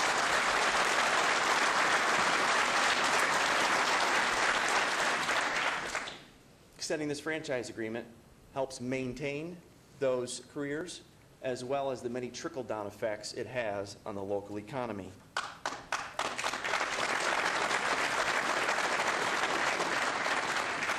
Another one of the benefits to the city is increased financial flexibility. So by extending this agreement now, the city will receive from Republic $6.2 million in either free services and or financial payments over the remaining term of the existing agreement, and then another $20 million over the 12-year extension period. So in total, that's more than $25 million in increased financial flexibility, monies that you can invest elsewhere into the community. And I want to note that's in addition to that, we will pay the city more than $50 million, almost $60 million in franchise fees over that same time frame. The last benefit I'll highlight is that of community partnership. We look at this like a three-way partnership. The City of Las Vegas, the Teamsters 631, and Republic Services. 950 of our employees or members of the Teamsters 631, 325 of which, along with their families, lives in the City of Las Vegas itself. Now, our civic pride, it shows up in the remaining bullet points. I won't hit each one, but suffice it to say, we're actively involved in many facets of this community. So by approving the franchise agreement, the city will ensure alignment with the sustainability initiatives. It'll ensure continued low monthly rates for residents. It'll ensure excellent service reliability, additional financial and environmental protection, good paying, stable, and safer jobs. It'll ensure significant financial benefits. It'll maintain an important part of our local economy, and it'll ensure you're doing business with a proven community partner.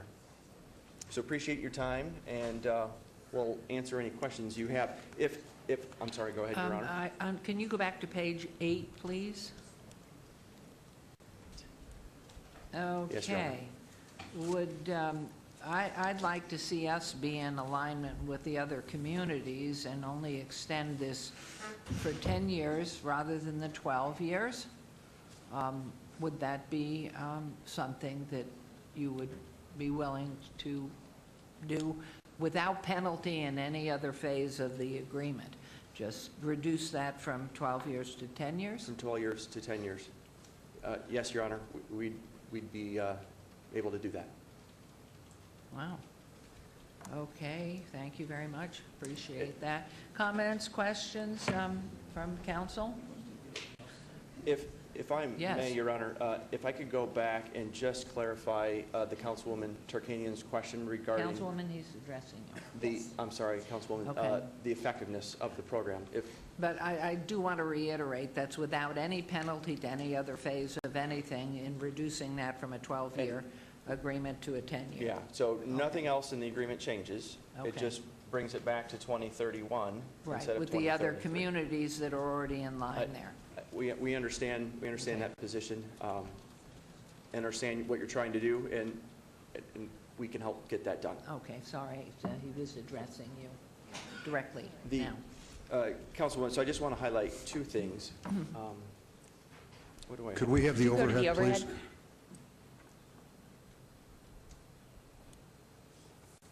It's fine. Okay, so this represents. Let me go small to large here. So let's start with the Clark County process they followed to determine the effectiveness of the recycling program. So there are two different ways to review things, right? One's an audit, and one is agreed upon procedures, okay? So sorry for a little technicality here, but I want to go back because I think it gets at the heart of what you were saying earlier, Councilwoman. The county and Republic agreed to follow the agreed upon procedures. Through that process, we determined that on the old program, we picked up an average of 2.1 pounds of recyclables per week per home. Under the new program, 10.95 pounds per week per home. So it represents a more than 400% increase in recycling, okay? And the only difference between an agreed upon procedures and an audit is that it's leaving the determination to the parties for agreed upon procedure whether or not it was effective. So were the parties sophisticated enough to determine whether 400% was good or not, right? And I guess we look at that as that's an excellent thing. So then let's go big picture. So that was granular, let's go big picture. So if you look at this, this represents the number of tons we reported, first of all, that we recycled, and then we reported to the Southern Nevada Health District since 2008. And you can see each year the increase. Now, the single stream recycling program really got going in 12 and thereafter. And then I also want to make a comment about some of the things I hear in that it's glass. Glass is what's causing that to go up. Well, since the last 6 years, our glass volumes have stayed really, really steady. So that's not it. It is the single stream recycling program, and this helps prove that out. Is that helpful, Councilwoman? Yeah. And Councilwoman Tarkanian? I have no objections to the single stream. I just wanted to see the facts there as far as the backup that was concerned. Sure. Mayor and council members, Bob Coyle, representing Republic Services, to further clarify, because I was there when the county decided to do the audit or standards, they engaged Kafuri Armstrong, a certified public accounting firm, to do that study. And they were the ones that came in and they did 14,000 homes on the old red, white, and blue program and measured that against 14,000 homes that were on the single stream program. And they saw that 400+% increase in the recycling compared to the two programs. But it was Kafuri Armstrong, Which is what's reflected a CPA here. firm. Right. And Kafuri Armstrong does the audits of the county's financial statements.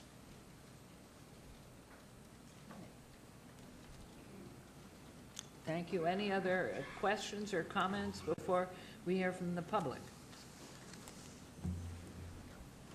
Thank you very much, and if you'll stand by. So, all right, we will hear from the public.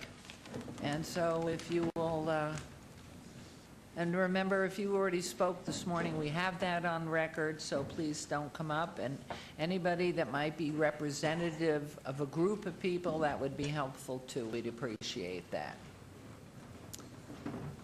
If you can vault around the recyclables.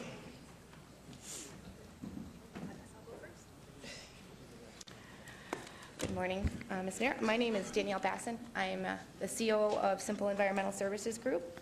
We're speaking on both the bill and the extension. First of all, we'd like to say that we are huge proponents of recycling programs. Oh, and excuse me, we're going to, because we have so many people, the timer for a minute, please, each. And we have the other people as well. Thank you. So please continue. Okay. You're on a minute, as I mentioned early this morning. Okay. We're huge proponents of recycling in general and also for fair pay for all drivers and all workers. To the point earlier, I think I just want to point on the recycling rates have actually gone down every year. So 2015's was actually 17%. The year before that was 20%, 21% with the double counting. The other thing I really want to point out is the loss of jobs. Single stream is actually reducing the amount of drivers on trucks, which is driving jobs out of Las Vegas. And also, the Bill 2017-3 still contains quite a bit of issues, and I know that we're still waiting on a lot of information back from Karen Duddleton and her team. So I don't think that we don't feel that the bill itself right now is votable. And just real quickly, voting on such hot topics in the midst of such opposition doesn't really make sense. So we're hoping that, as there's 4 years left in this agreement, couldn't we just amend the current agreement to get done what needs to get done and put off the extension until everyone has all the facts? Thank you. Thank you. Thank you. Question, or could I ask you a question, ma'am? Excuse me. Sorry. And had you heard about 400 people being displaced from jobs? Can you tell me what's the evidence or the support for that? Well, Because I was given that information, but I didn't know. Okay. Thanks for asking the question. As we understand it, Single Stream, the new program requires one person per truck versus the two that they currently have on the residential routes. If there's an estimated 400 residential routes, that's one less person per truck. Additionally, the East Sahara building, they've moved the customer service department out of Las Vegas into Arizona, and from what we understand, that building eventually will be empty. I'm sure the Republic people can probably give you a little bit more information, but I know how hard the city's working on building economic growth and job growth, and there's a bunch of companies here in town that have very vested interest in seeing our economy grow, as we're all small local businesses. I'm just wondering why the city would... Thank you. Yeah. Thank you. Thank you. Okay, next, please. Good afternoon, Mayor, members of the City Council. Brian Knutson. I'm a resident of Ward 1 in the McNeil Neighborhood Association. This is your ward.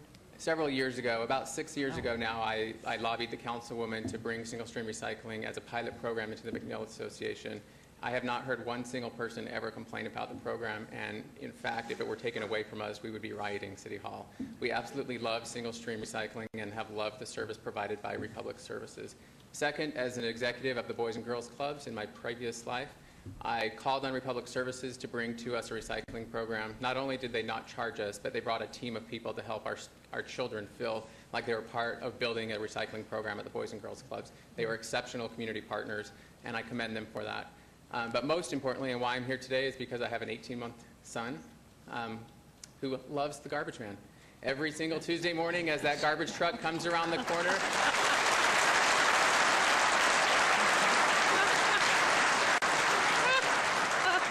he hears the garbage truck coming. I pick him up out of his high chair. We walk outside the front door. He waves. And every single time, the garbage man honks the horn and waves back to him. And because of that, I will stand shoulder to shoulder with my garbage man. Thank you. Thank you. Thank you. That's so cute.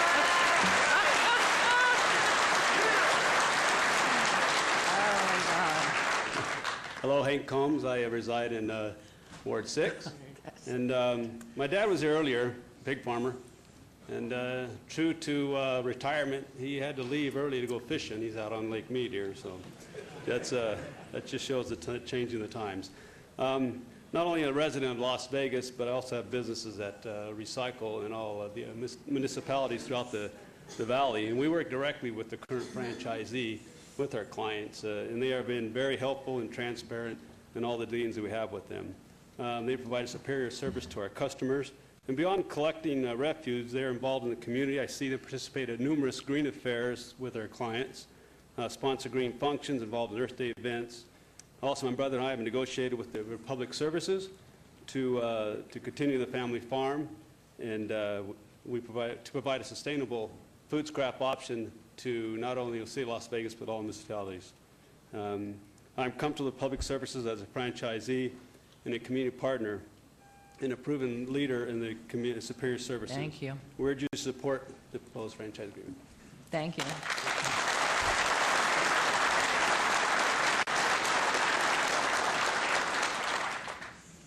Hi. Hi, good afternoon, Mayor Goodman, members of the council. For the record, my name is Erin McMullen, here today on behalf of Boyd Gaming. And on behalf of the company, I just wanted to come and express my support, or our support, I should say, for Republic Services and the franchise agreement extension. As you all know, we have multiple properties in Las Vegas and have enjoyed a really great business relationship with Republic Services over the years, with great service, great rates. And so we just wanted to come express our support and, you know, like we try to be, they've been a very good community partner and worked with us on many different things as well. And on a totally personal note, I live in a residence that has single stream recycling, and I absolutely love it. It makes it so easy to do my part to be sustainable. So thank you very much. Thank you.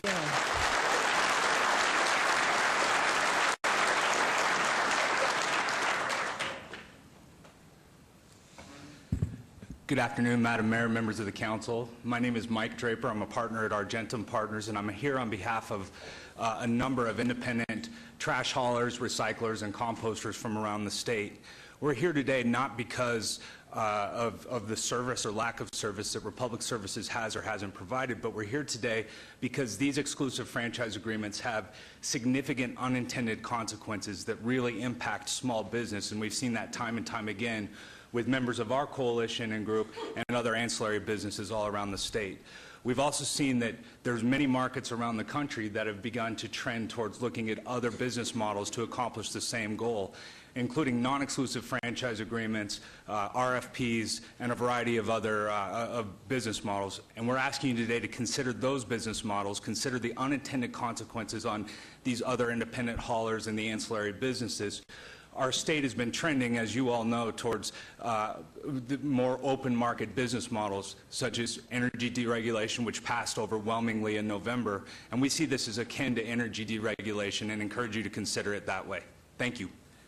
Thank you very much. And Madam Mayor, for the record, Bradley Mayer, also of Argentum Partners, again, Mike Draper's partner. We have here, there's 6,000 petitions that a member of our coalition has collected from all wards across the city of Las Vegas that we would like to enter in the record, and that simply calling for a choice in this discussion that's happening. And I'd also mention, and I've mentioned it to you as well before, but that, you know, there's legislation at the legislature right now addressing globally this whole trash, you know, waste hauling and recycling issue.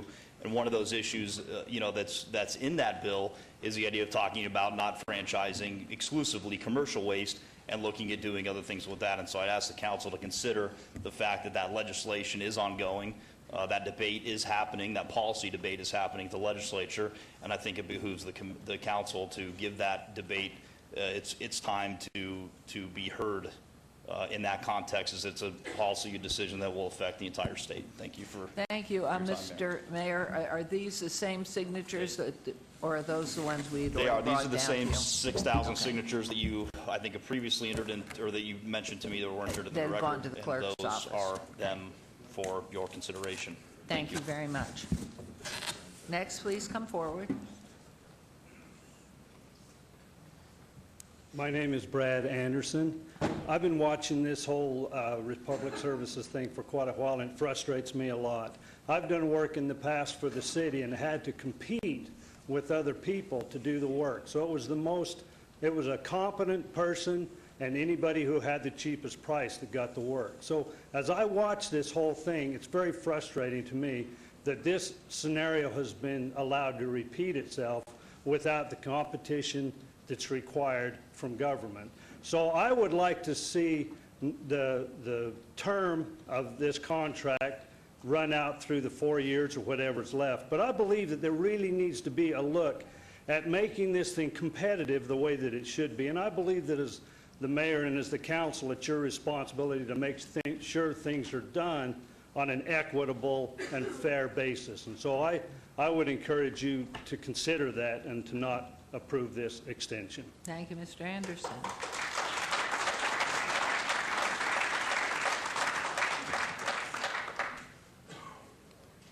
Good morning. Hi. I'm Ron Williams. Pleasure to see and meet some of you.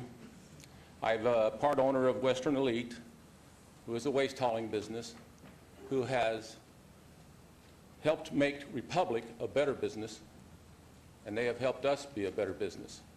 And that is because of competition. I'd like to thank all of you for being here and being duly elected by the people to serve the people. I'd like to thank the 500,000 people out there that live in Las Vegas, or 500,000 plus, that give us the opportunity to serve them in our portion, our little portion of the waste business. But I'm not here today to try to promote our company, our business. I'm here today to stand for the normal, everyday, average citizen that has to bring enough money home to feed their family. And we all know, everybody here knows the best way to provide that is through fair and free competition. I stand right now and ask Republic to come up and stand beside me and ask the council to put it out for free and fair competition. Thank you.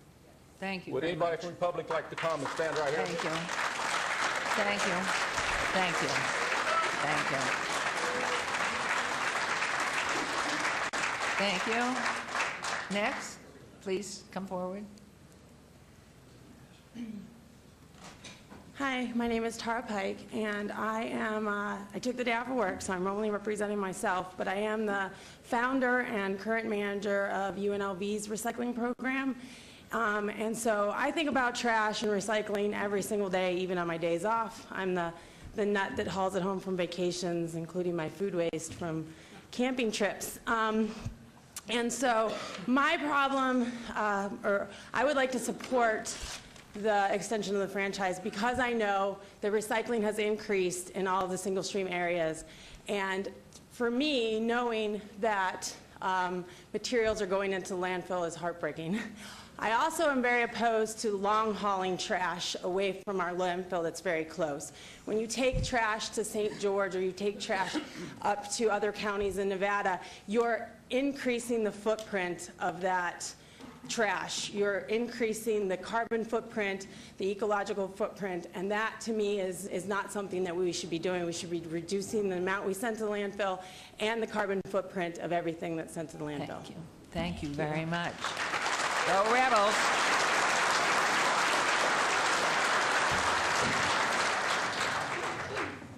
Good afternoon. Susan Brecken, Executive Director of the Nevada State Apartment Association. We generate a lot of trash in the apartment industry, and while we appreciate, every Christmas morning and Thanksgiving morning when Republic Services comes out and services our communities, we also, I just want to say thank you for bringing it down to 10 years. To coincide with the other cities that are participating in this program. I want Republic Services to, and I've invited them to work with us to develop recycling programs within our multifamily communities because we really don't have an efficient recycling program in all of those, in all of our communities. Finally, I want Republic Services to consider kind of the other providers. We not only create a lot of trash, but we take great pride in renovating and rehabilitating our communities. With that, generates additional trash. We use a lot of big roll-off containers, sometimes not through Republic Services, but we want them to consider maybe looking or reassessing their fees that they charge those third parties that we utilize to be a little more fair, so then the cost that we're paying is competitive. Thank you. Thank you. Thank you. Mayor, council members, Bill Marion for the record. I know that you have been in receipt of a message from the Las Vegas Metropolitan Chamber of Commerce supporting the franchise extension and supporting the single stream recycling. I'd just like to read one message that they sent to us. Republic Services is a good community partner that has made a strong positive impact on job creation, our economy, and the environment. Republic Services' continued growth, investments, and commitment to Nevada are bringing new benefits to many communities across our state. Through good-paying jobs, tax revenues, and community contributions, Republic Services is doing its part to help move Nevada forward. Thank you very much. Thank you. And that was Vegas. That was the Las Vegas Chamber of Commerce? That was the Las Vegas Metro Chamber of Commerce, yes. Thank you. Metro Chamber of Commerce. Thank you, sir. Good afternoon, Mayor and City Councilman. My name is Andrew Chang for the record, and I'm a resident of the Las Vegas Centennial Hills area. I've lived in Las Vegas for 18 years, and I'm here to show my support for single stream recycling by Republic Services. I've been fortunate enough to have single stream recycling for more than a year now, and I'm amazed at how much it's changed our community in a positive way in just a short amount of time. Our streets are cleaner, safer, and I've seen other residents in my neighborhood recycling more because it's easier for them to do. Last week, all of you might remember we had hurricane force winds go through Las Vegas. And to my surprise, most of the single-stream recycling carts in our neighborhood were in the same spot that we left them in before we left for work that day, unlike my friends and colleagues who had red, white, and blue crates and never saw them again. I'm concerned about the amount of trash. I'm concerned about the amount of trash. I'm sorry, that laugh. We'll give you one more sentence. Okay, yeah. I would just encourage all of you to be proactive in protecting our environment, our homes, and our communities by supporting single-stream recycling. Thank you.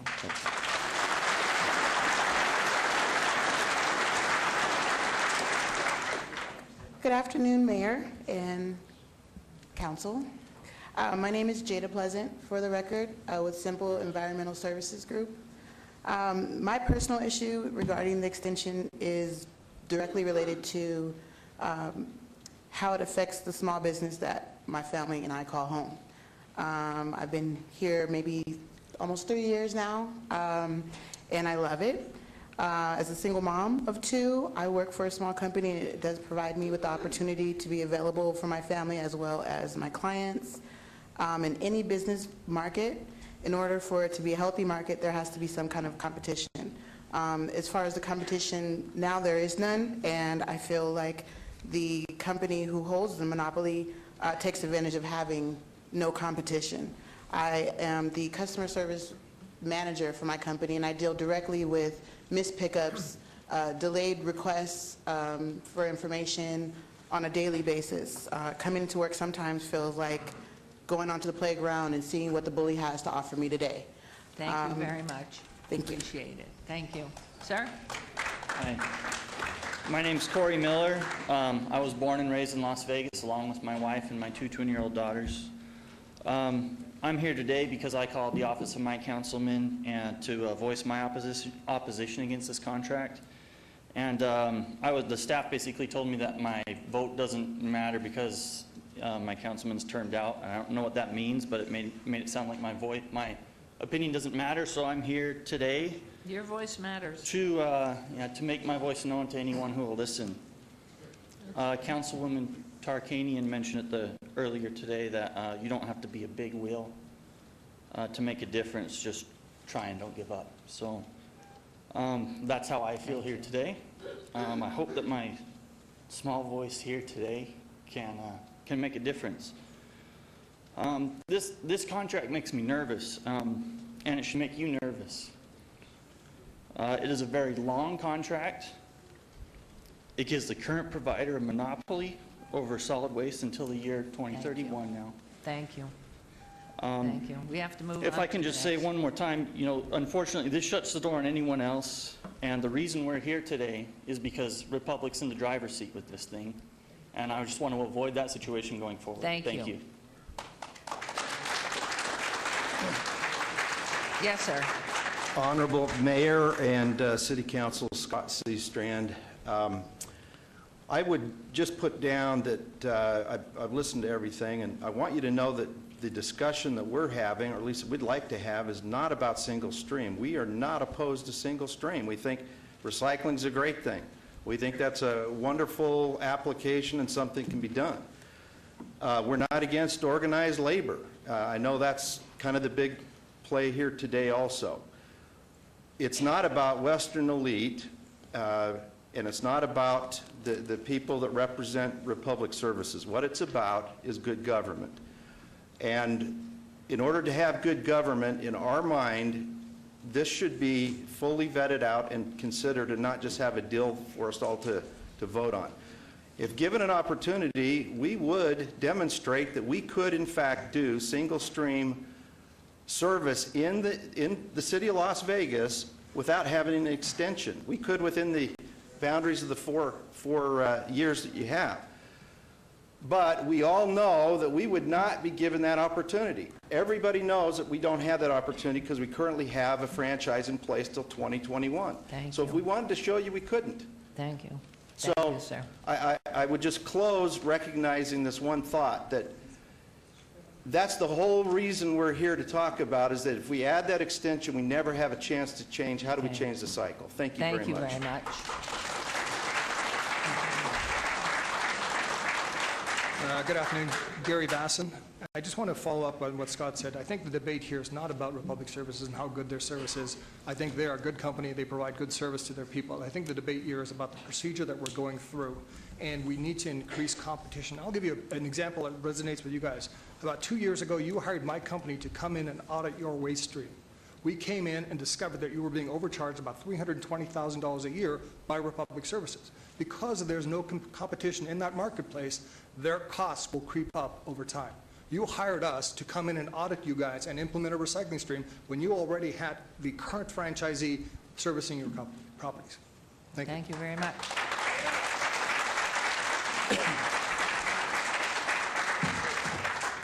Hello, my name is Peter Guzman, President of the Latin Chamber of Commerce.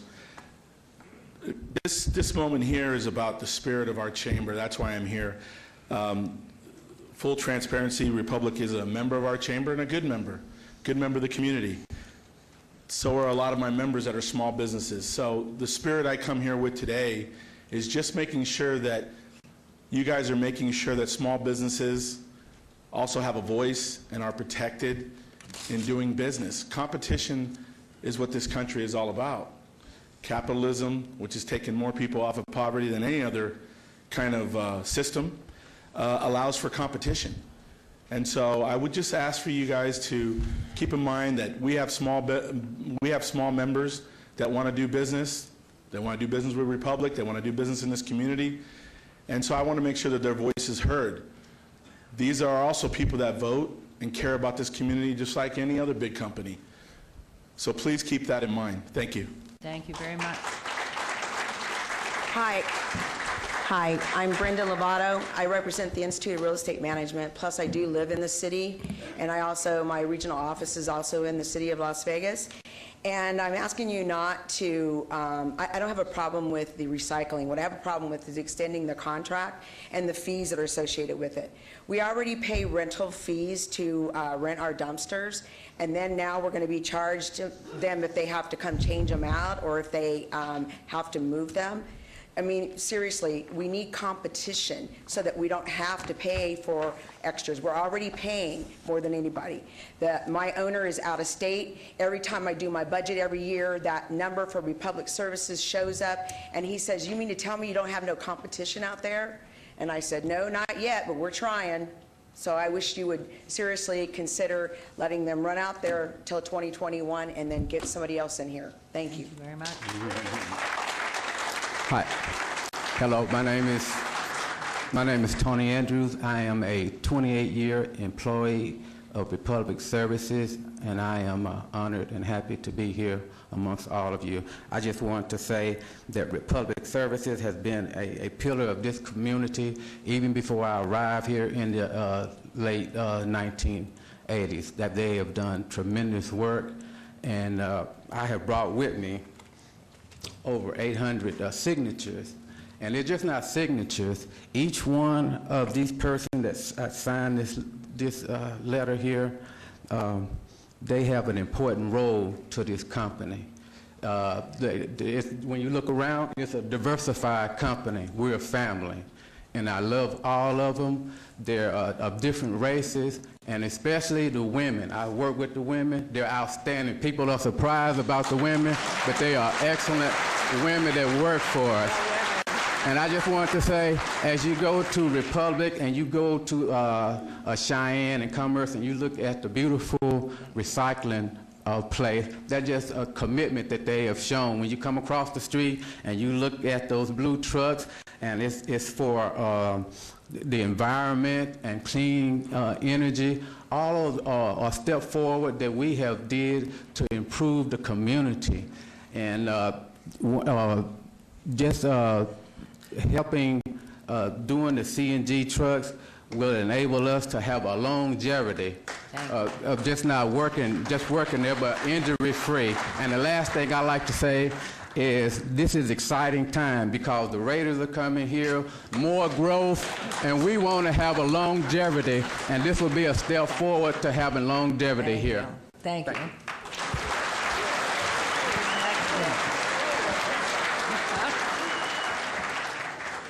Good afternoon. My name is Norberto Madrigal. I'm one of the owners of Luna's Construction Cleanup. We've been here since 1988. That's almost 30 years. Currently, we employ a little over 200 employees, and I said this the other day that if I would decide just to haul my waste directly to the landfill, it probably would only take 25% of the current employees that I have now. However, we decided to do something different. We recycle. We recycle, and that process takes a while. And not only do we take those commodities, this plastic and cardboard and metal, out from the waste stream, but that goes back to different buyback centers that create different products from them. And I want you to take in mind that I'm a small business, and there's a lot of other small businesses here. We're business owners. What we do is we create jobs. We create opportunities. That's what we do, and that's what we know how to do. So I'm not against the recycling. I'm not for the extension. I think we have 4 years left, which maybe an amendment if needed to, however, not an extension for 10 years. Thank you very much. Thank you. Afternoon, Mayor, esteemed council. My name is Eric DeLoach. I'm a recycle driver with Republic Services. In 2002, I came to Las Vegas, and garbage was the last thing on my mind. I was selling cars that didn't go well, so I tried garbage. I had a 3 to 5 year plan. That was 15 years ago. As I look back over the last 15 years, I see what Public Service has done for me and my family. And what was once a job has now become a way of life. We have done our part to be partners in the community, to show our commitment to the community. We go out there and we do a job that most people don't want to do. And we do it with pride. We are a part of the community. You are a part of the community. You have been there for us. We want to continue to be there for you as we have always been there for you. This is all of our lives, and this is our future. Thank you. And I commend you. Thank you.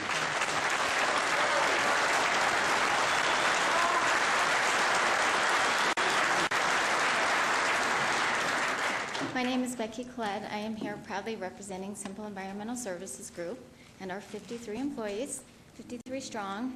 I just have 2 simple questions for you guys today. The first one is, what is the purpose of pushing through this vote on the exclusive franchise agreement today? You've got thousands of constituents asking questions, and questions that deserve answers. My second question, and most importantly, how do you know if this is the best deal for the city if you don't let it go through the RFP process? Thank you. Thank you. Good afternoon. Ryan Williams, Western Elite CEO.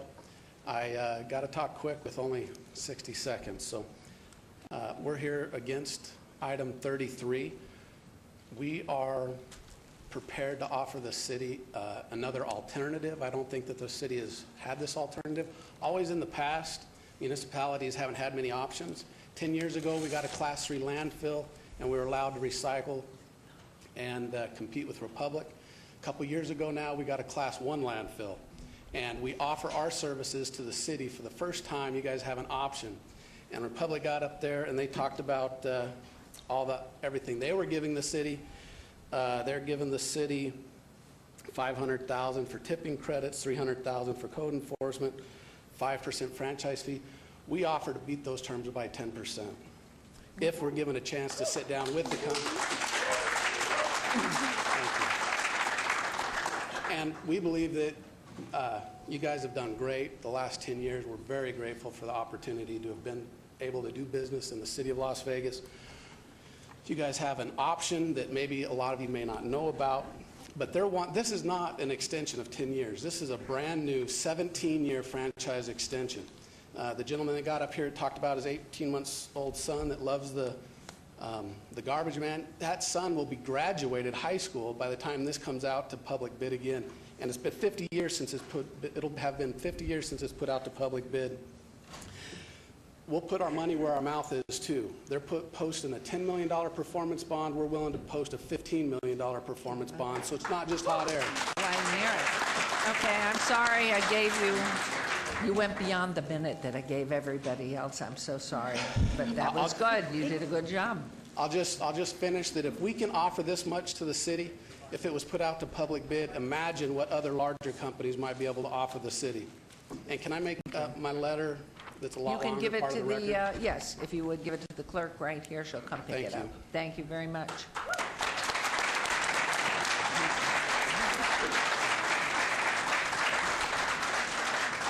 Hi, my name is Emma Collette.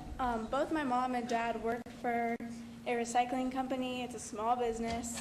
And all that I ask is that you guys consider the small businesses, their employees, and their families when you make the vote. There are many questions that are left unanswered, and there's no need to vote without having all of these answers yet. Thank you. Thank you. Hello, Jana Forsythe for the record. I'm sorry, what's your name again? Jana Forsythe for the record. I am a locally woman-owned small business, and I'm here against the extension, of course. I'm for open competition, and I think for better service, better rates, better jobs, and better retirement. Please do not trash me or open competition.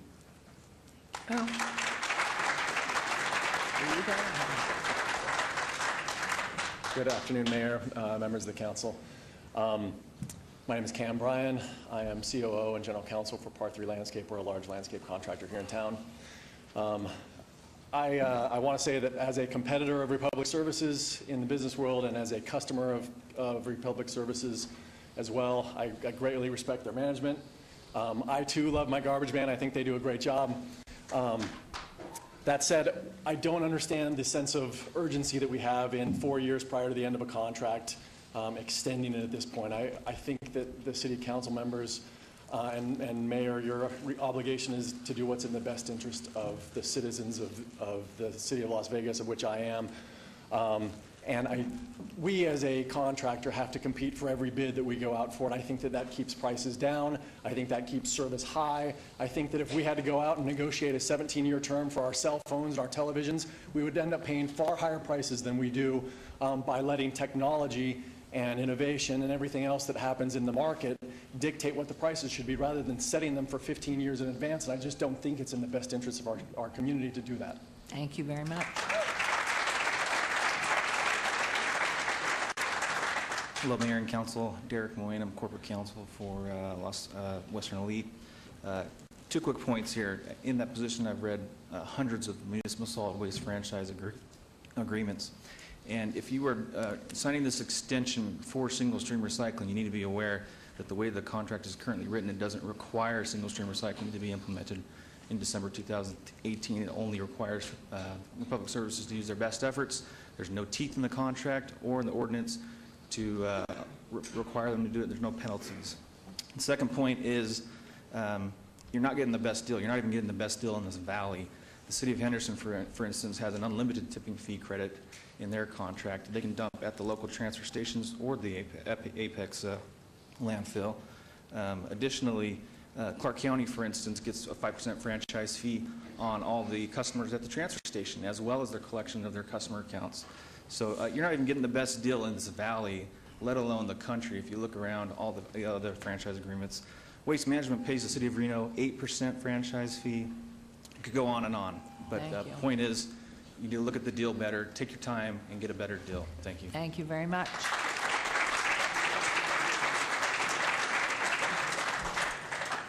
Hello, my name is Nick Martinez. I'm here on behalf of Simple Environmental. I am strongly opposed to the extension. If you look at it from purely a business look, you have to have competition. Otherwise, there's no inspiration to offer value. Small business and mid-sized business offer that value. So I'm hoping you rule against that. Thank you.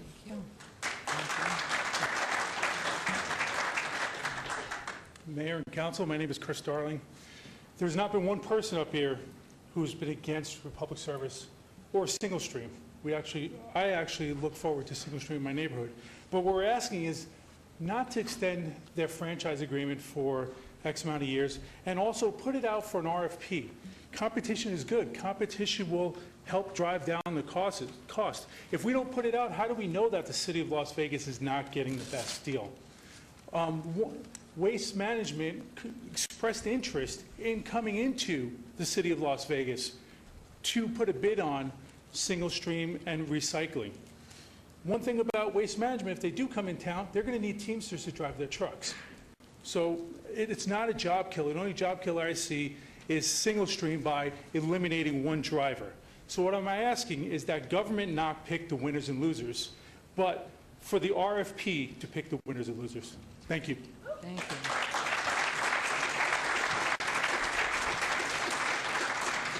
Good afternoon. My name is James Gardner. I'm a former employee of Western Elite. I was terminated due to trying to organize a union there. This is my proof right here. I pressed charges with the NRD. I won those charges.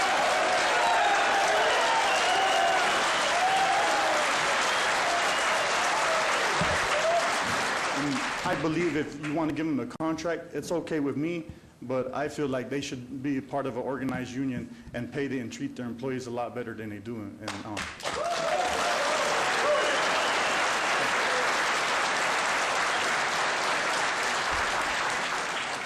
Hello, my name is Anthony Simeon. I'm a roll-off industrial driver for Republic Services.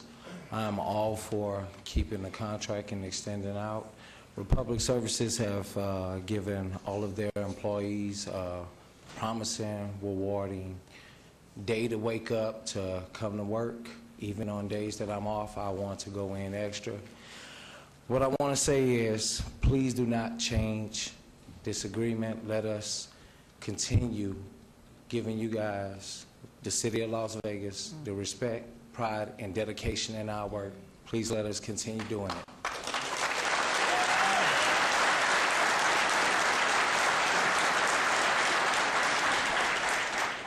Hello, my name is Vince Collette. I've been a resident here for 20 years, in the recycling business for over 30 years. So I've been around in California, where I've seen different options for recycling and so forth. So with this franchise agreement, it scares the hell out of me, quite frankly. The dual agreement, franchise agreement for landfill and the hauling, Republic owns their own exclusive hauling trash, along with they own their own rights to the landfill. So Republic makes more money by throwing the recyclables into the trash because it doesn't cost them much money to separate it. So you got to ask yourself, what, as a business, what incentive would you possibly have to recycle? So with that being said, I'd like to make, hopefully you guys will reconsider this. Thank you. Good afternoon. My name is Tommy Blitch. I am the principal officer of Teamsters Local 631. I get to represent these guys.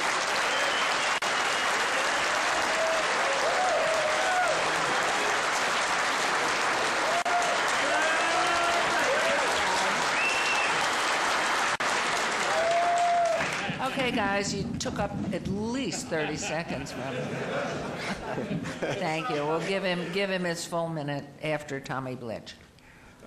I stand here today. We are in favor of an extension of the current franchise agreement with the city. When everybody comes up here and talks about RFP and putting things out to bid, forgetting one thing. You're putting their lives out to bid. You're putting their pensions out to bid. You're putting their health insurance out to bid. You're putting their retiree health insurance out to bid. These people here have been there for a long time. If we lost this bid, if this went out to RFP and Republic Service lost this bid, it's estimated that 300 people would lose their job at Republic Services. 300. On our current seniority list, that would lay off people who started after the year of 2007 to current. Thank you. Please don't put our livelihoods out to RFP. Don't put them out to bid. They do the job. Nobody can do the job better than them.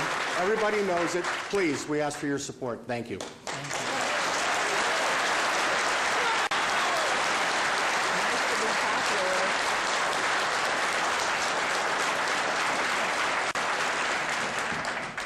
Hi, my name is Tony Salazar, representing Liberty Salvage Materials, a local recycler. We are opposed for the extension, and we are grateful for the single stream recycling. The reason why we're opposed, Republic Services, they do an excellent job. They're waste collection. They're not recyclers. That is their main business, is waste collection. So why in their contract is recycling together Why can't we just have them still collect and have a separate RFP for single-stream recycling collection? Thank you. Thank you. Good afternoon, Mayor and members of the council. My name is Jim Gibson. I'm the president of Western Elite. Mr. Mayor. Yes, only not here. However, I do have a nexus to this community. I was born a couple of blocks from here. The issues that we've heard discussed today are really significant. There are none of them that anyone should take lightly. We have people from all walks of life and all sides of this thing that have a lot at risk. One of the things that's happening right now, since we've been talking so much about recycling, and that's what we're really focused on here because of the single streaming, because that's the way the focus has been given to us. There is, right today, there is an effort by the Nevada legislature, and I won't say it's the most articulately done effort, but there is an effort right now that could mature into something that would make a difference for all of Nevadans and give guidance to local government. And it seems to me that it makes sense to let the state do some things that it ought to have done a long time ago to give clarity to this issue of recycling. They're working on a bill right now, and I submit to you that it makes sense to postpone any action just so that the state and the city can be coordinated. Am I finished with my minute? I didn't even want to say that. Since you were a mayor, I'm going to give you 30 extra seconds. Right. The other thing that I think is Only really 30. critical to us, it's critical to everybody who's here, and it's critical to you, and that is that this is not about these jobs. It's not about these jobs, except in the mind of the franchisee, because the move here has not really yielded significant improvement in recycling. It just hasn't. When you look at the weights of those blue-lidded bins, it's one thing. When you look at what is actually recycled, it's a completely different thing.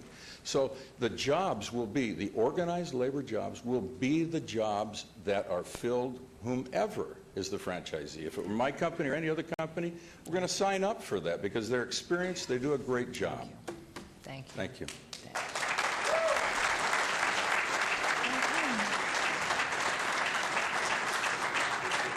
Anyone else? I'm going to close the public hearing then and turn this over to Councilman Barlow. Thank you, Mayor. You caught me with popcorn in my Mouthful mouth. of So popcorn. I apologize. Your Honor, if I could just Oh, interrupt excuse for a me moment. 1 second, Councilman. Yes. Because we have two things going on here. We have item number 40, which is the ordinance. We have item number 33, which is a franchise agreement. It's a recommendation or a suggestion that you take the ordinance first, which was the original plan, to discuss it, the amendments to it, vote on it, and then talk about the franchise agreement itself. Thank you. Very helpful. So that would be agenda item 40 first, and then agenda item 33 second. Yes, I do want to first start off, Mayor, if you don't mind, me complimenting staff for a job well done in relation to the ordinance. I know that there was a lot of concerns that have come in and lots of meetings that were had as it relates to the solid waste, and having the opportunity to expand that, I believe, has most definitely moved in the right direction. And so I don't have any concerns as it relates to the ordinance as it stands today because of the concerns that I had have been addressed within the ordinance. And so for that, I would move for approval of the ordinance as stand. Okay. There's a motion then to approve. the- That's the First Amendment with the changes to the two tables? Yes, that would be First Amendment with the changes in both tables. Thank you. Okay. And just to make it clear to the audience, just so it's clear to everybody who's watching this on TV and those in the audience, that this is to vote upon just what we want from this contract we're going to have. This is just the franchise. The ordinance. Ordinance, excuse me, the ordinance. Okay, this motion, please It's vote. not who gets it, it's just the ordinance. And Councilman Coffin and Councilwoman.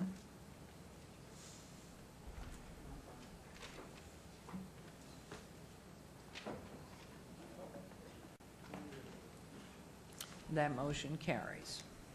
And now, Councilman Barlow, if you would, move on to agenda, or go backwards to agenda item 33. 33.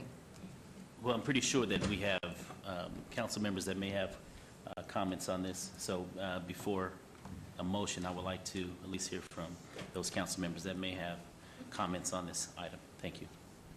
Thank you. Yes, go ahead, please. Thank you, Your Honor. Well, garbage is not a personal choice. This is not like choosing Apple, Android, or Windows for your daily routine. Garbage is a public health hazard. Maybe I'm sensitized to it because I'm one of our city's representatives to the Southern Nevada Board of Health.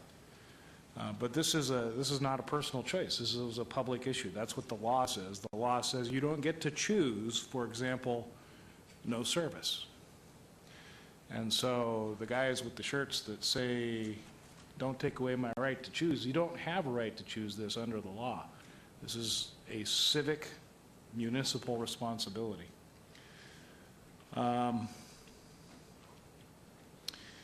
So the question was asked, without competition, without putting the contract out, how do we know this is the best possible deal?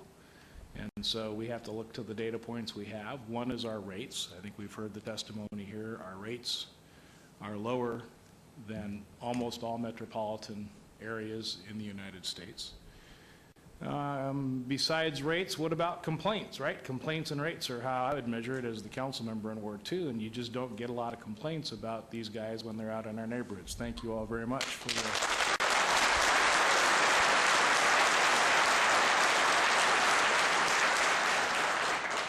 So as I contemplate this is not abnormal. You know, we do have some competitors in the construction area. That's a different kettle of fish, much less public health hazard. And so that is open to competition. But this is not at all abnormal. In most states, garbage removal, electricity, natural gas, water, sewer are all delivered under an exclusive franchise agreement. That's how government does this. We don't want 10 sets of trucks tearing up our roads, skipping every 10th house.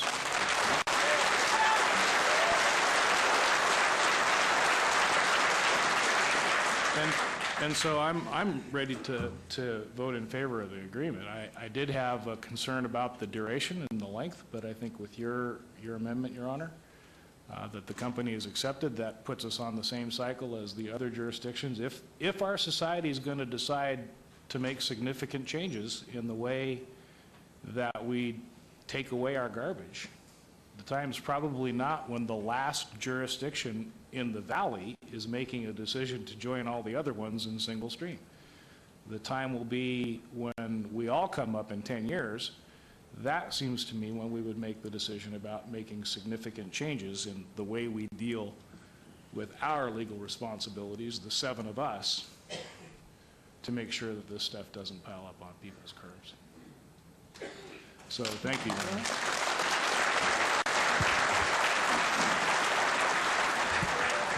Thank you, Mayor. Obviously, everybody's very passionate, whether you're on the competition side or whether you're on the Republic Services side. And it's been very helpful today, but I think I can speak for everybody up here. We've been kind of going through this for 3 months. I mean, I've met with I don't know how many people in my office. Scott C. Strand is a great man. I've talked to him a bunch of times about this. Republic Services, great people. I've talked to them a bunch of times. I've received emails, I've received phone calls, I've received just talking to people out in the street, and it's both sides. Some people want competition, some people want Republic Services. Everybody seems to be in agreement on the single stream, but you know, this is kind of where we're at today from where I see it. Clark County vetted this and gave the franchise to Republic Services and extended it. And I talked to a county commissioner that was there at the time, and he didn't remember any comments about competition. Henderson vetted this and extended the contract. no comments about competition. North Las Vegas extended this and vetted it, not a peep about competition. So when we get it, all of a sudden there's a big uproar about competition, and I'm wondering why that is, and I don't know. For some reason, it just came up today when we're going to discuss it. I have the Teamsters out here, these fine workers, and they're obviously concerned about, they're concerned about their jobs. And I look at Republic Services, and they've made quite an investment in this community. I mean, they've built the landfill in Clark County. They've built a massive recycle center in Clark County in North Las Vegas. They're ready to make further investments in these trucks and give financial incentives to the city of Las Vegas. And but we're asked to talk about competition. And really what this comes down to, and Councilman Beers mentioned it, it comes down to the price and the service. So I started thinking about the price, and it's about $14 a month. And I'm thinking as a resident here, my water bill's more expensive, my gas bill's more expensive, my electric bill's more expensive, my cable bill's 10 times more expensive. My landline phone is more expensive. My internet is more expensive. I can't imagine getting any cheaper than $14 a month. I mean, that's almost nothing. It really is. And the service, I can talk, you know, with two hats with the service. As a member of the City Council for the last 8 years, I can count on one hand the number of complaints that have called into my office for Republic Services. I just don't get them. I absolutely don't get them. And if I do get them, I call Jennifer Simich and Bob Coyle, and they're talking to that person the same day, and I don't get a call back. So, from a resident standpoint, I don't even, the only time I even think of trash is when I put it out on the curb. I put it out on the curb, somebody comes by, the only thing that's left is an empty can, and that's it. I don't have any complaints about Republic Services, so I know this is real passionate, but I just don't see any reason why we would not follow the other jurisdictions that have already approved this and not give it to the franchise of Republic Services. And I like the idea.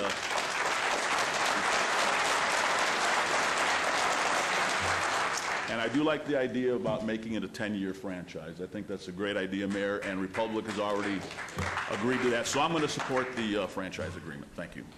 Thank you.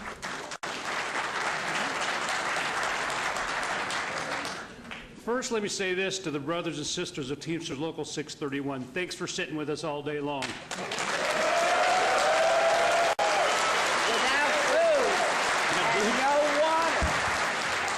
I hope you learned something. And to Republic Services, Tim, you're sitting down with our staff, and to Ms. Duddleston and Mr. Perigo for working some of these other issues out, and including some of those things were important to not only us as council members, but the employees that work for Republic Services. So there's not much more I can say, Your Honor, and I think we've been doing this much longer than 3 months. Mr. Perigo, we go back 6 years, I think, when we started talking about single-stream recycling and finally getting to this point. And you made a comment. You know, I always like the city of Las Vegas to be first. We're actually last. But I think we're doing it right. I think we're doing it in the right direction, the right way. So appreciate everybody's participation today as well. That's all I have, Your Honor.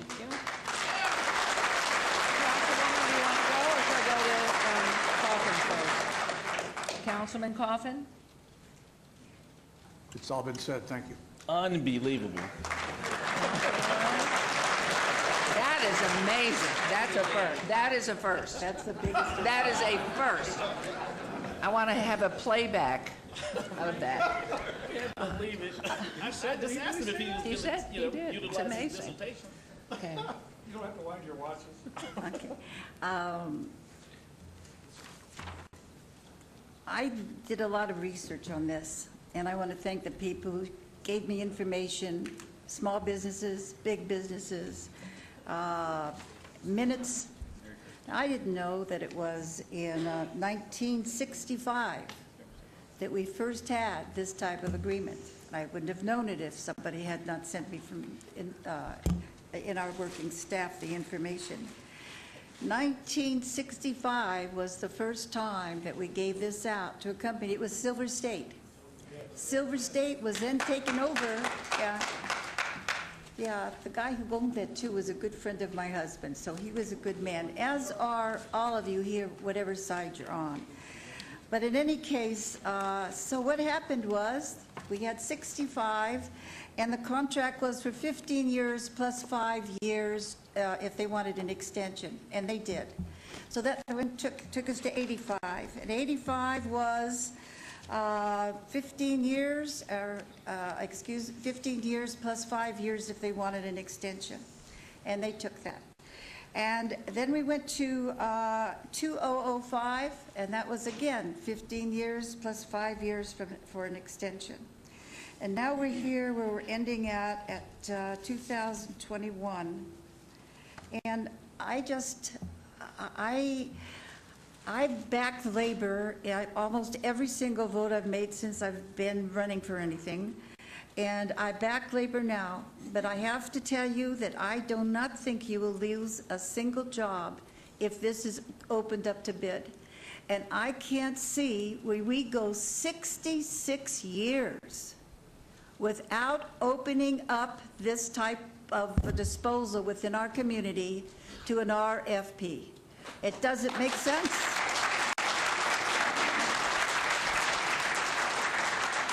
And this is a clear choice for me. I don't expect to win this. I think I told Republic how I thought, and I said I don't expect to win it.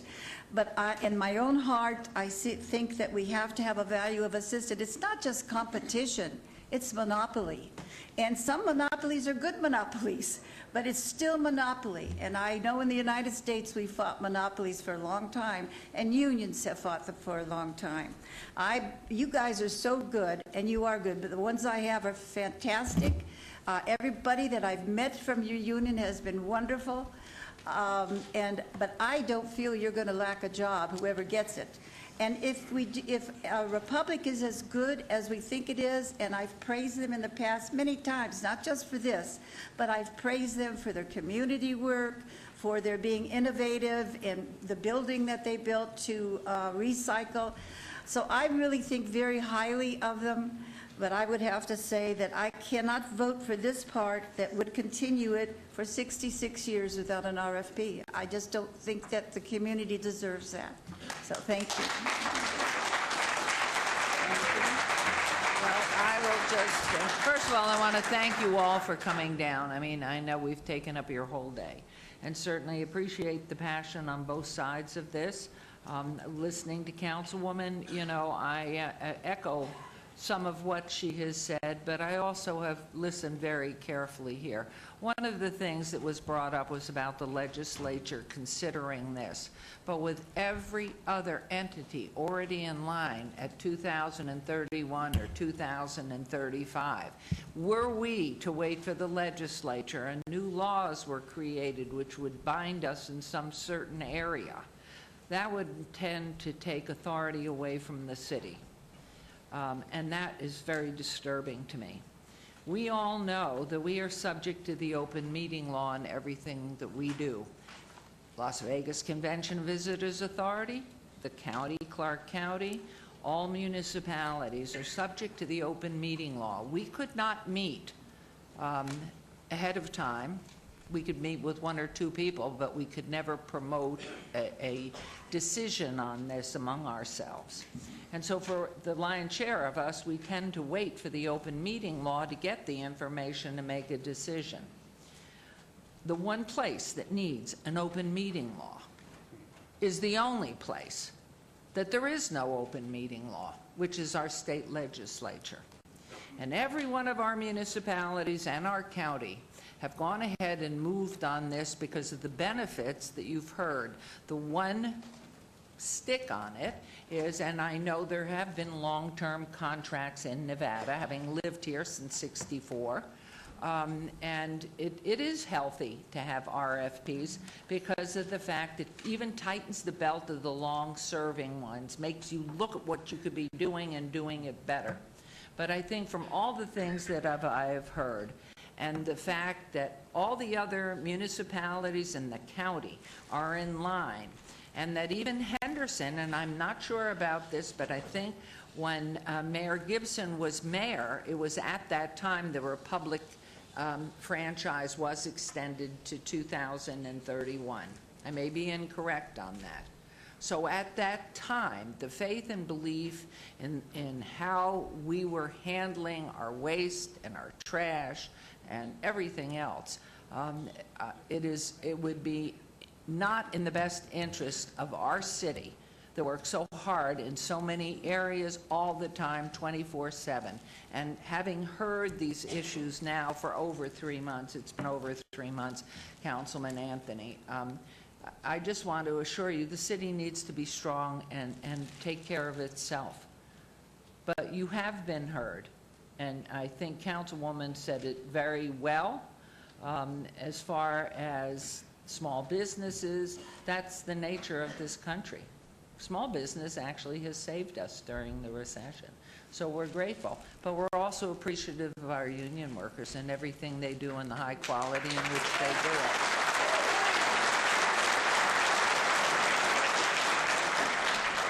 And sometimes you have a company, it's not broken. This is not a broken company. This is a good company. And when you see these comparisons in these numbers, it is amazing to me they're able to take care of all of us and do such a good job in doing it. So my main purpose here today is to thank each of you for coming down, expressing yourself so eloquently, for being so courteous and responsive to all of us sitting up here. We don't get that very often. And to thank you for those who move us every single day to keeping our streets clean and our trash and everything else picked up. And Councilman Beers was very modest. He not only sits on the Health Commission, he is the chairman. He's going to miss the meeting. You didn't hear that. Never mind. Councilman Barlow. Madam Mayor, could I just say something first? You know what the mayor just said, though, is very, very important, what you started saying, and that is some of the legislators want to take control if they don't agree with how we do things. And I don't know, no, you can't have it, because no government agency is closer to you than your city government. And that's why we take your calls, we try to answer them quickly, we try to do what's right. We care every single bit for the little guy. But the thing is that the legislature, when it disagrees with us, then passes a law that says we don't have control, they have control. And I just hope you all watch this very carefully, because when the control goes from the city, which is as close to you, up to where they seem to forget us once they come from here and go up to Carson City, when that happens, we're going to be hurt very badly. I just wanted to emphasize what you said. Councilman Barlow. Thank you, Mayor. First and foremost, I've been sitting here really listening and paying close detail to each and every one that came before us here today. And the theme that I picked up on is it's us against them, it's them against us. We're one community. It's not Republic versus the others, or the others versus Republic. This is a matter of trying to find, and I've heard this term before time and time again, it's about equitability. Having an opportunity to recognize that our community has grown in a major way since 1965 to the present. The fact that smaller businesses are continuing to increase to become mid-sized businesses, to grow into large corporations such as Republic Services. And so for that, when we're governing, we have to, as a council, identify how in fact we protect the small company how in fact we protect the mid-sized company to include the larger companies. I've been fortunate in the sense that I've had family members in the past, as well as currently, work for Republic Services, to include retiring from Teamsters. But I've also had family members that have worked and retired from the private sector and a lot of companies that are here today before us as well. So the decision that we're making here today is not always the easy decision, but a decision that we as leaders have to make in regards to the protection of the fabric and the continuous growth of our city. I've had an opportunity to visit with Lunis over the years. I've had an opportunity to visit with Western Elite. I've had an opportunity to visit with Republic Services, filtered phone calls from numerous constituents as well as business owners over the course of the last few months. And each one of your organizations are doing a wonderful job, and specifically in the areas of recycling, in order to reduce the carbon footprint and to become more energy efficient for the overall global perspective of what we're dealing with in relation to our global warming, which some don't believe exists. But I can assure you that what I've seen at Republic Services, at your recycling center, is amazing. What I've seen at Lunis in relation to what they're doing in their continuous growth of their recycling center is amazing. What I've seen at Western Elite is amazing.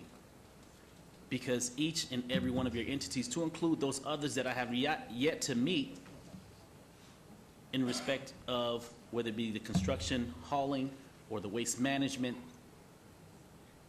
you all are doing something very unique, utilizing the latest technology in order to really improve the quality of life of all residents. So I don't want us to leave this room at odds, because we are one community at the end of the day. We all pay our taxes equally, and that's very important. Now, how do we move this item forward today?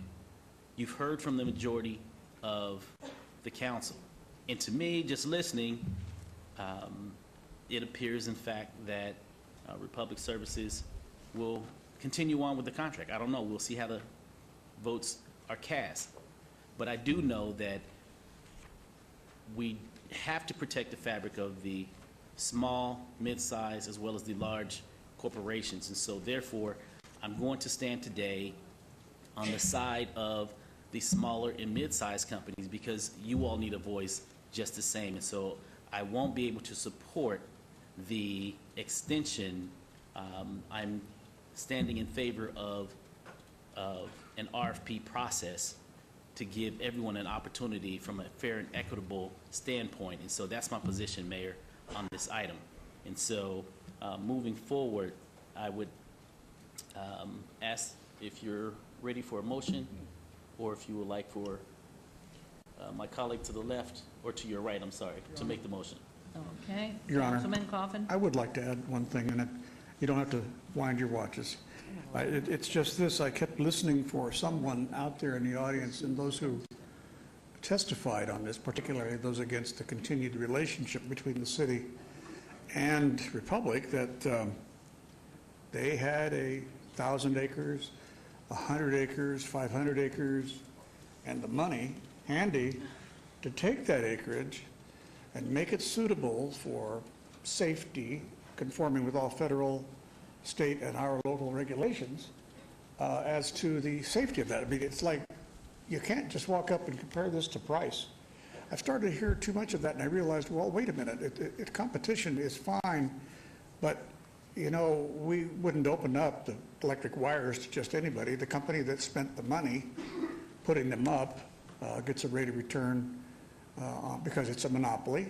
It's regulated, and this, in a sense, is regulated. I'm sorry, I thought I was going to be able to escape without speaking on this issue, but everybody has just focused on dollar amounts here, and they forget you got to invest some serious money in this business if you're going to have credibility.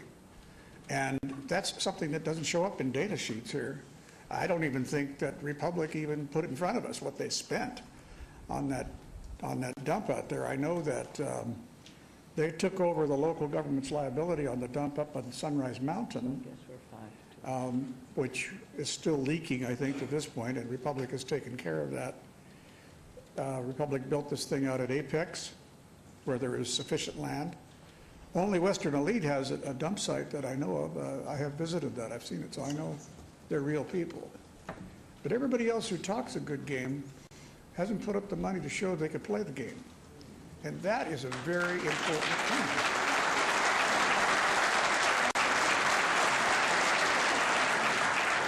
So we can't just recklessly say, well, we're in favor of competition, and mean well and pander to the newspaper and to anybody else that thinks that price is all there is on this. It is a terrible responsibility to just said, let's go out there.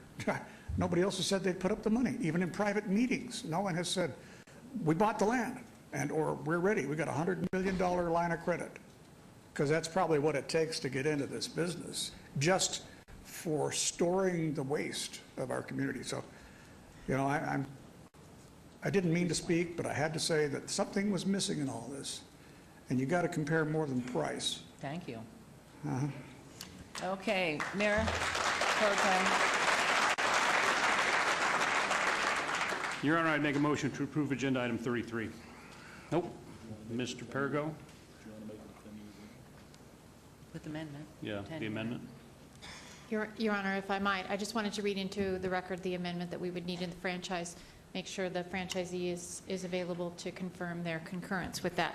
And that would be on page 4, section 2, line 3. In that section, there is a date currently reading June 30th, 2033. It would read June 30th, 2031. And in addition to clarify on page 7, the section 4C at the very beginning, to add the words beginning on July 1st, 2016, and that is to ensure that the $300,000 to offset code enforcement costs is paid during this current fiscal year. And then the corrections to remove the word audit. We both clarified that citations. section. It simply says for administration and compliance. So Okay. we would make sure that we would not put in your budgets for that funding to go towards any auditing. Thank you. And is that, I concur, Your Honor. That's fine. thank you. That's my motion with the amendments, Your Honor. Okay, so there is a motion to approve agenda item 33.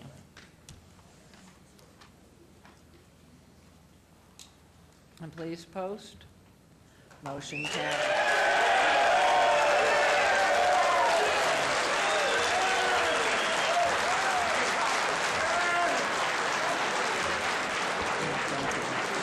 Thank you, Your Honor. Thank you, Mayor Pro Tem. Thank you for your support.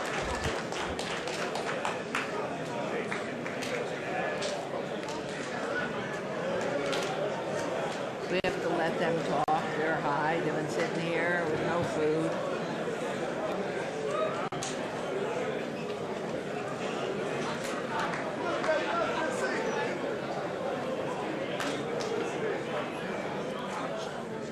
Okay, now.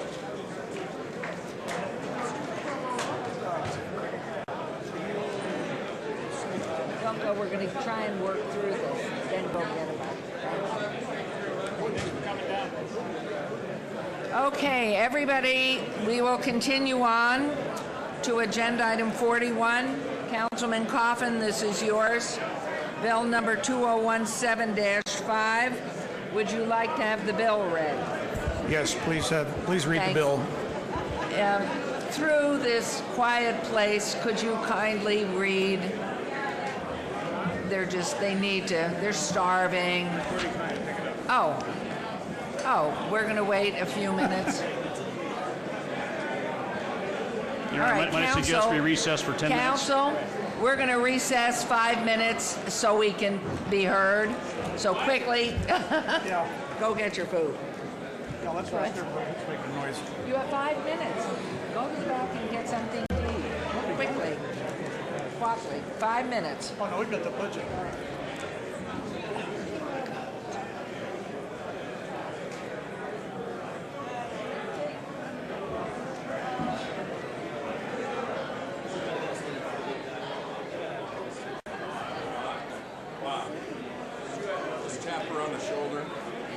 Carolyn?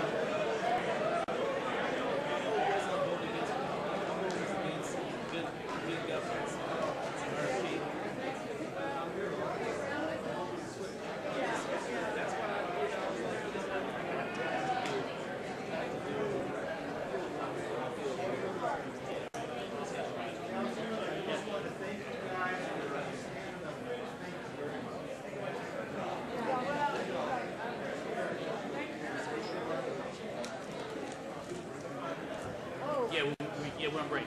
Yeah.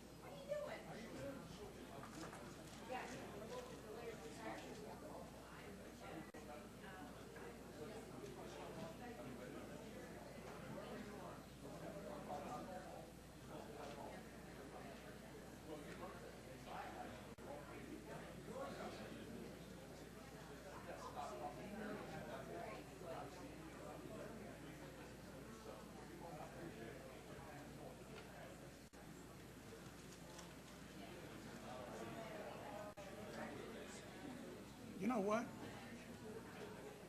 So, excuse me. So they asked me if I wanted the bill read. Thank you. I said yes. So he read it. I don't think she called for a vote on it. For the bill. Oh, wait. That was Bill. Oh, I'm talking about the 18B Arts District. Did we vote? No, we haven't stopped. So just make sure she doesn't move on to the next thing. Yeah. I'll just move for adoption and get it done. Huh? Oh, he didn't? Okay. Thanks. Thank you.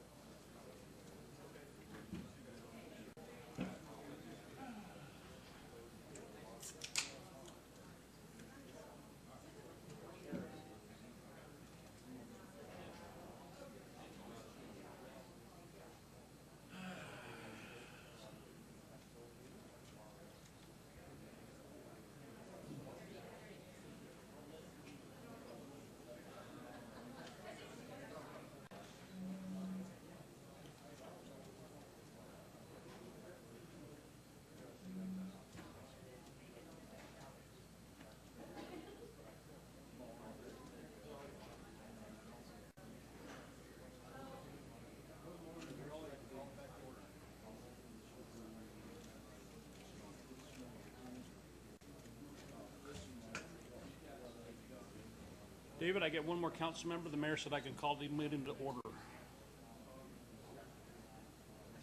If we start, we have to go back to where we were, too. We never did finish that motion.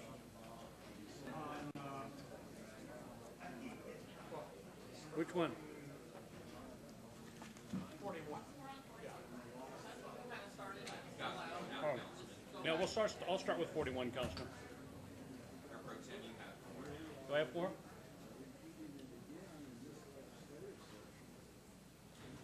I have 5. All right, the mayor has given me permission to reconvene this meeting once I have enough council members. So we have enough council members. You do. Call the meeting back to order.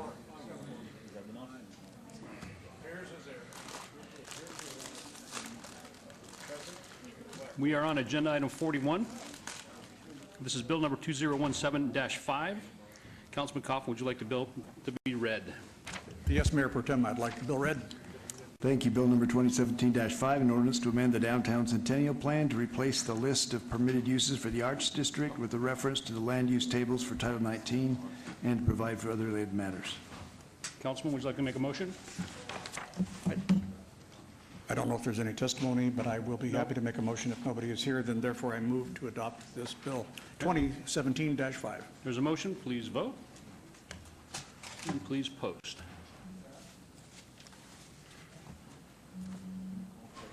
And that motion passes. We are now on agenda item 42. This is recommending committee. Bills eligible for adoption at a later meeting. Item number 42, bill number 2017-6 will be heard at a later meeting. We will move on to the new bills. Agenda item 43, these are new bills. Items 43 through 47, bills number 2017-7 through 2017-11 will be heard at the recommending committee meeting on Monday, April 17, 2017. City Attorney, would you please read the new bills? Yes, thank you. Bill number 2017-7, an ordinance to extend the boundaries of the city, particularly describe the land be annexed, to make its inhabitants subject to the laws, obligations, and benefits of the city, and to provide for other related matters. Bill number 2017-8, an ordinance to extend the boundaries of the city, particularly describe the land be annexed, to make its inhabitants subject to the laws, obligations, and benefits of the city, and to provide for other related matters. Bill number 2017-9, an ordinance to amend the Unified Development Code to allow clinics within the O Office Zoning District by means of special use permit and to provide for other related matters. Bill number 2017-10, an ordinance to amend the city's medical marijuana regulations in various respects, including adjusting limits on hours of operation, deleting certain product limitations, modifying disposal procedures, and creating a license for support businesses, revising dispensary fees, and providing for other related matters. And Bill number 2017-11, an ordinance to amend the Town Center Development Standards Manual to establish the Montecito land use designation and accompanying standards, and to provide for other related matters. Thank you, sir. Bills number 2017-7 through 2017-11 are assigned to the recommending committee members, Councilman Barlow, Councilman Anthony, Councilman Coffin, and if any so designated are unable to attend, the clerk's office will coordinate finding substitutes at the mayor's discretion. I think we're moving on to 50. Yes? This is agenda item number 50. This is EOT 68925. Applicant owner Park Bench LLC for possible action on a request for an extension of time of an approved site development plan review, SDR 57031, for a proposed 3,240 square foot restaurant with drive-through on .84 acres located at the northeast corner of Sahara Avenue and San Jose Avenue. This is C1 limited commercial zone. It is in Councilman Coffin's Ward 3. Staff recommends approval. This item is not a public hearing. This item is not a public hearing. Is the applicant present? The applicant is present. Mr. Garcia, you want to put your name on the record? George Garcia, 1055 Whitney Ranch Drive, Suite 210. Pleasure to be before you. Thank you, Mr. Perigo. Mayor Pro Tem, this is a first request for an extension of time. Everything's in order. Staff is recommending approval. Okay. Councilman Coffin. Your Honor, I move for approval of item 50. All right, there's a motion to approve agenda item 50. Please vote. And please post. Thank you very much. Ms. Fretwell, we are now on agenda item 31. Are we prepared for that? Should we wait for the mayor?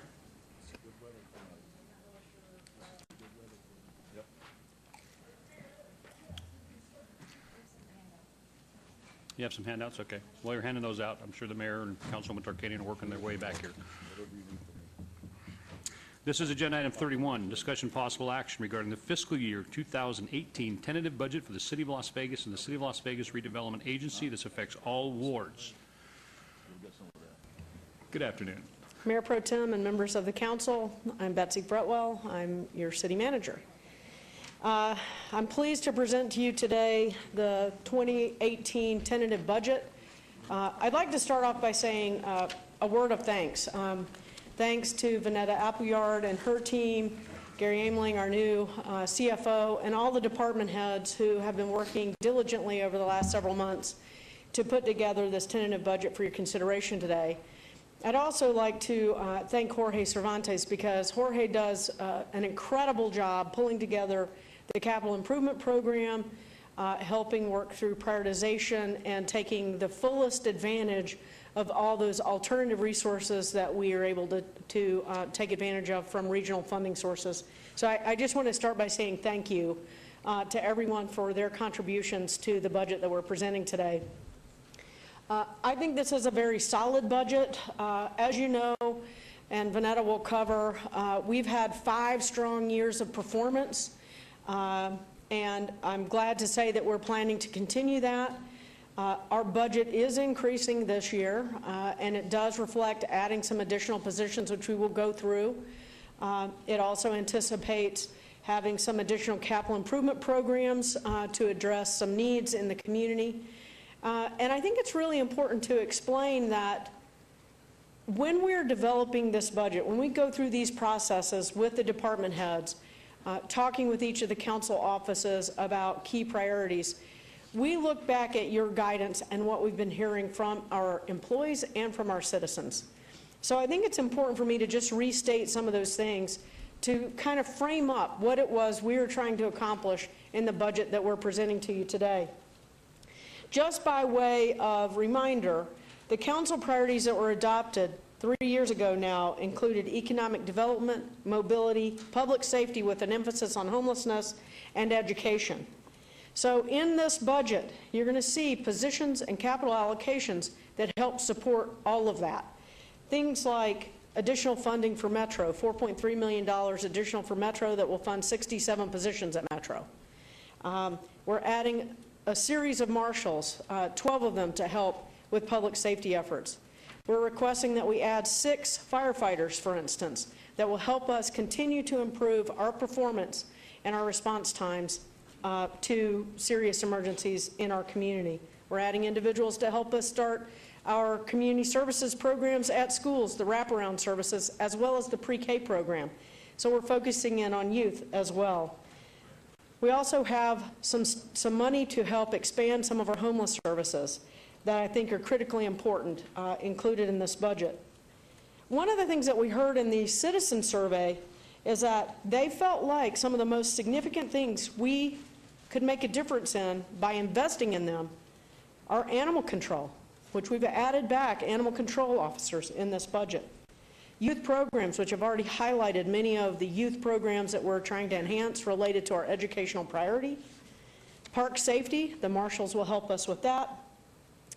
We also know that one of the lowest scoring areas that we have in our citizen survey is a place to raise children.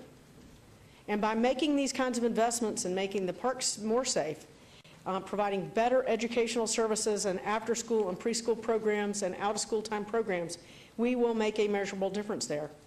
The other thing that the citizens told us they're interested in was sidewalks, trails, and safe ways to get to and from places outside of their car. So we also are investing heavily in our sidewalk replacement program, for instance, and adding additional resources to police the trails that we've already built, and we continue to build and add to our trail infrastructure. When we listen to our employees, the number one thing our employees tell us, is we don't have enough people. It's the worst scoring item on our employee survey. Only 39% think we have enough people to do the job that we're tasking them to do. So we're adding 61 people in this budget this year to help blunt that impact. And we're investing very heavily in technology, again, so that we can help automate what we can automate. We also heard very loud and clear that you all wanted our downtown to remain robust. And so, particularly in our capital plan and in our operating plan, we are going to be focusing in on those things that are key to the success of that downtown master plan, including medical district investments and Cashman Center investments, things like open space and adequate planning and development for our mixed-use hubs. So when you look at this budget today, when you hear all of the details that Vanetta and Gary and Jorge and others will contribute to the conversation, those are the things that we are trying to accomplish in this budget based on your feedback, citizen feedback, and employee feedback. I think it's critically important that we remember that those are the things that help drive some of these conversations. They help frame the recommendations that we make to you today. And we look forward to the conversation today about the things that we've accomplished, some of our challenges financially, and what we're trying to get done overall through this budget this year. You can see here that we have a pretty significant budget in the city of Las Vegas, a $1.3 billion budget. It's relatively flat over the last 3 years, but growing ever so slightly. Our population is certainly growing, as you can see in this slide, and our general fund program has been increasing fairly steadily over those same 3 years, up to what we're estimating today, about a $551 million general fund budget. That's our operating budget for the most part for the city of Las Vegas. Yes, sir, Councilman Barlow. Mayor Pro Tem? Betsy, that's a very good point in relation to the general fund budget increasing over year. Explain also how and why it's increasing year over year. Well, you've got a lot of things that are contributing to that. One, we've been expanding the size of the city. We've been annexing and growing. I mean, we added over 4,500 acres this year alone. So we've seen our population increase during this period of time, the people that we serve, as well as our acreage. We've taken on new duties. We started an entire new department this year, for instance, with the Youth Development and Social Innovation Department to begin more robust youth development activities. So a lot of things have changed. We've also continued to streamline our services, and we've expanded. We've been focusing in on transparent government and focusing in on technology. We've made major headway in the development services function on rolling out our M4 product so that people can do many of their transactions electronically, but also to create that transparency about how our development services are working. The economy's stronger. People are expecting more. Employment has improved. So there are a lot of things that are changing the demand spectrum, if you will, in our city. And so I would like to say that all of our revenues were keeping up with that demand. They're really not. We're fortunate that sales tax has recovered beyond where it was at its peak. So that's been excellent. But that's also one of our riskiest resources that we count on. It has the most impact of an economic downturn. And as Gary was mentioning to me earlier, you know, usually you see a little bit of a reset about every 5 to 8 years. We're about 5 to 8 years out from the last major reset we went through. So we have to be careful about making sure that we don't go too far too fast and stretch our resources beyond what we can sustain. And at the same time balance those demands to try and hit the highest priorities. Those that I talked about in my opening comments are probably the best way for us to frame up how we add back, where we add back, and when we add back. And you know, like I mentioned, with animal control, for instance, we're barely at a restoration point to pre-recession levels. And it's not because we haven't added people. I mean, we've added way more people. We were at around 600,000 just a few years ago. So you've seen a 40,000 person growth in our city. Those kinds of demands continue to build, and we're trying to respond with the right level of emphasis, with the right staffing, with the right infrastructure investment, with the right technology investment. It's kind of a balancing act, Councilman Barlow, and that's what we're trying to strike, a good balance here. What I'll do is I'll just wrap up by saying you can see that our staffing levels have increased, and Vanetta will cover later how that breaks out between public safety and non-public safety. I think it's important to recognize that our non-public safety is still well below our peak. Now, I've mentioned how we've been trying to adjust to that. We've been investing in technology. We've been doing things to try and right-size some of our processes and re-engineer them so that they're smarter, better, faster, less person-dependent. But we're still much lower than we were at the peak, by about 17%. So it's not a small amount. We're steadily improving that, and so you will see some non-public safety positions that are included in this budget to help continue to address the demands and the service needs outside of the departments of fire, public safety, and metro. So with that, I hope that that frames up the conversation, and what I'd like to do is turn it over to Vanetta and have her walk you through our year-to-date performance, talk about our revenues and our expenses, as well as some of the recommended expansions that we'd like to see included, and then what our next steps will be. We'll also talk about the redevelopment agency budget and our capital budget along the way. So with that, Mayor Pro Tem, I'd like to turn it over to Vanetta, and we're happy to answer questions as we go along or at the end once you see the whole picture, whatever is your pleasure. Thank you, Ms. Thank you very much. Ms. Appleyard, and we welcome the mayor back. Thank you. I'll just wait here. Okay. Thanks, Nancy. Vanetta Appleyard, Director of Finance. Good afternoon. The FY17 budget performance, what we did see this year was that our revenues did grow. We did have a $2.2 million increase over what we had budgeted. That is primarily in the area of consolidated tax. So we do know that consolidated tax is performing very well. On the CTAX side, on the other revenue sides, we were pretty much flat with where we were supposed to be with property tax. And then our other areas, license and franchise, we were pretty much even. So again, the CTAX was where we saw the most growth. On the expenditure side, we are experiencing cost underruns right now of $13.4 million. $9 million of that relates directly to staffing. We know that even though during this period of time that we added the additional staff last year of about 70 people, We know that there's turnover, people retiring, trying to get the right size for the fire department and all the other turnovers that are happening. So to that end, we wanted you to know that it's not for a lack of trying. We completed 232 recruitments in the calendar year, and in that recruitment, we hired 743 people.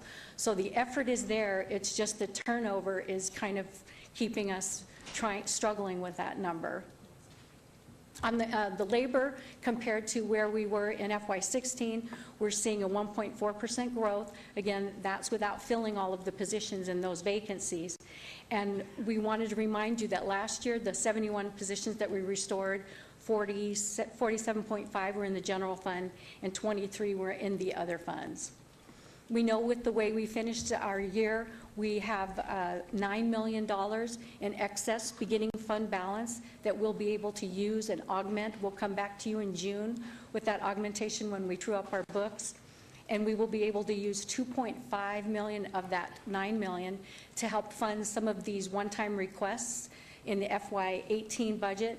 Plus, we will be able to give $6.5 million so that we can start doing something with the capital improvement plan that Jorge will talk about later in the presentation. So in a general summary way, the CTAX, we wanted to kind of frame how it's grown from FY08, which was not its peak, by the way, but from FY8 to 18, it's grown 18%. On the property tax side, we've seen FY8 to FY18, it's declined. It hasn't come back yet to where we were. It's 21% down. And then our other revenue sources, if you were to do the same period with all revenue, we've only shown a 5% growth in all revenue. And again, as Betsy emphasized, during the FY18 budget process, we were always looking to expand in the priority areas, and we will be filing the tentative budget at a $2.9 million deficit. So our revenues will be less than our expenditures. We plan to work on that between now and tentative. When we bring the tentative budget back, we really hope to have that gap much smaller, if not eliminated entirely. On the revenue side, we are showing an overall increase in FY18 of 2.6%. We're showing CTAX at 4.3%. Property tax, we're going to show a 4.3%. We know that the cap is at 2.6%, but because of the excess that we get when the tax roll gets placed and we have the supplemental report, we've had a trending that we know that that's going to be higher than that 2.6% cap. Can I pause you just for a moment with the mayor's permission? On the property tax increase at 4.3%, are we taking into consideration what the legislature might do with the formula in all of this, or? Yes? This does not. The rules are going to be the same. So this is just the 2% cap on commercial and residential, plus what we believe will be new product coming on for supplemental. Okay, thank you, Mayor. Thank you. On the license and franchise, we are seeing that we're only going to increase 1.7%. That's due to the trending that we're seeing right now. We know that the franchise fees are down. The utility costs are utility franchise particularly because they have reduced a lot of their costs. So we're not seeing that in our franchise fees. On the fines and charges for services, we're actually declining that by 2.7%. That's a direct effect of the North Las Vegas jail bed contract. We believe we're going to see a decrease of about $2 million in that line of business. We also know that we're going to be losing some one-time funding in this budget cycle. We no longer have the SAFER grant that funded fire, and we also will not be receiving the historical tax credit of 1.5 that we've been used to receiving. But with that, we know that the redevelopment agency is going to contribute $1.7 million to the general fund operations. That's to fund expenditures in the redevelopment area related to street maintenance and sewer sanitation kind of control, as well as they are supporting the Downtown Ranger program. Sure. I just want to make a clarification on the reduction in the fines and the fees for service stuff. Most of that's due to Metro relocating their prisoners. We're actually making a little more money off of the North Las Vegas agreement than we even anticipated because of their population staying in our jail. So I just wanted to clarify that for the record.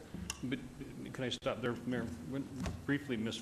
well, didn't we take that hit in the last budget cycle, though, from Metro moving their prisoners? It was about a half-year impact. Oh, okay. Thank you. And it'll be the full year this time. Yep. A full-year impact this time. Right. Thank you. With that, we wanted to show you how it lines up. So consolidated taxes, our biggest share at 54%, followed by the property tax. So that equates to 72%. We always like to show you that because those are the ones that are pretty much legislatively driven. And then the ones that we have more influence over is the license and franchise and the other category. On the expenditure side, what we're doing, we're seeing that when we compare ourselves to FY17, our budget's going to grow 3.6%. That includes the expansions that we are recommending in this tentative budget. When we compare to the estimate, obviously because of the underruns, we're showing our budget at 6.3% increase. It was just to show you that if we get all that staffing done and all of those other expenditures, we'll be at 6.3% increase. And we are looking to sustain programs in the expanded areas. And as you know, the program restorations and expansions is what we've tried to focus on as best we could with the priorities. All of this budget reflects the contractual obligations of all of our bargaining units. We do take a little bit of vacancy, a 3% vacancy for some of the larger departments. And with this, Metro will be, our share of Metro is increasing 3.1%. That's $4.3 million. In order to get there, Metro will be including $10 million of their fund balance for us to be there. If we had to do our contribution, we would have had an $8 million increase or about a 5.8% increase in the Metro budget. But with that, we'll be getting 47 civilian positions to help, as well as 67 new officers. And Metro is wanted those 67 officers because that'll maintain the ratio of 2 per 1,000 of population. Mayor? Thank you. Vanetta, what do we do moving forward? Because I know as a member of Fiscal Affairs for the Metropolitan Police Department, the 3.1% increase, which is approximately $4.3 million, I believe, from our general fund or the city's allocation that will be contributing. And as Metro has used $10 million of their fund balance, moving forward into the next couple fiscal cycles, when that fund balance no longer exists, how do we address or prepare for when Metro no longer has that, have the ability to contribute from the fund balance? Since we rely on our fund balance as well and we've established our reserves, we've actually been reserving for that in the fund balance as well. So when you look at that represents our expenditures as well. So where's that spelled out in our budget? When we look at the fund balance calculation at the end, you know, for Metro, the 20%, since Metro's part of our budget, we consider that part, our share of Metro is part of our fund balance reserve as well. Okay, I get it. Thank you. Thanks. So again, we'll be adding 61 positions. 47 will be in the general fund, and 14.5 will be in the other funds. When we look at the other funds, we look at them knowing that what expanded requests they're asking for or what expanded requests we are providing, it's because they've demonstrated they have enough revenue to cover those expenses. On the public safety and non-public safety side, we're adding 41 non-public safety, and we'll be adding 20 public safety positions. So the detail of the expansion in the general request is that we are adding 2 related to park and street rehab. That's in O&M, and it's directly going to be help that group be able to maintain the parks better. The city attorney needs some support staff. They have a new case management system coming in. It's a new software technology, so they've asked for support in that area. The Development Service Center, customer service support, as you know, that's one of our really critical areas, and to have someone down there being able to address people coming into that building and helping them go where they need to go is going to be much more customer service friendly, and that's part of our program. In the area of long-range planning support, we're adding 3 people. We know that that group is extremely busy with the downtown plan, with the medical district planning, and a lot of the arterial planning that we're doing. So we felt that that was also a need that needed to be addressed. On the youth development side, as Betsy had said, that's where the pre-K program and the youth services, we're adding 2 in the general fund to support that. The 10 public works project maintenance, these guys, when they work on their architectural management, the engineering management for all of the road work, all of the projects, and with the FRI 2 money that's coming in, we know that we need project managers out there to support that. So we felt that it was very important to gear up that area as well, so we could take advantage of that FRI 2 money. And the other thing to note with that is that about 67% of their costs can be billed back to the RTC and road and flood as they manage those projects. We'll also be adding the 6 firefighters. This is to help us be in compliance with the contract for the rovers, and it'll help reduce overtime, plus help us with our response time, as Betsy had mentioned. And in the park marshals area, we are adding 14 positions. 12 are officers, and there's 1 lieutenant and 1 sergeant to help with that program. I'm sorry.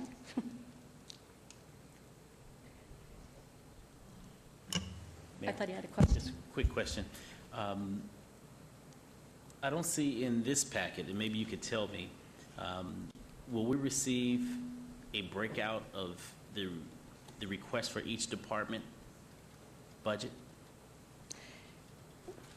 In briefings, I believe we provided that, but we will provide that again. We had a summary of each department, and it's expanded. Okay. Right. Is this our final, if I could follow up on the councilman's question, Your Honor. Is this our final look at the budget before we vote? This is tentative. So remember, after tentative, we filed that April 15th. Then we will work with you all and with the departments again and try to refine it and have better revenue estimates. And then we'll be able to file the final budget. We don't file. We'll come to you in May for that budget hearing, and then we'll file that June 1st. Okay, because I have a request in for data that we can cover now or at a later time in your presentation on the budget, not in the capital, but on the personnel, about the issue of marshals. Right. How much it would cost to add more marshals and so on. My recommendation is if we could get through the whole budget presentation, then you'll see the whole picture, and then maybe we can go as far as we need to on that part of the conversation. Anything else any of the council members would like to explore today? And then if we need to do some follow-up briefings prior to the final budget adoption, we're happy to do that. I think we have some of the answers that you asked for today, Councilman Coffin, but there may be other things that people are interested in exploring. It might be helpful to see the whole picture before we delve into one particular Well, at the end of the budget briefing today, then you can tell us more, because I know you're looking for answers. We've got probably about 5 or 6 more slides to go through, Yeah. and so it might be helpful to get through the whole Fair enough. presentation, and then we can work through each of the particular issues you'd like to know more about, Thank if that you. works. Fair enough. And again, we'll be putting 4 animal control officers, as Betsy mentioned, in response to the survey. And there's 4 support services. That's in the area of HR, finance, and also, area of HR, finance, and grants. We want to try to see what we can capture on the grant side as well to start funding some more programs. One of the things that when we looked at the general fund, the actual expanded request for the general fund was $22 million that was submitted by all the departments. We were able to fund 14.5 of that. 2.4 of that is the one-time money, but this budget does reflect $12.1 million in additional expenditures from what we had before. In the other funds, and again, when we look at the other funds, we know that when they submit their budgets, they also tell us that they have the revenue, and we look and see that they do have the revenue to afford these positions. With that, there are 4 positions being added to the storm drain support. This is also going to help us in the downtown area as well as in the other areas to keep all of that cleaned so that it won't start causing problems in the drainage systems. The 2 in sanitation, they also needed an engineer as well as a materials tech. And then we also have added a sanitation database administrator. That's really directly related to Project Eddie. Since we're putting so much money in technology there, we know we need some care and feeding, and having that investment in a person administrator is going to help greatly. On the building and safety side, they're adding a special inspector auditor, and they have a plans examiner that's part-time. They would like to take that to full-time, and they feel that will help them with the workload that they have. And on the parking support side, there's administratively 2 positions being added. This is going to help with the special events as well as the volume of the parking lot monitoring that they're doing right now. In the internal service funds, we're adding 3 information technology support. This is, again, with all the investment in technology, the internal service fund needs some help. Michael needs some help to support that. And on SafeKey, we're adding a management analyst. So again, this is directly related to the SafeKey program and the youth development program that we're embarking on. So this is our full-time employment history. We went back to FY08, and we wanted to show you how we looked between public safety and non-public safety. Red representing public safety and blue being non-public safety. In the non-public safety area, we are still below our FY08 level, and that's about 17%. In the public safety area, we're slightly higher. We're about 6% higher during this period of time. And that includes fire and detention.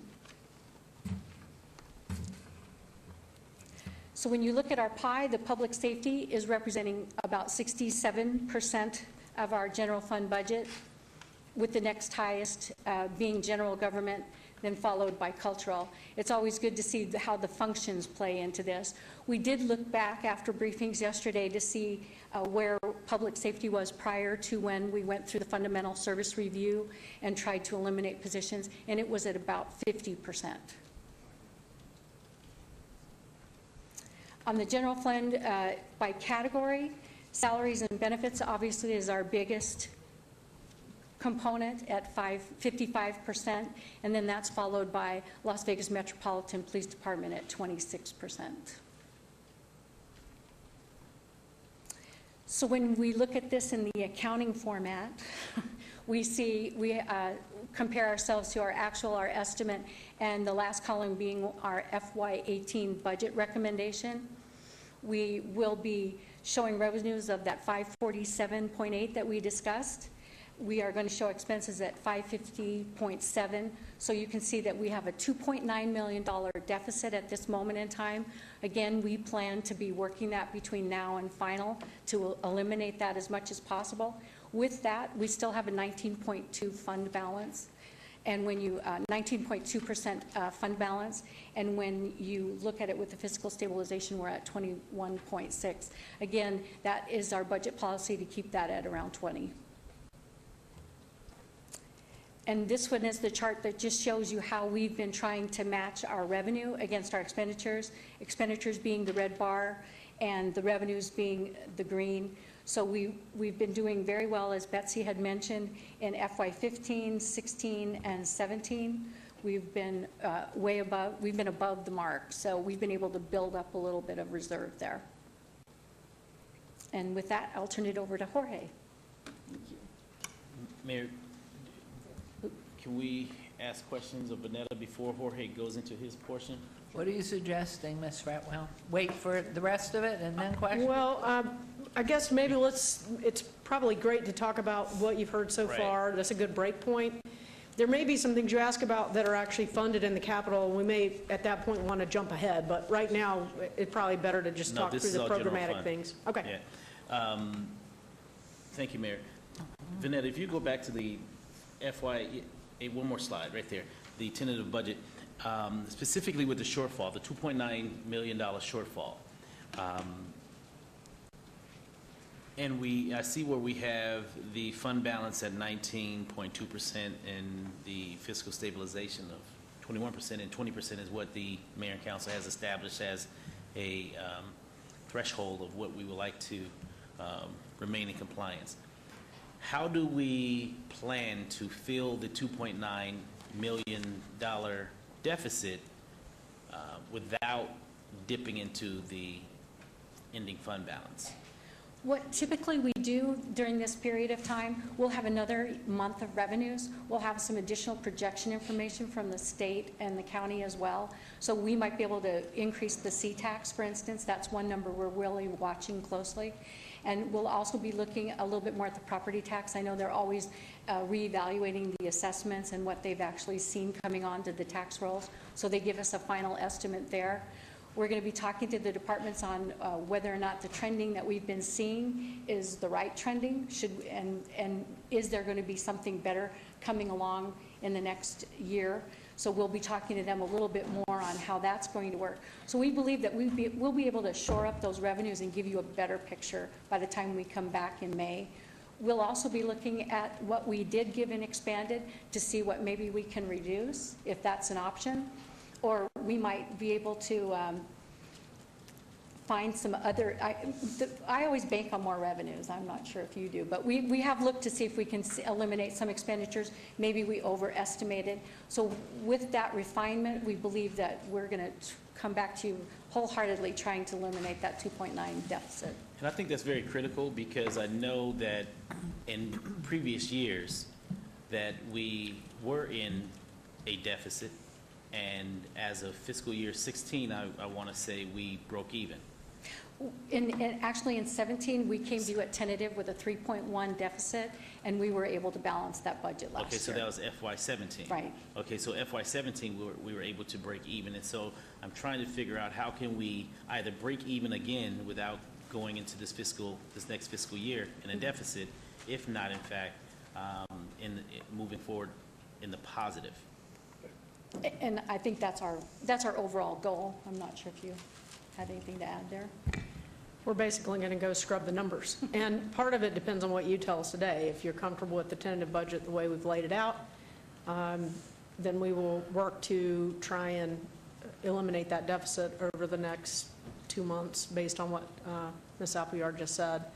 If there are additions, then we will have to do different things to address that. And just by way of reminder, I know this was something particularly interesting to you, Councilman Barlow, that in our budget policies, we do aspire to have that 20% in fund balance to be able to help us weather those storms. And it actually is looked upon very favorably by the bond raters. That's what's been able to keep our bond rating very high, and I think we are all proud of that. It makes our cost of borrowing much more affordable. Not every city's in that boat.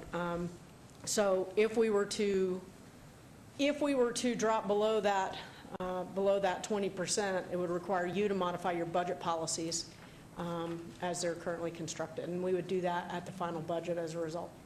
Right, and that's why I'm asking the question in relation to how can we redefine, or, for example, and to use your terms, go and scrub some of the other budgets to make sure that those numbers are true, and if not, basically try to eliminate that 2.9 as best as possible in order to clear that threshold. We hear you loud and clear, and we'd like to achieve that as well between now and final. Okay. Your Honor. Please. The last couple of years, we've actually underspent our budgets, by a certain amount of money, I forget. We've augmented, we've actually added to the budget in mid-year because we had underspent. So, for example, there is a good chance, looking at the 2.9 shortfall here, that in fact it will not be. This is predictable, almost like clockwork, because you still want to save as you go along during the year. And we'll end up with a surplus, or certainly a shortfall a lot less than 2.9 million. I think that's just about, you can about take that to the bank. So it isn't as bad as that red number looks.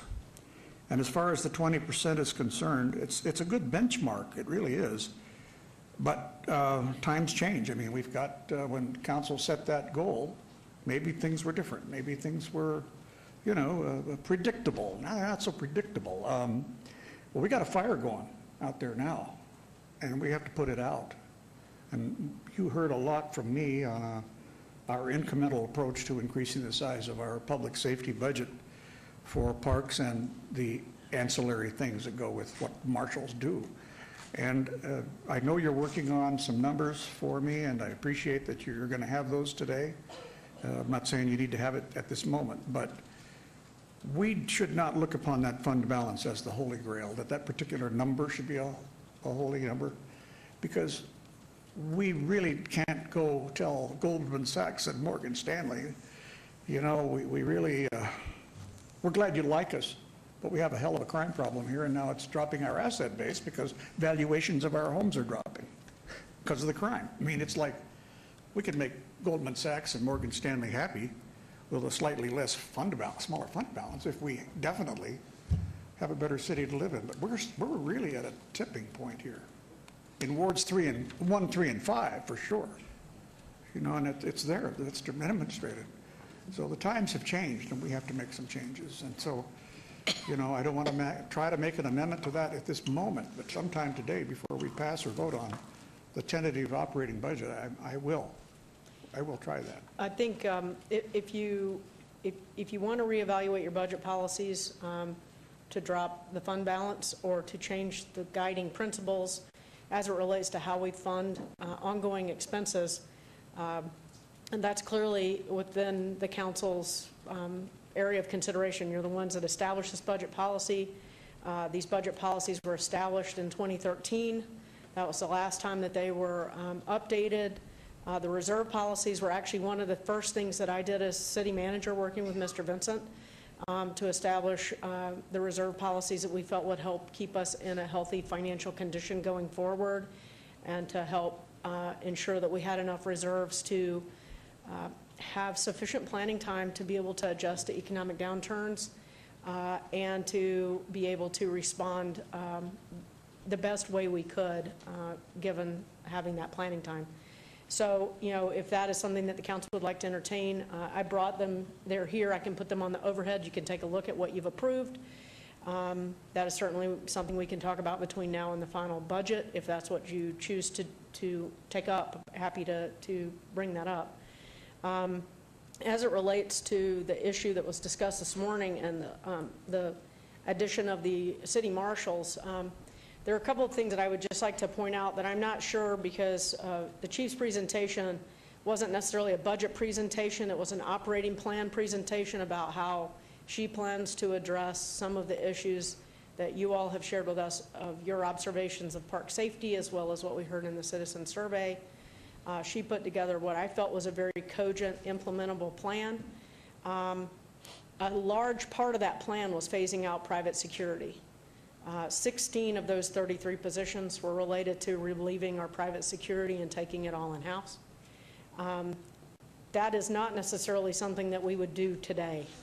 In fact, in this budget, we've made accommodations to try and plus up the use of that private security while we come together with an overall security plan to phase out private security. So frankly, we're not really ready for those 16 positions to be added to the budget today. And I don't want to speak for the chief, but she can come up here and tell us whether or not relieving that private security is her highest priority. When we took under advisement her request for positions, given what we knew at the time, we actually asked her to augment her request for marshals, which she did, which I greatly appreciated, to be able to give you all a full sense of the need, so that as we work on this implementation plan, it would be something understandable in future allocations. But I do think it's important to say that with the positions that we're recommending today, the difference between what the chief asked for, fully loaded for just the park dignitary protection and all those other things, not replacing private security, there's a difference of 5 FTEs, 5. So each of those FTEs cost about $150 or $200? No, 200. Not a new position. So whatever, let's say it's about 100, all right? I think you're probably being sweet. Let's say it's 100, but it'll be a little more than that. That's a $500,000 impact. So your 2.9 went to, 3.4. If that's your desire to add those 5 back and tell us to go scrub the numbers and try and get rid of some other positions, we'll certainly do that. Well, wait a minute, if I could interrupt you. because the flow is okay, if you don't mind. Yeah, sure, sure. Well, no one has asked you to get rid of any other positions. No one has asked you, I haven't anyway, saying that you've overfunded some other department. No, No, I'm just saying if we want to try and have a balanced budget and not, if the revenue numbers don't improve, then there's only one other way to get to the balanced budget that Councilman Barlow asked us about, which is to try and, mitigate some costs somewhere else in the budget. That's our normal process between now and the end.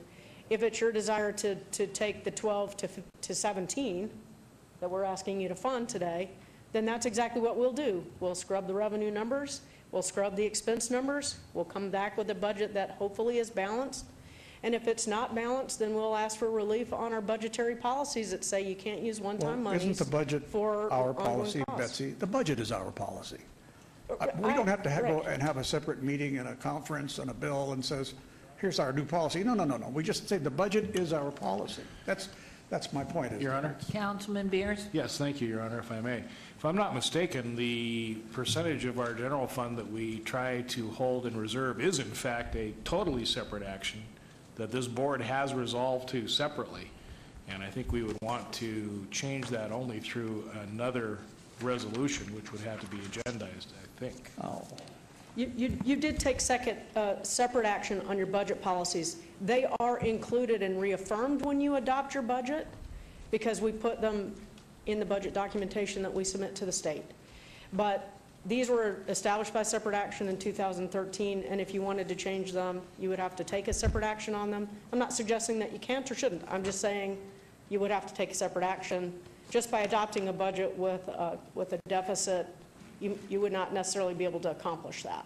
Particularly if we're using what might be interpreted as one-time money for ongoing expenses because you have a specific line in this budget policy that says you really shouldn't do that. So it's just procedural, but it's an important procedure.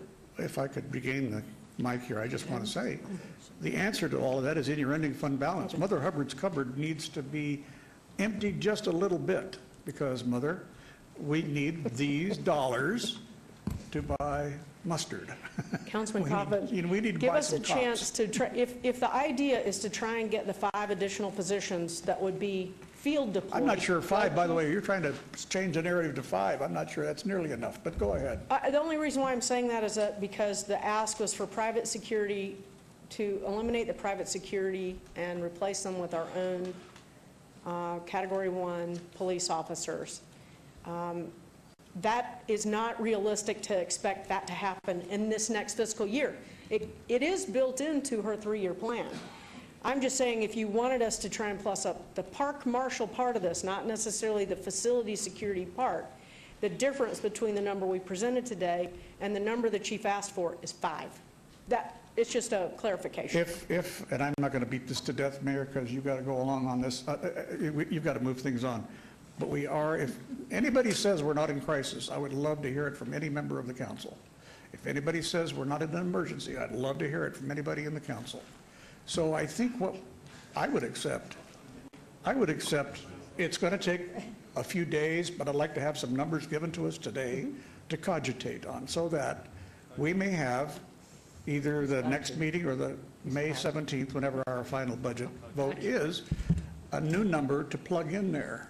And a realistic number, not one that's just, dressing, not one that's just lipstick on the pig, but really something that we can do.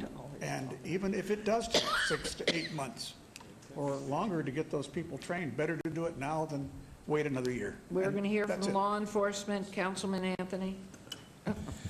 Yeah, I just want to remind everybody, and help me out with this, Betsy, we're ramping up Metro's budget. Metro is hiring like crazy right now. They're running back-to-back academies for the next 2 years, and it's not like they're not out there fighting crime. And if there's calls in a park in the city of Las Vegas, they're going to handle them. They're not necessarily in there all the time, but they're going to handle calls in there. So it's not like nobody else is doing any other policing in the city of Las Vegas. There's lots of other folks that are looking at this. I think, Councilman Anthony, your point is well taken. We are going to be investing another $4.3 million into Metro. They are going to be adding, in addition to the More Cops and the Crime Prevention Act individuals, They're going to be adding another 67 positions. This was a request by Fiscal Affairs to try and get the sheriff to a standard of 2 cops per 1,000. That number achieves that. And one of the things that I've talked with the sheriff about, and I think Councilman Coffin, it's not related to the park security issue, but just in general, that affords him the opportunity to keep up the neighborhood enhancement teams that we started last summer, particularly on the east side. He also has committed to adding 2 to 4 additional support people in the FSE area above and beyond the Crime Prevention Act individuals, the 8 to 10 that will be assigned to the Fremont Street area, that corridor that was put into state law. So I think what's going to happen, and I'm happy to chat some more at length with the sheriff about this, is that intense policing that's going to be happening in the downtown is also going to be able to help provide some relief to all of the other areas of the downtown area command, the Bolden area command, and the East area command, where we could have some better coverage because people aren't being drawn into downtown quite as frequently from their regular beats. Some of that's going to take some time to see too, by the way, but just on a general policing, from a general policing standpoint, a lot of these investments are going to make a big difference, a measurable difference in our city. But as you said, we've got to get the people trained and hired and ready to hit the field. And that takes a little bit of time, but the sheriff's running academies every month or 2 right now. And so that takes 2 years to get somebody right. up to speed, so. So it's a long process. And I do want to say this, that we've already authorized 6 positions to go into the July Southern Nevada Law Enforcement Academy so that we could get the marshals out in the field much faster than our normal lead-in time. So of those 12 that you see, 6 are already going to be in the July Academy. So we don't lose that 12 to 18-month lead time that we normally do. So we are sensitive to the demands and some of the things that you're hearing and the crisis that Councilman Coffin is speaking to. We're trying to get caught up as quickly as we can, but still have adequately trained people. So there is a throughput issue. I will say that. There is a throughput issue as far as getting people trained and out in the field. And over the last couple of years, we've invested heavily in the Department of Public Safety. We added approximately 10% to their budget last year, most of which went into corrections. We expanded corrections. We added an isolation unit. We had to add the right bodies for that.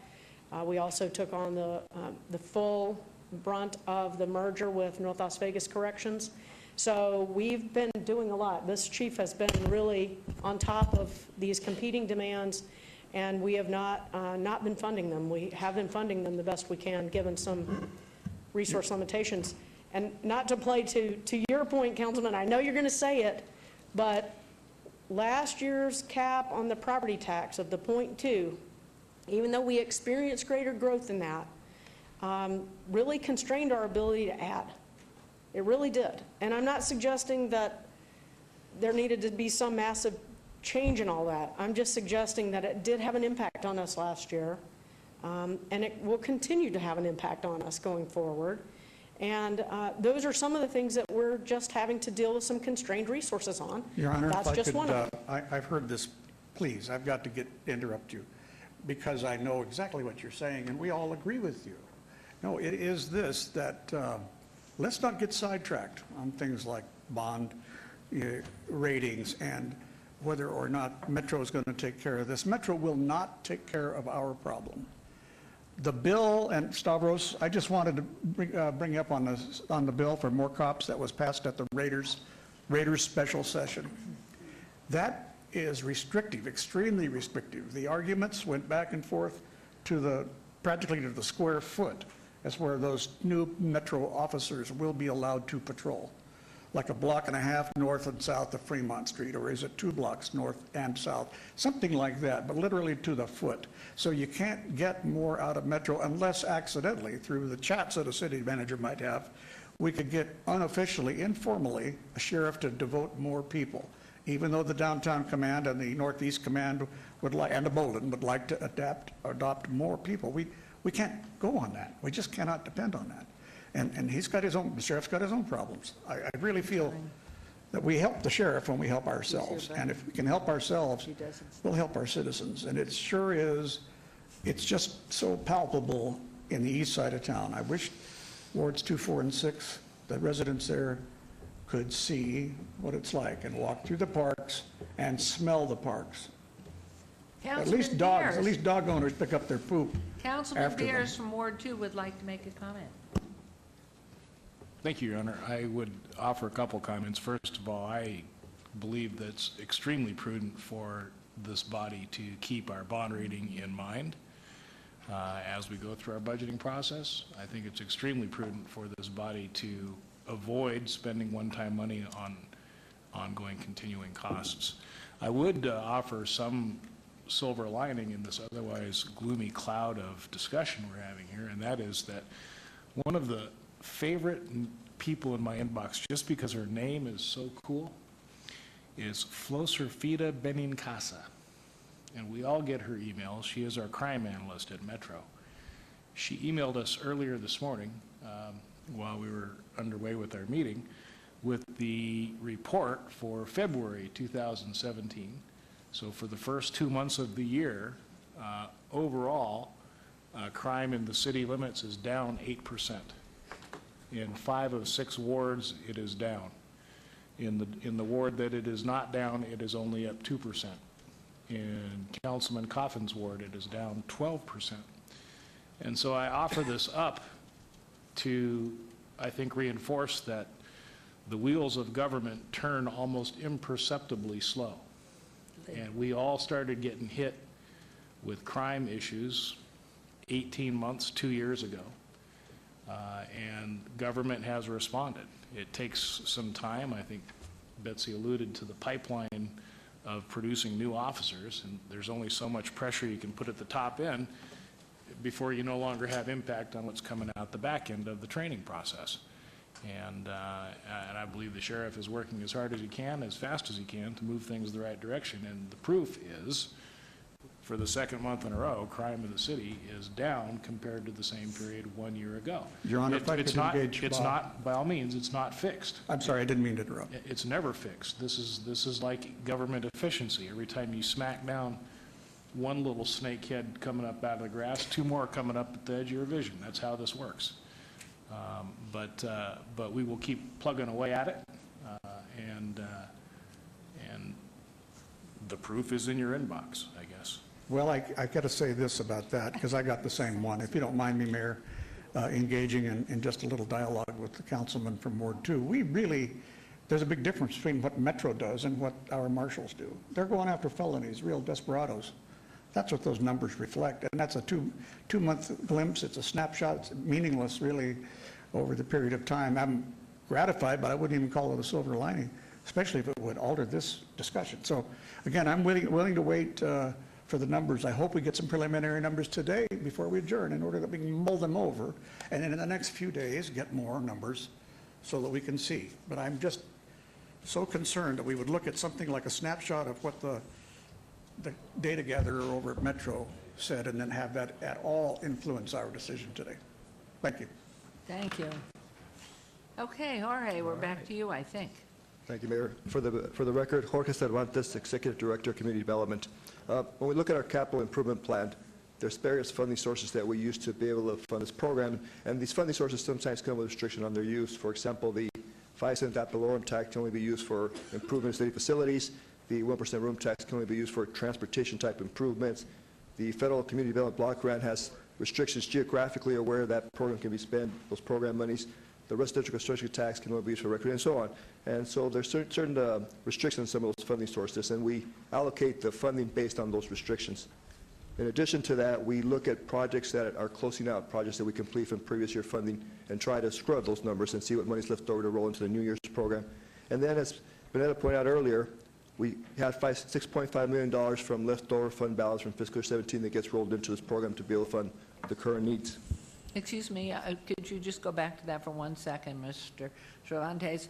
The CDBG block grant program, is that from last year? I mean, going forward, I know this administration's going to be cutting, or is this projected? This is projected, Mayor. It goes under the federal fiscal year, which starts November 1st. They're anticipating about $1,050,000 this year.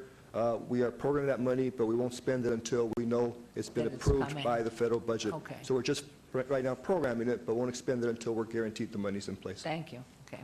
Please continue.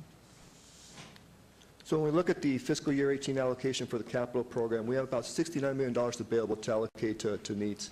Now, this doesn't include the funding that we get from some of our regional partners like the Regional Transportation Commission, Regional Flood Control. Those monies are appropriated by those boards, and some of you sit on those boards and appropriate those fundings. We roll those fundings into our program in addition to the money that we have the ability to program. So when you look at that funding source in totality, our 5-year capital program is still about $1.1 billion, and so a bulk of that's outside regional money. Another question on the NDOT allocation and moving ahead with the plans that may come afoot to take care of the needs of the Raider Stadium. Are any of our already planned and funded NDOT projects at risk as they reprioritize, as NDOT reprioritizes? So, Mayor, NDOT hasn't come out officially saying which projects are getting reprioritized. We do know that within the 20-year transportation program, which all the projects are programmed for, there are several projects that are within the downtown area.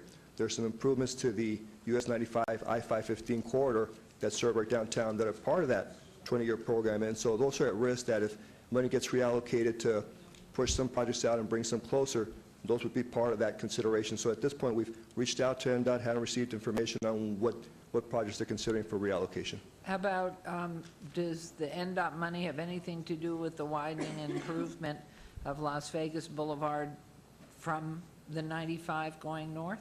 No, we're using some of the fuel revenue indexing, some of the RTC gas tax money for that. There is no NDOT money associated with it, so that project's not at risk. Okay, thank you. And so just some major categories where we've allocated money this year. We've got some going toward a parking garage. We're looking at issuing a revenue bond out of the Parking Enterprise District to build a garage somewhere downtown. The location still to be determined based on the greatest location for a need. We're looking at some money going to public safety, $17.1 million toward that. And those are some of the major categories you see there that we're allocating some of the funding. Some of the major things that we're allocating money to is we're looking at the replacement of Fire Station 3. This fire station that's near the intersection of Bonanza and Washington, one of our oldest fire station, and I'm sorry, Rancho and Washington.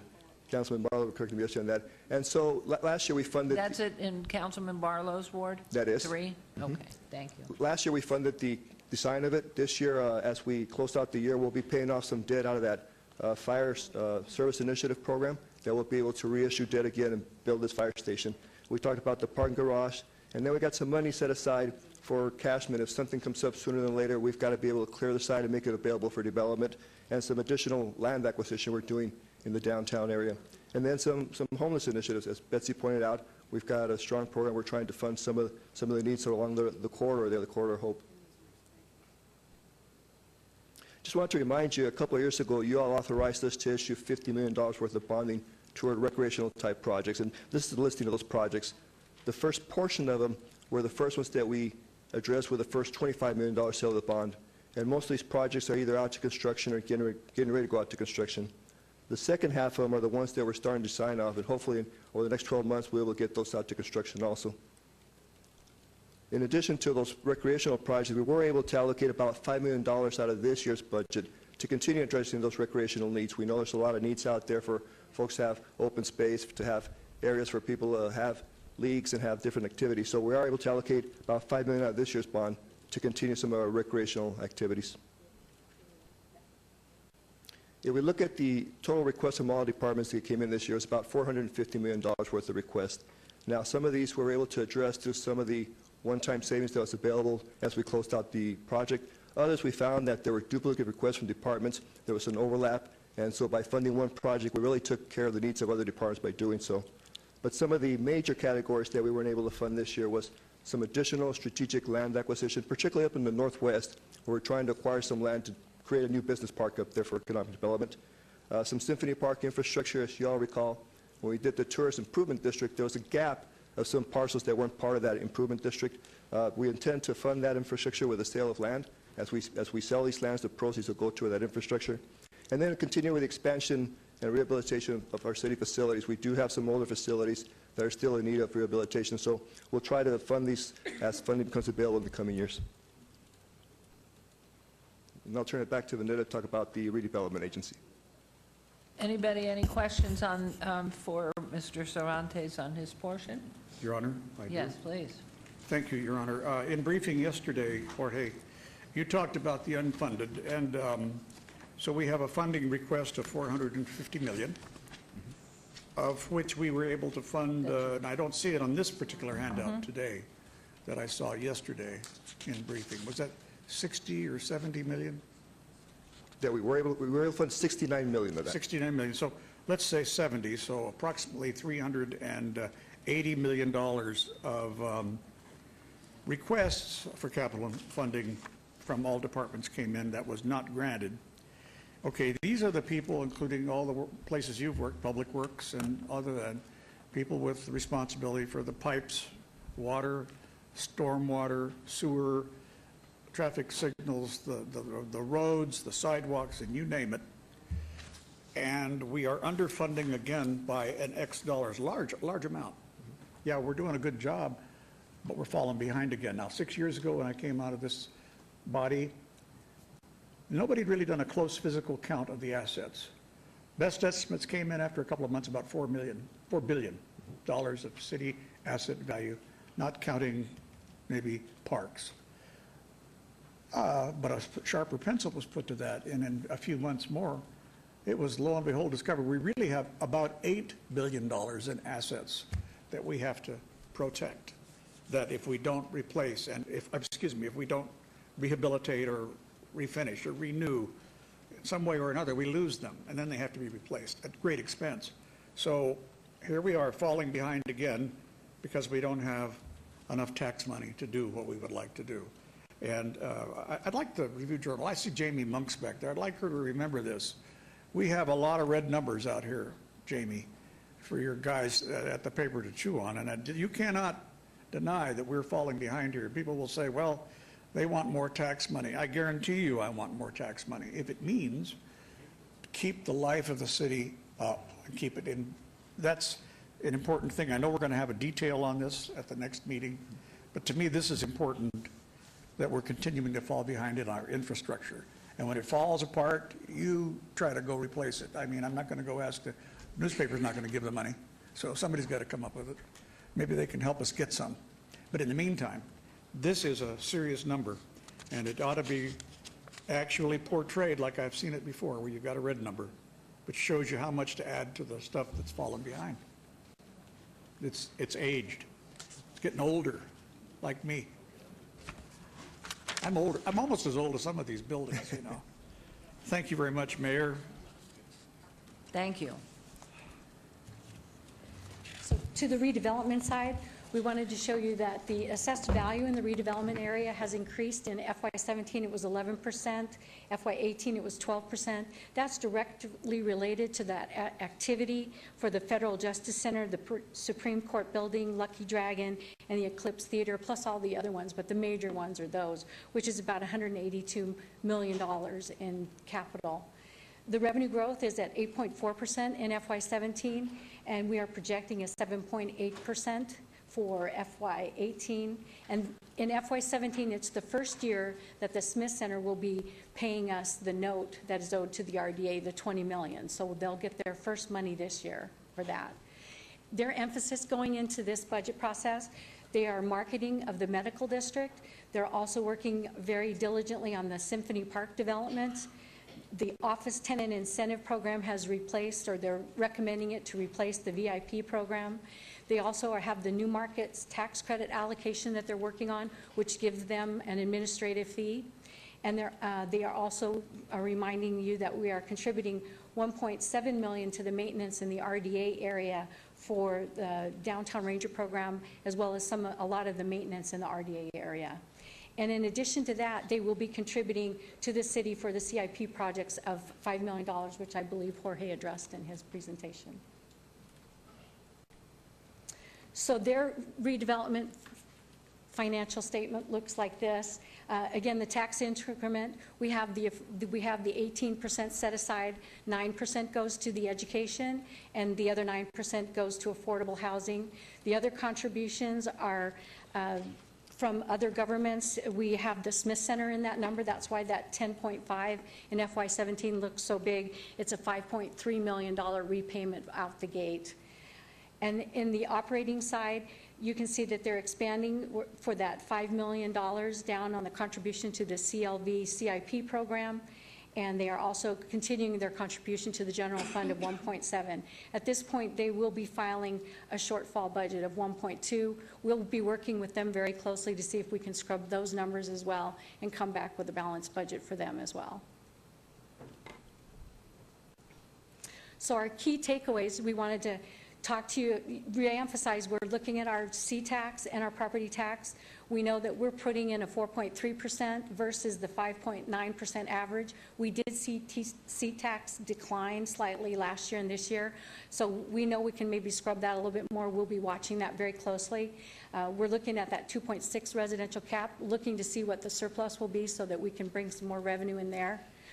We do want to remind you that we did modest expansions in the priority areas of public safety, youth development, community services with the homeless, park maintenance, and public works. We will be filing that 2.9 deficit budget, but we will continue to work on balancing that budget between now and final. And we also are going to be reviewing our internal service fund reserve policies to see if there's anything we can do there and help with the deficit that we're filing. And as a question? Councilman? Yes. If we can go back to redevelopment real quick. Okay. So the excess shortfall for the RDA is estimated to be 1.2 million? Correct. And I know that from briefings yesterday that there were, I want to say, I don't want to get the number wrong, but I know that there was an increase in property taxes that, was it the 8? I'm trying to Is see it, where. Go ahead, I'm sorry. They had a property tax increase of 7.8%. There we go. Yeah. The 7.8%. How is that spread across? Walk me through that, Vanetta. How is that spread across the RDA budget? So that 7.8% is going to show up on that tax increment line. So, but the tax increment, it's an increase over the prior year. Yes. But remember, the tax increment that they're experiencing is the base, and they only get the piece that's, since the redevelopment area was made, they get the difference between the base and the increase. Got it. Okay. Thank you for that clarification. Thank you. Okay. And this is just our calendar that we'll be focused on. Again, with your approval and recommendation, we'll be filing a tentative budget on April 15th with the state. We plan to have our budget hearing on May 17th. Right now, that is in conjunction with the council meeting. And then we will file that budget once approved on June 1st with the state. And again, we have to present a 5-year CIP that Jorge is working on, and that will be on August 1st is when we file that with the state. Thank you very much, all of you. Any other comments, questions? If not, I'll take a motion to approve, please. Mayor, I don't think we need to give her anybody any more guidance or directions, so I'll just make a motion to approve agenda item 31 and move forward. Thank you. There's a motion. Please vote and please post. Thank you. And that motion carries unanimously, of course. And so we are on to agenda item 51, set the date, any appeals filed or required public hearings. And I instruct the city clerk to set the public hearing dates and appeals from the city planning commission meetings, dangerous building, or nuisance litter abatement. Thank you. Thank you. 52, citizen participation. Public comment during this portion of the agenda must be limited to matters within the jurisdiction of the city council. No subject may be acted upon by the city council unless the subject is on the agenda and scheduled for action. If you wish to be heard, please come to the podium and give your name for the record. The amount of discussion on any single subject, as well as the amount of time any single speaker is allowed, may be limited. This is your opportunity to address the council, but the council is not able to respond or engage in dialogue. Are there any members of the public who wish to speak under this portion of the agenda? Yes, Madam Goodman. Of course, I spoke earlier. And we'll set the time at 2 minutes, please, if you would. Yes, I'm Tomei Lawrence Hodip, and Could you take your hat off? I'm so sorry to ask you. Thank you. I had it on earlier also. That's all right. Well, I must have been brain dead at the time. Because it was a full house? Well, it's just a question of matter. Oh, you look so much better without it. Well, too. Ricky Barlow's bald head too, so. No, we So like anyways, that. I'm Look, here. look. When I left the mess of April 4th, or excuse me, May 4th, 2011, and also May 6th, 2015. I've been injected with 2 microchips in a transmitter by the North Las Vegas Police Department. This is already on record here when your husband was in running things and now you are. Both of those times was one with you, one with him. Obamacare has been ruled unconstitutional. Dr. Ben Carson himself has talked directly against Obamacare, who is a brain surgeon that talked about the microchipping. I've been microchipped by them. And that's why I was, and of course, American Disability, the act or whatnot as far as 1990, that has basically pressed me into becoming disabled by having to have plastic, plastic in my stomach, plastic here. I got the x-rays now, and I filed for disability. However, because it was North Las Vegas, they retaliated, and they took the entire claim from me. So when I left the message, I was looking to get on this agenda because of Obamacare has already been passed by the House of Representatives, and of course the American Disabilities Act. And if you look on the wall when you go inside of the disability actual section of 4340, it shows the disability discrimination that you cannot do according to race, according to creed, according to religion, of course. And as I said, as being a Christian disciple, African-American male, and someone who, has experienced a lot of adversity since the New World Order has been talked about with Obama when he was in office and Joe Biden, and then by Dylann Roof taking the lives of those African-American Christians, and also Chris Mercer taking the lives of the people, the believers in Umpqua. I've experienced that here in this city. So I'm looking to get on the agenda. Where do you live, sir? I live in Ward 6 of 89031. And I left this message on your... 89031 is not mine. Is that North Las Vegas? Yeah, it's 4340 Craig and Simmons. That's that building. Then it's the other one that's on Buffalo. North Las Vegas. Yeah, so but... who would be his contact? That's John Lee. No, who's his councilman? I don't know who. Up in Simmons. Yeah, well, it's Ruben Calhoun. It's Ruben as far as the actual, U.S. Congress, Nevada Congress. However, yeah, no, I'm trying to get you. I think you do better, boots on the ground, somebody, a council person in North Las Vegas. You're talking about Wade Wagner and Anita Wood and all of them. Yeah. But that's what I'm trying to say, Ms. Goodman, and you guys, is that I went to them first. I started, once that happened in 2010, I didn't come to you guys first. I went to them first. And then I went to Clark County. Then I came here. The conflict of interest is they do not want to enforce the laws there. They don't want to do it. They're protecting the actual officers that have done this. So, of course, in my stance, I have to continue to pursue because it's classism. It's racism, it's religiosism, because I have this belief, and they're retaliating every single time that I pursue. And as I said, as a disabled... And now I have another, we're not supposed to engage in a dialogue at this point, but where is Felipe? Here comes Felipe. Yeah. Would you be good enough to help this gentleman give him the phone number and address of legal aid? Because he it sounds like he's got some issue that is they're putting it off from North Las Vegas. So he really needs to hear it down the street, go to legal aid, and get their legal opinion as to whether he has a case and what to do.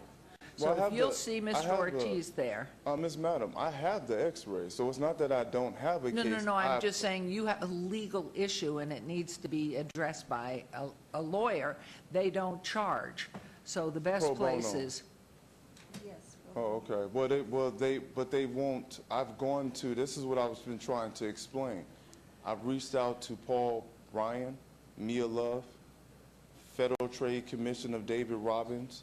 So I've called U.S. Congress and Dina Titus. Dina Titus yeah, no, has no, you're better off with legal aid to Well, start. I'm just going to say this, and not to hold you up, because I know it's been a long day for all of you guys. Just listening to this, though, Dina Titus has a promotion that she helps. She shows she helps veterans. She helps same-sex marriage couples. She helps people in the military, and it was pertaining to, when she was going to, as far as getting voted for, disabilities. And when I went to see her, I have this evidence. When I went to see her to get that same type of help, she discriminated. So I had to file a police report with your police department of Metro, of Vince Lombardo, because North Las Vegas policemen would not come out. So can you imagine, madam, it's just like this. You're standing in line, you get your number called, and then you go through the interview, the whole interview, and then they take your entire arbitration of due process and keep it, and then decide that they're not going to follow through. This is an 80-year program, on Charleston and Buffalo and Austin. They cannot take Could I just say, your sir, Social Security something? disability. I think Yes, what the ma'am. mayor's trying to say is that since you live in North Las Vegas, we don't have authority in those matters. Correct.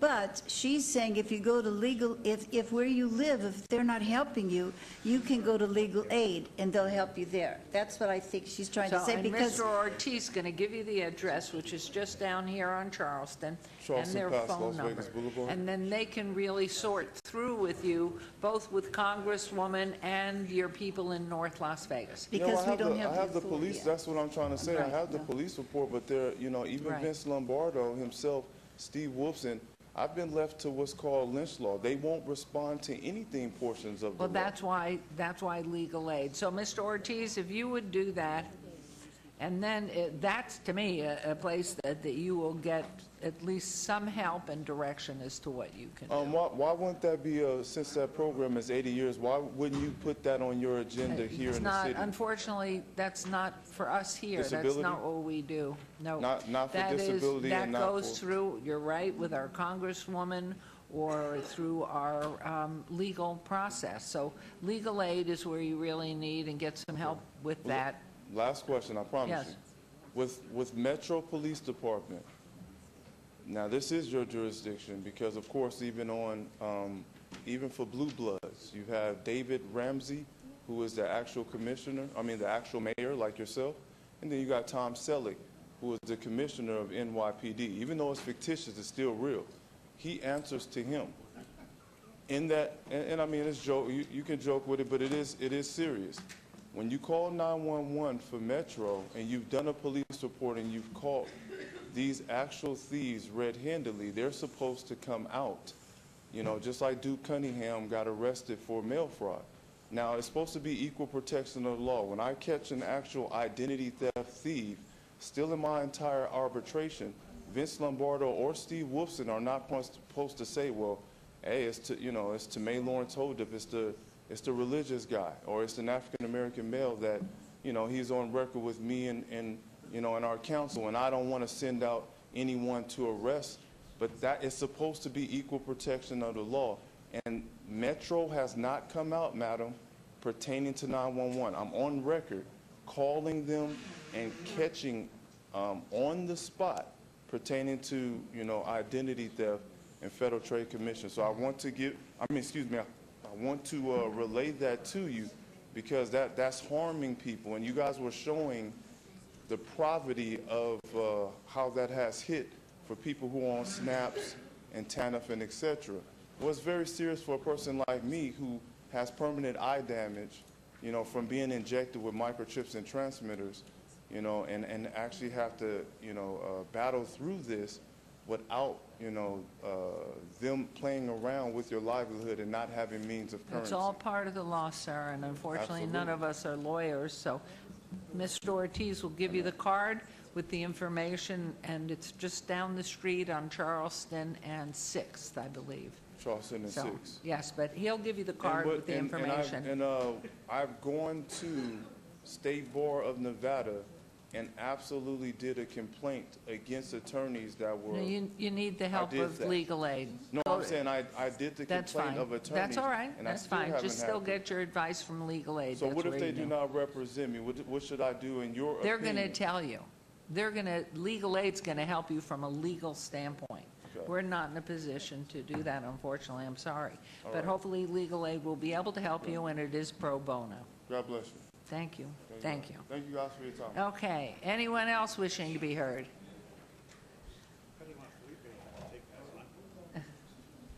But the card, that's it. 2 minutes, yes. Good afternoon. We overdid that. Hi. Dorothy Barnes, Las Vegas resident. I'm here today because I know you all have a heart for this city, and I know you care for this city. I've been living in Las Vegas, except for the year I lived up in Henderson. Right. That 1 year. But most of the time, I came in 1999. I've been a resident of Las Vegas, and I did one time reside in North Las Vegas. Right. I did go before they, mayor and city council, with no results. I know what this gentleman is talking about, but I go higher, like, I won't go to the other city. I go to the state, the commissioners and state legislative, and then I'm planning this trip to Washington, D.C., because this problem has been out of control with the drug issue through 4 sheriffs I've lived here, starting with former Sheriff Jared Keller, and then Sheriff Bill Young and Sheriff Doug Gillespie, now our present Sheriff Joseph Lombardo. And it's not like I just started this campaign against drugs. And I said, when I told them I was hired out as a drug agent by the CIA, they didn't want to believe it in my hometown. My ex-husband, we served in the military together, and he got out and he joined up with an organization that's promoting illegal drug trafficking to get rich. I'm not greedy for gain. I want things like everybody else. I want the American dream, like President Trump was talking about. You want to make America great again and live the American dream. But I want to get it the honest way. I don't believe in lying my way into prosperity because it brings on trouble. Money, if I get a lot of money, I want to hide it. Maybe I'll still pretend to be a miser like this one lady had a lot of money. She still lived very poor, and when she died, she donated $7 million to the local university, isn't it? But she lived in a small little house. She never spent a lot of money. Nobody never had, she had $7 million, and it was willed to the local college. But I'm saying this to say this. For years, I've dealt with them trafficking drugs at my expense. What it looked like, a narcotics agent that haven't been able to report in on my own ticket because I wasn't bound and gagged by these drug addicts and drug dealers with the help of my ex-husband. I was held on this program where they're selling drugs, and I'm still being held and tortured. I'm almost 60 years old. I'm trying to get some law and order through the people that's supposed to know law and order. And the FBI from 1980 up until now, this is senseless. And now I don't want to have to run like a gypsy from city to city to get some law and order with them using me to sponsor people in the illegal drugs. And I imagine the drug addicts, they feel helpless. I give them a list of names of people that's fiending off of me. They being allowed on Nellis, they got guns. I live with 2 of them that's got guns and on drugs. I'm trying to talk them into a drug treatment center. One of my favorite recording artists, Whitney Houston, her mother had to get the sheriff department to escort her to the drug treatment center because the drugs was killing her, and eventually the drugs did claim her life. So thank you. I don't want to see these people kill anyone over these drugs. Thank you. Thank you. Okay, agenda item 53, council member recognition. Comments made by individual city council members during this portion of the agenda will not be acted upon by the city council unless the subject is on the agenda and scheduled for action. I'm going to start with Mayor Pro Tem, so you can go and get your knee taken care of. I can go to my doctor. That'd be awesome. You may defer I mean- to Mr. Councilman Anthony. I'll just zip through mine real quick. Okay. You okay? Yeah, no. Yeah, I'll just zip through mine real quick. I want to, this Oh. is a great, Great photograph of the Arborview Photo Club out at the And that's the Wounded spring Knee, the celebration. left one? That's the Yeah, that's Wounded the Knee? left one. And I want to Okay. shout out to Tim Hacker, Director of Parks and Recreation, and our favorite fire chief, Willie McDonald. They were both in the dunk tank for the Northwest Youth Empowerment Council out at the spring celebration. Christina, we get a count on how many people showed? No? We had 10,000 last year, Mayor and Oh, council my. members. Upcoming events, we're shredding paper again. This Saturday, April 8th, 12 to noon at the Centennial Hills Community Center on North Buffalo, right behind the Active Adults, kind of next to the Active Adult Center, across the street from the library. Folks know where that's at very well. And we're back at it in the Centennial Hills Park Amphitheater with our first movie of the season. It is The Secret Life of Pets. That'll be April 14th at 6 p.m. Movie starts at dusk. Everybody knows the routine. Knock-knock jokes begin, as we usually do. And Mayor, fortunately, we're going to have you out in Centennial Hills, so you can join me and the mayor at Rachel's Kitchen for right. Coffee with the Mayor, April 18th. And notice the coffee mug there, Mayor. Oh, is that cute? But I like this sign. Christine did that for you, by the way, so. Beautiful. That's Durango and Durrell. It's over in by the Smith Shopping Center, so come on out there, folks, 8 o'clock in the morning. The mayor loves to see everybody when they come out. In our continued partnership with Nevada Child Seekers, we do have a missing young lady. Her name is Jasmine Garcia. She is 14 years old. That is not Jasmine Garcia. This is Alanya Jones. She's 13 years old, 5'7". She was last seen March 18th. Alanya was last seen in the area of Pecos and Bonanzas, seen wearing a red T-shirt.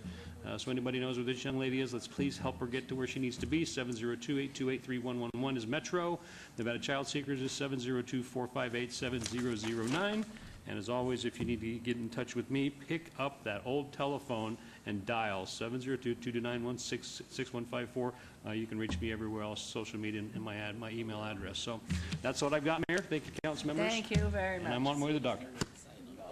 Okay, we'll start this. Since he's been traveling, we're not going to you. We're going the other. Since you just got yourself 74% of the vote, you may go ahead. We'll let Well, that's a good segue. I just want to thank all the residents of Ward 4 for their overwhelming support for my third term, and I will continue to do a good job for you. Thanks. Okay, that's simple. All right, Councilman Beers. I would like to thank those Ward 4 voters for their support, too. Wish they were in Ward 2. No, kidding.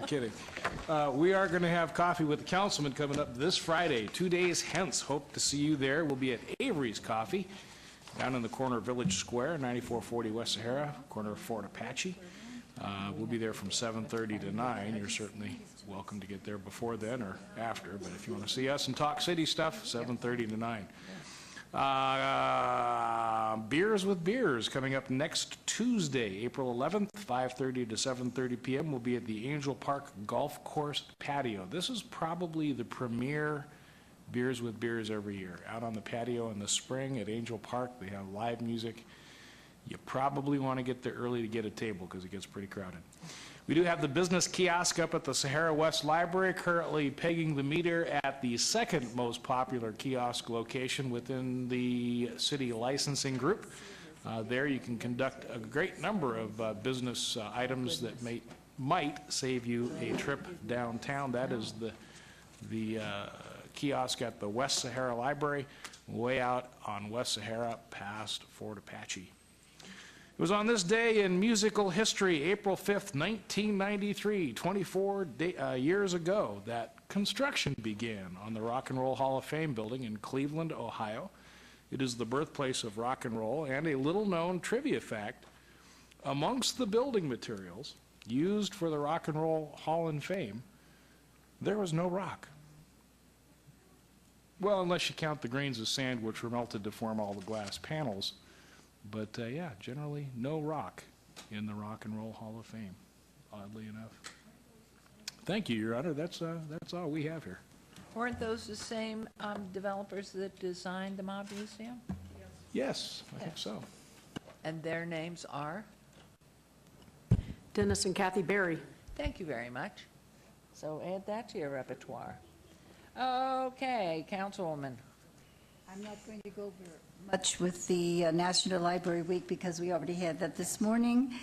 We are going to have a grandparent Easter picnic and egg hunt at the Liebern Senior Center on Wednesday, April 12th at 11 a.m. at the Charleston Neighborhood Preservation Park, which is at 6508 Hyde Park. The cost is $3 per grandchild. Space is limited. Please call the Liebert Center at 702-229-1600 for reservation information. Also, the exciting Paul Taylor Two Dance Company will be at the Charleston Heights Arts Center at 800 Brush Street tomorrow night at 7 p.m. Tickets are $10 plus tax in advance or $15 at the door. Paul Taylor is known as one of the pioneers of modern dance, and pretty soon Councilman Beers is going to have some trivia on him, I'm sure. His choreography is noted for its physicality and grace, as well as its cultural relevance.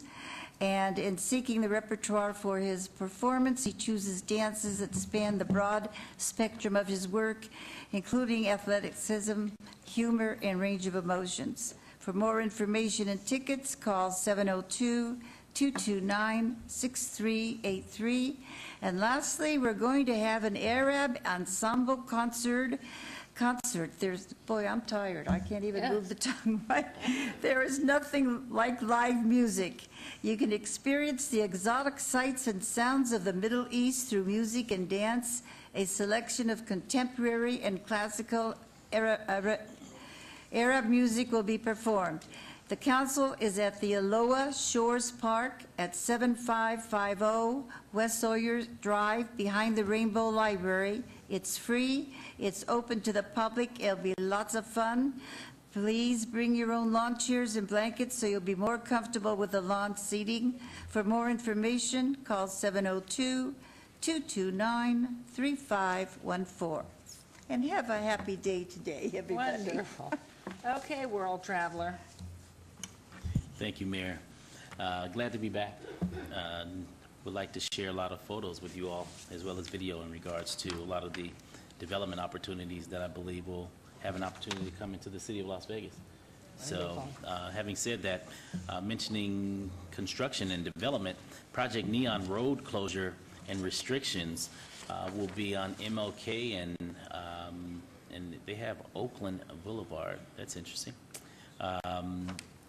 Oki. It should be Oki, MLK and Oki. So please pay attention to the road closures from Project Neon, or you may go on to Project Neon at n.projectneon.com for more information. In addition to that, this Thursday, tomorrow, April 6th, Coffee with the Councilman. So please come out to coffee starting at 9 a.m., located at 1925 North Martin Luther King Boulevard. For more information, please contact my office. In addition to that, the Southern Nevada Regional Law Enforcement. So if there's anyone out there looking for employment in law enforcement, the Southern Nevada Regional Law Enforcement will host a job fair on Friday, April 14th from 10 a.m. to 2 p.m. here at City Hall in the Oscar B. Goodman Plaza in front of City Hall.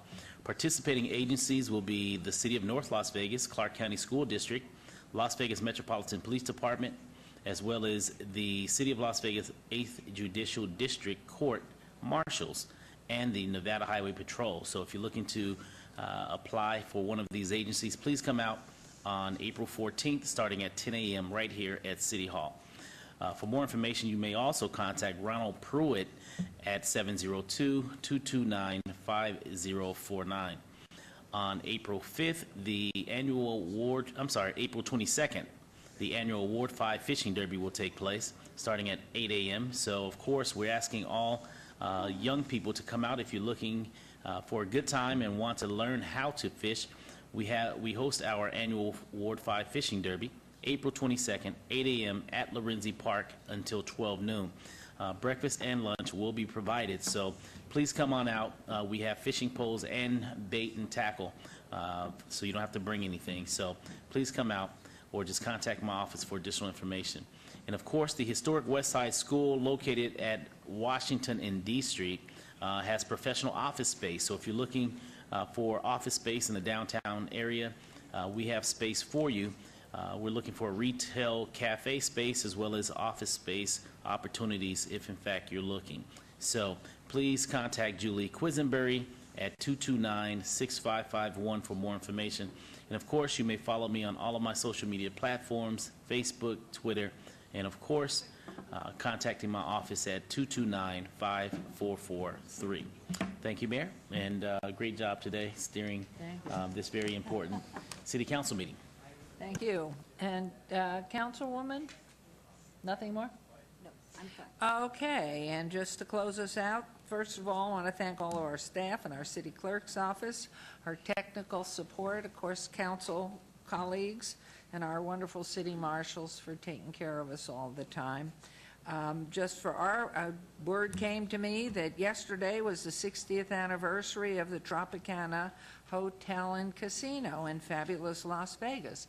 Although we would be reminded it's in the county, even though the address is Las Vegas, Nevada. And so we tip our hats to their 6 decades of fabulous fun and memories. I want to wish everyone this coming Monday night at sundown is the start of Passover for our Jewish families, and warm wishes to all of our Christian residents for an enjoyable and memorable Easter celebration. Our next City Council meeting will be held on Wednesday, April 19th at 9 a.m. here in Council Chambers, and thank you all for a well-done day, all of you, all of you, all of you. Travel safely. And again, staff, thank you.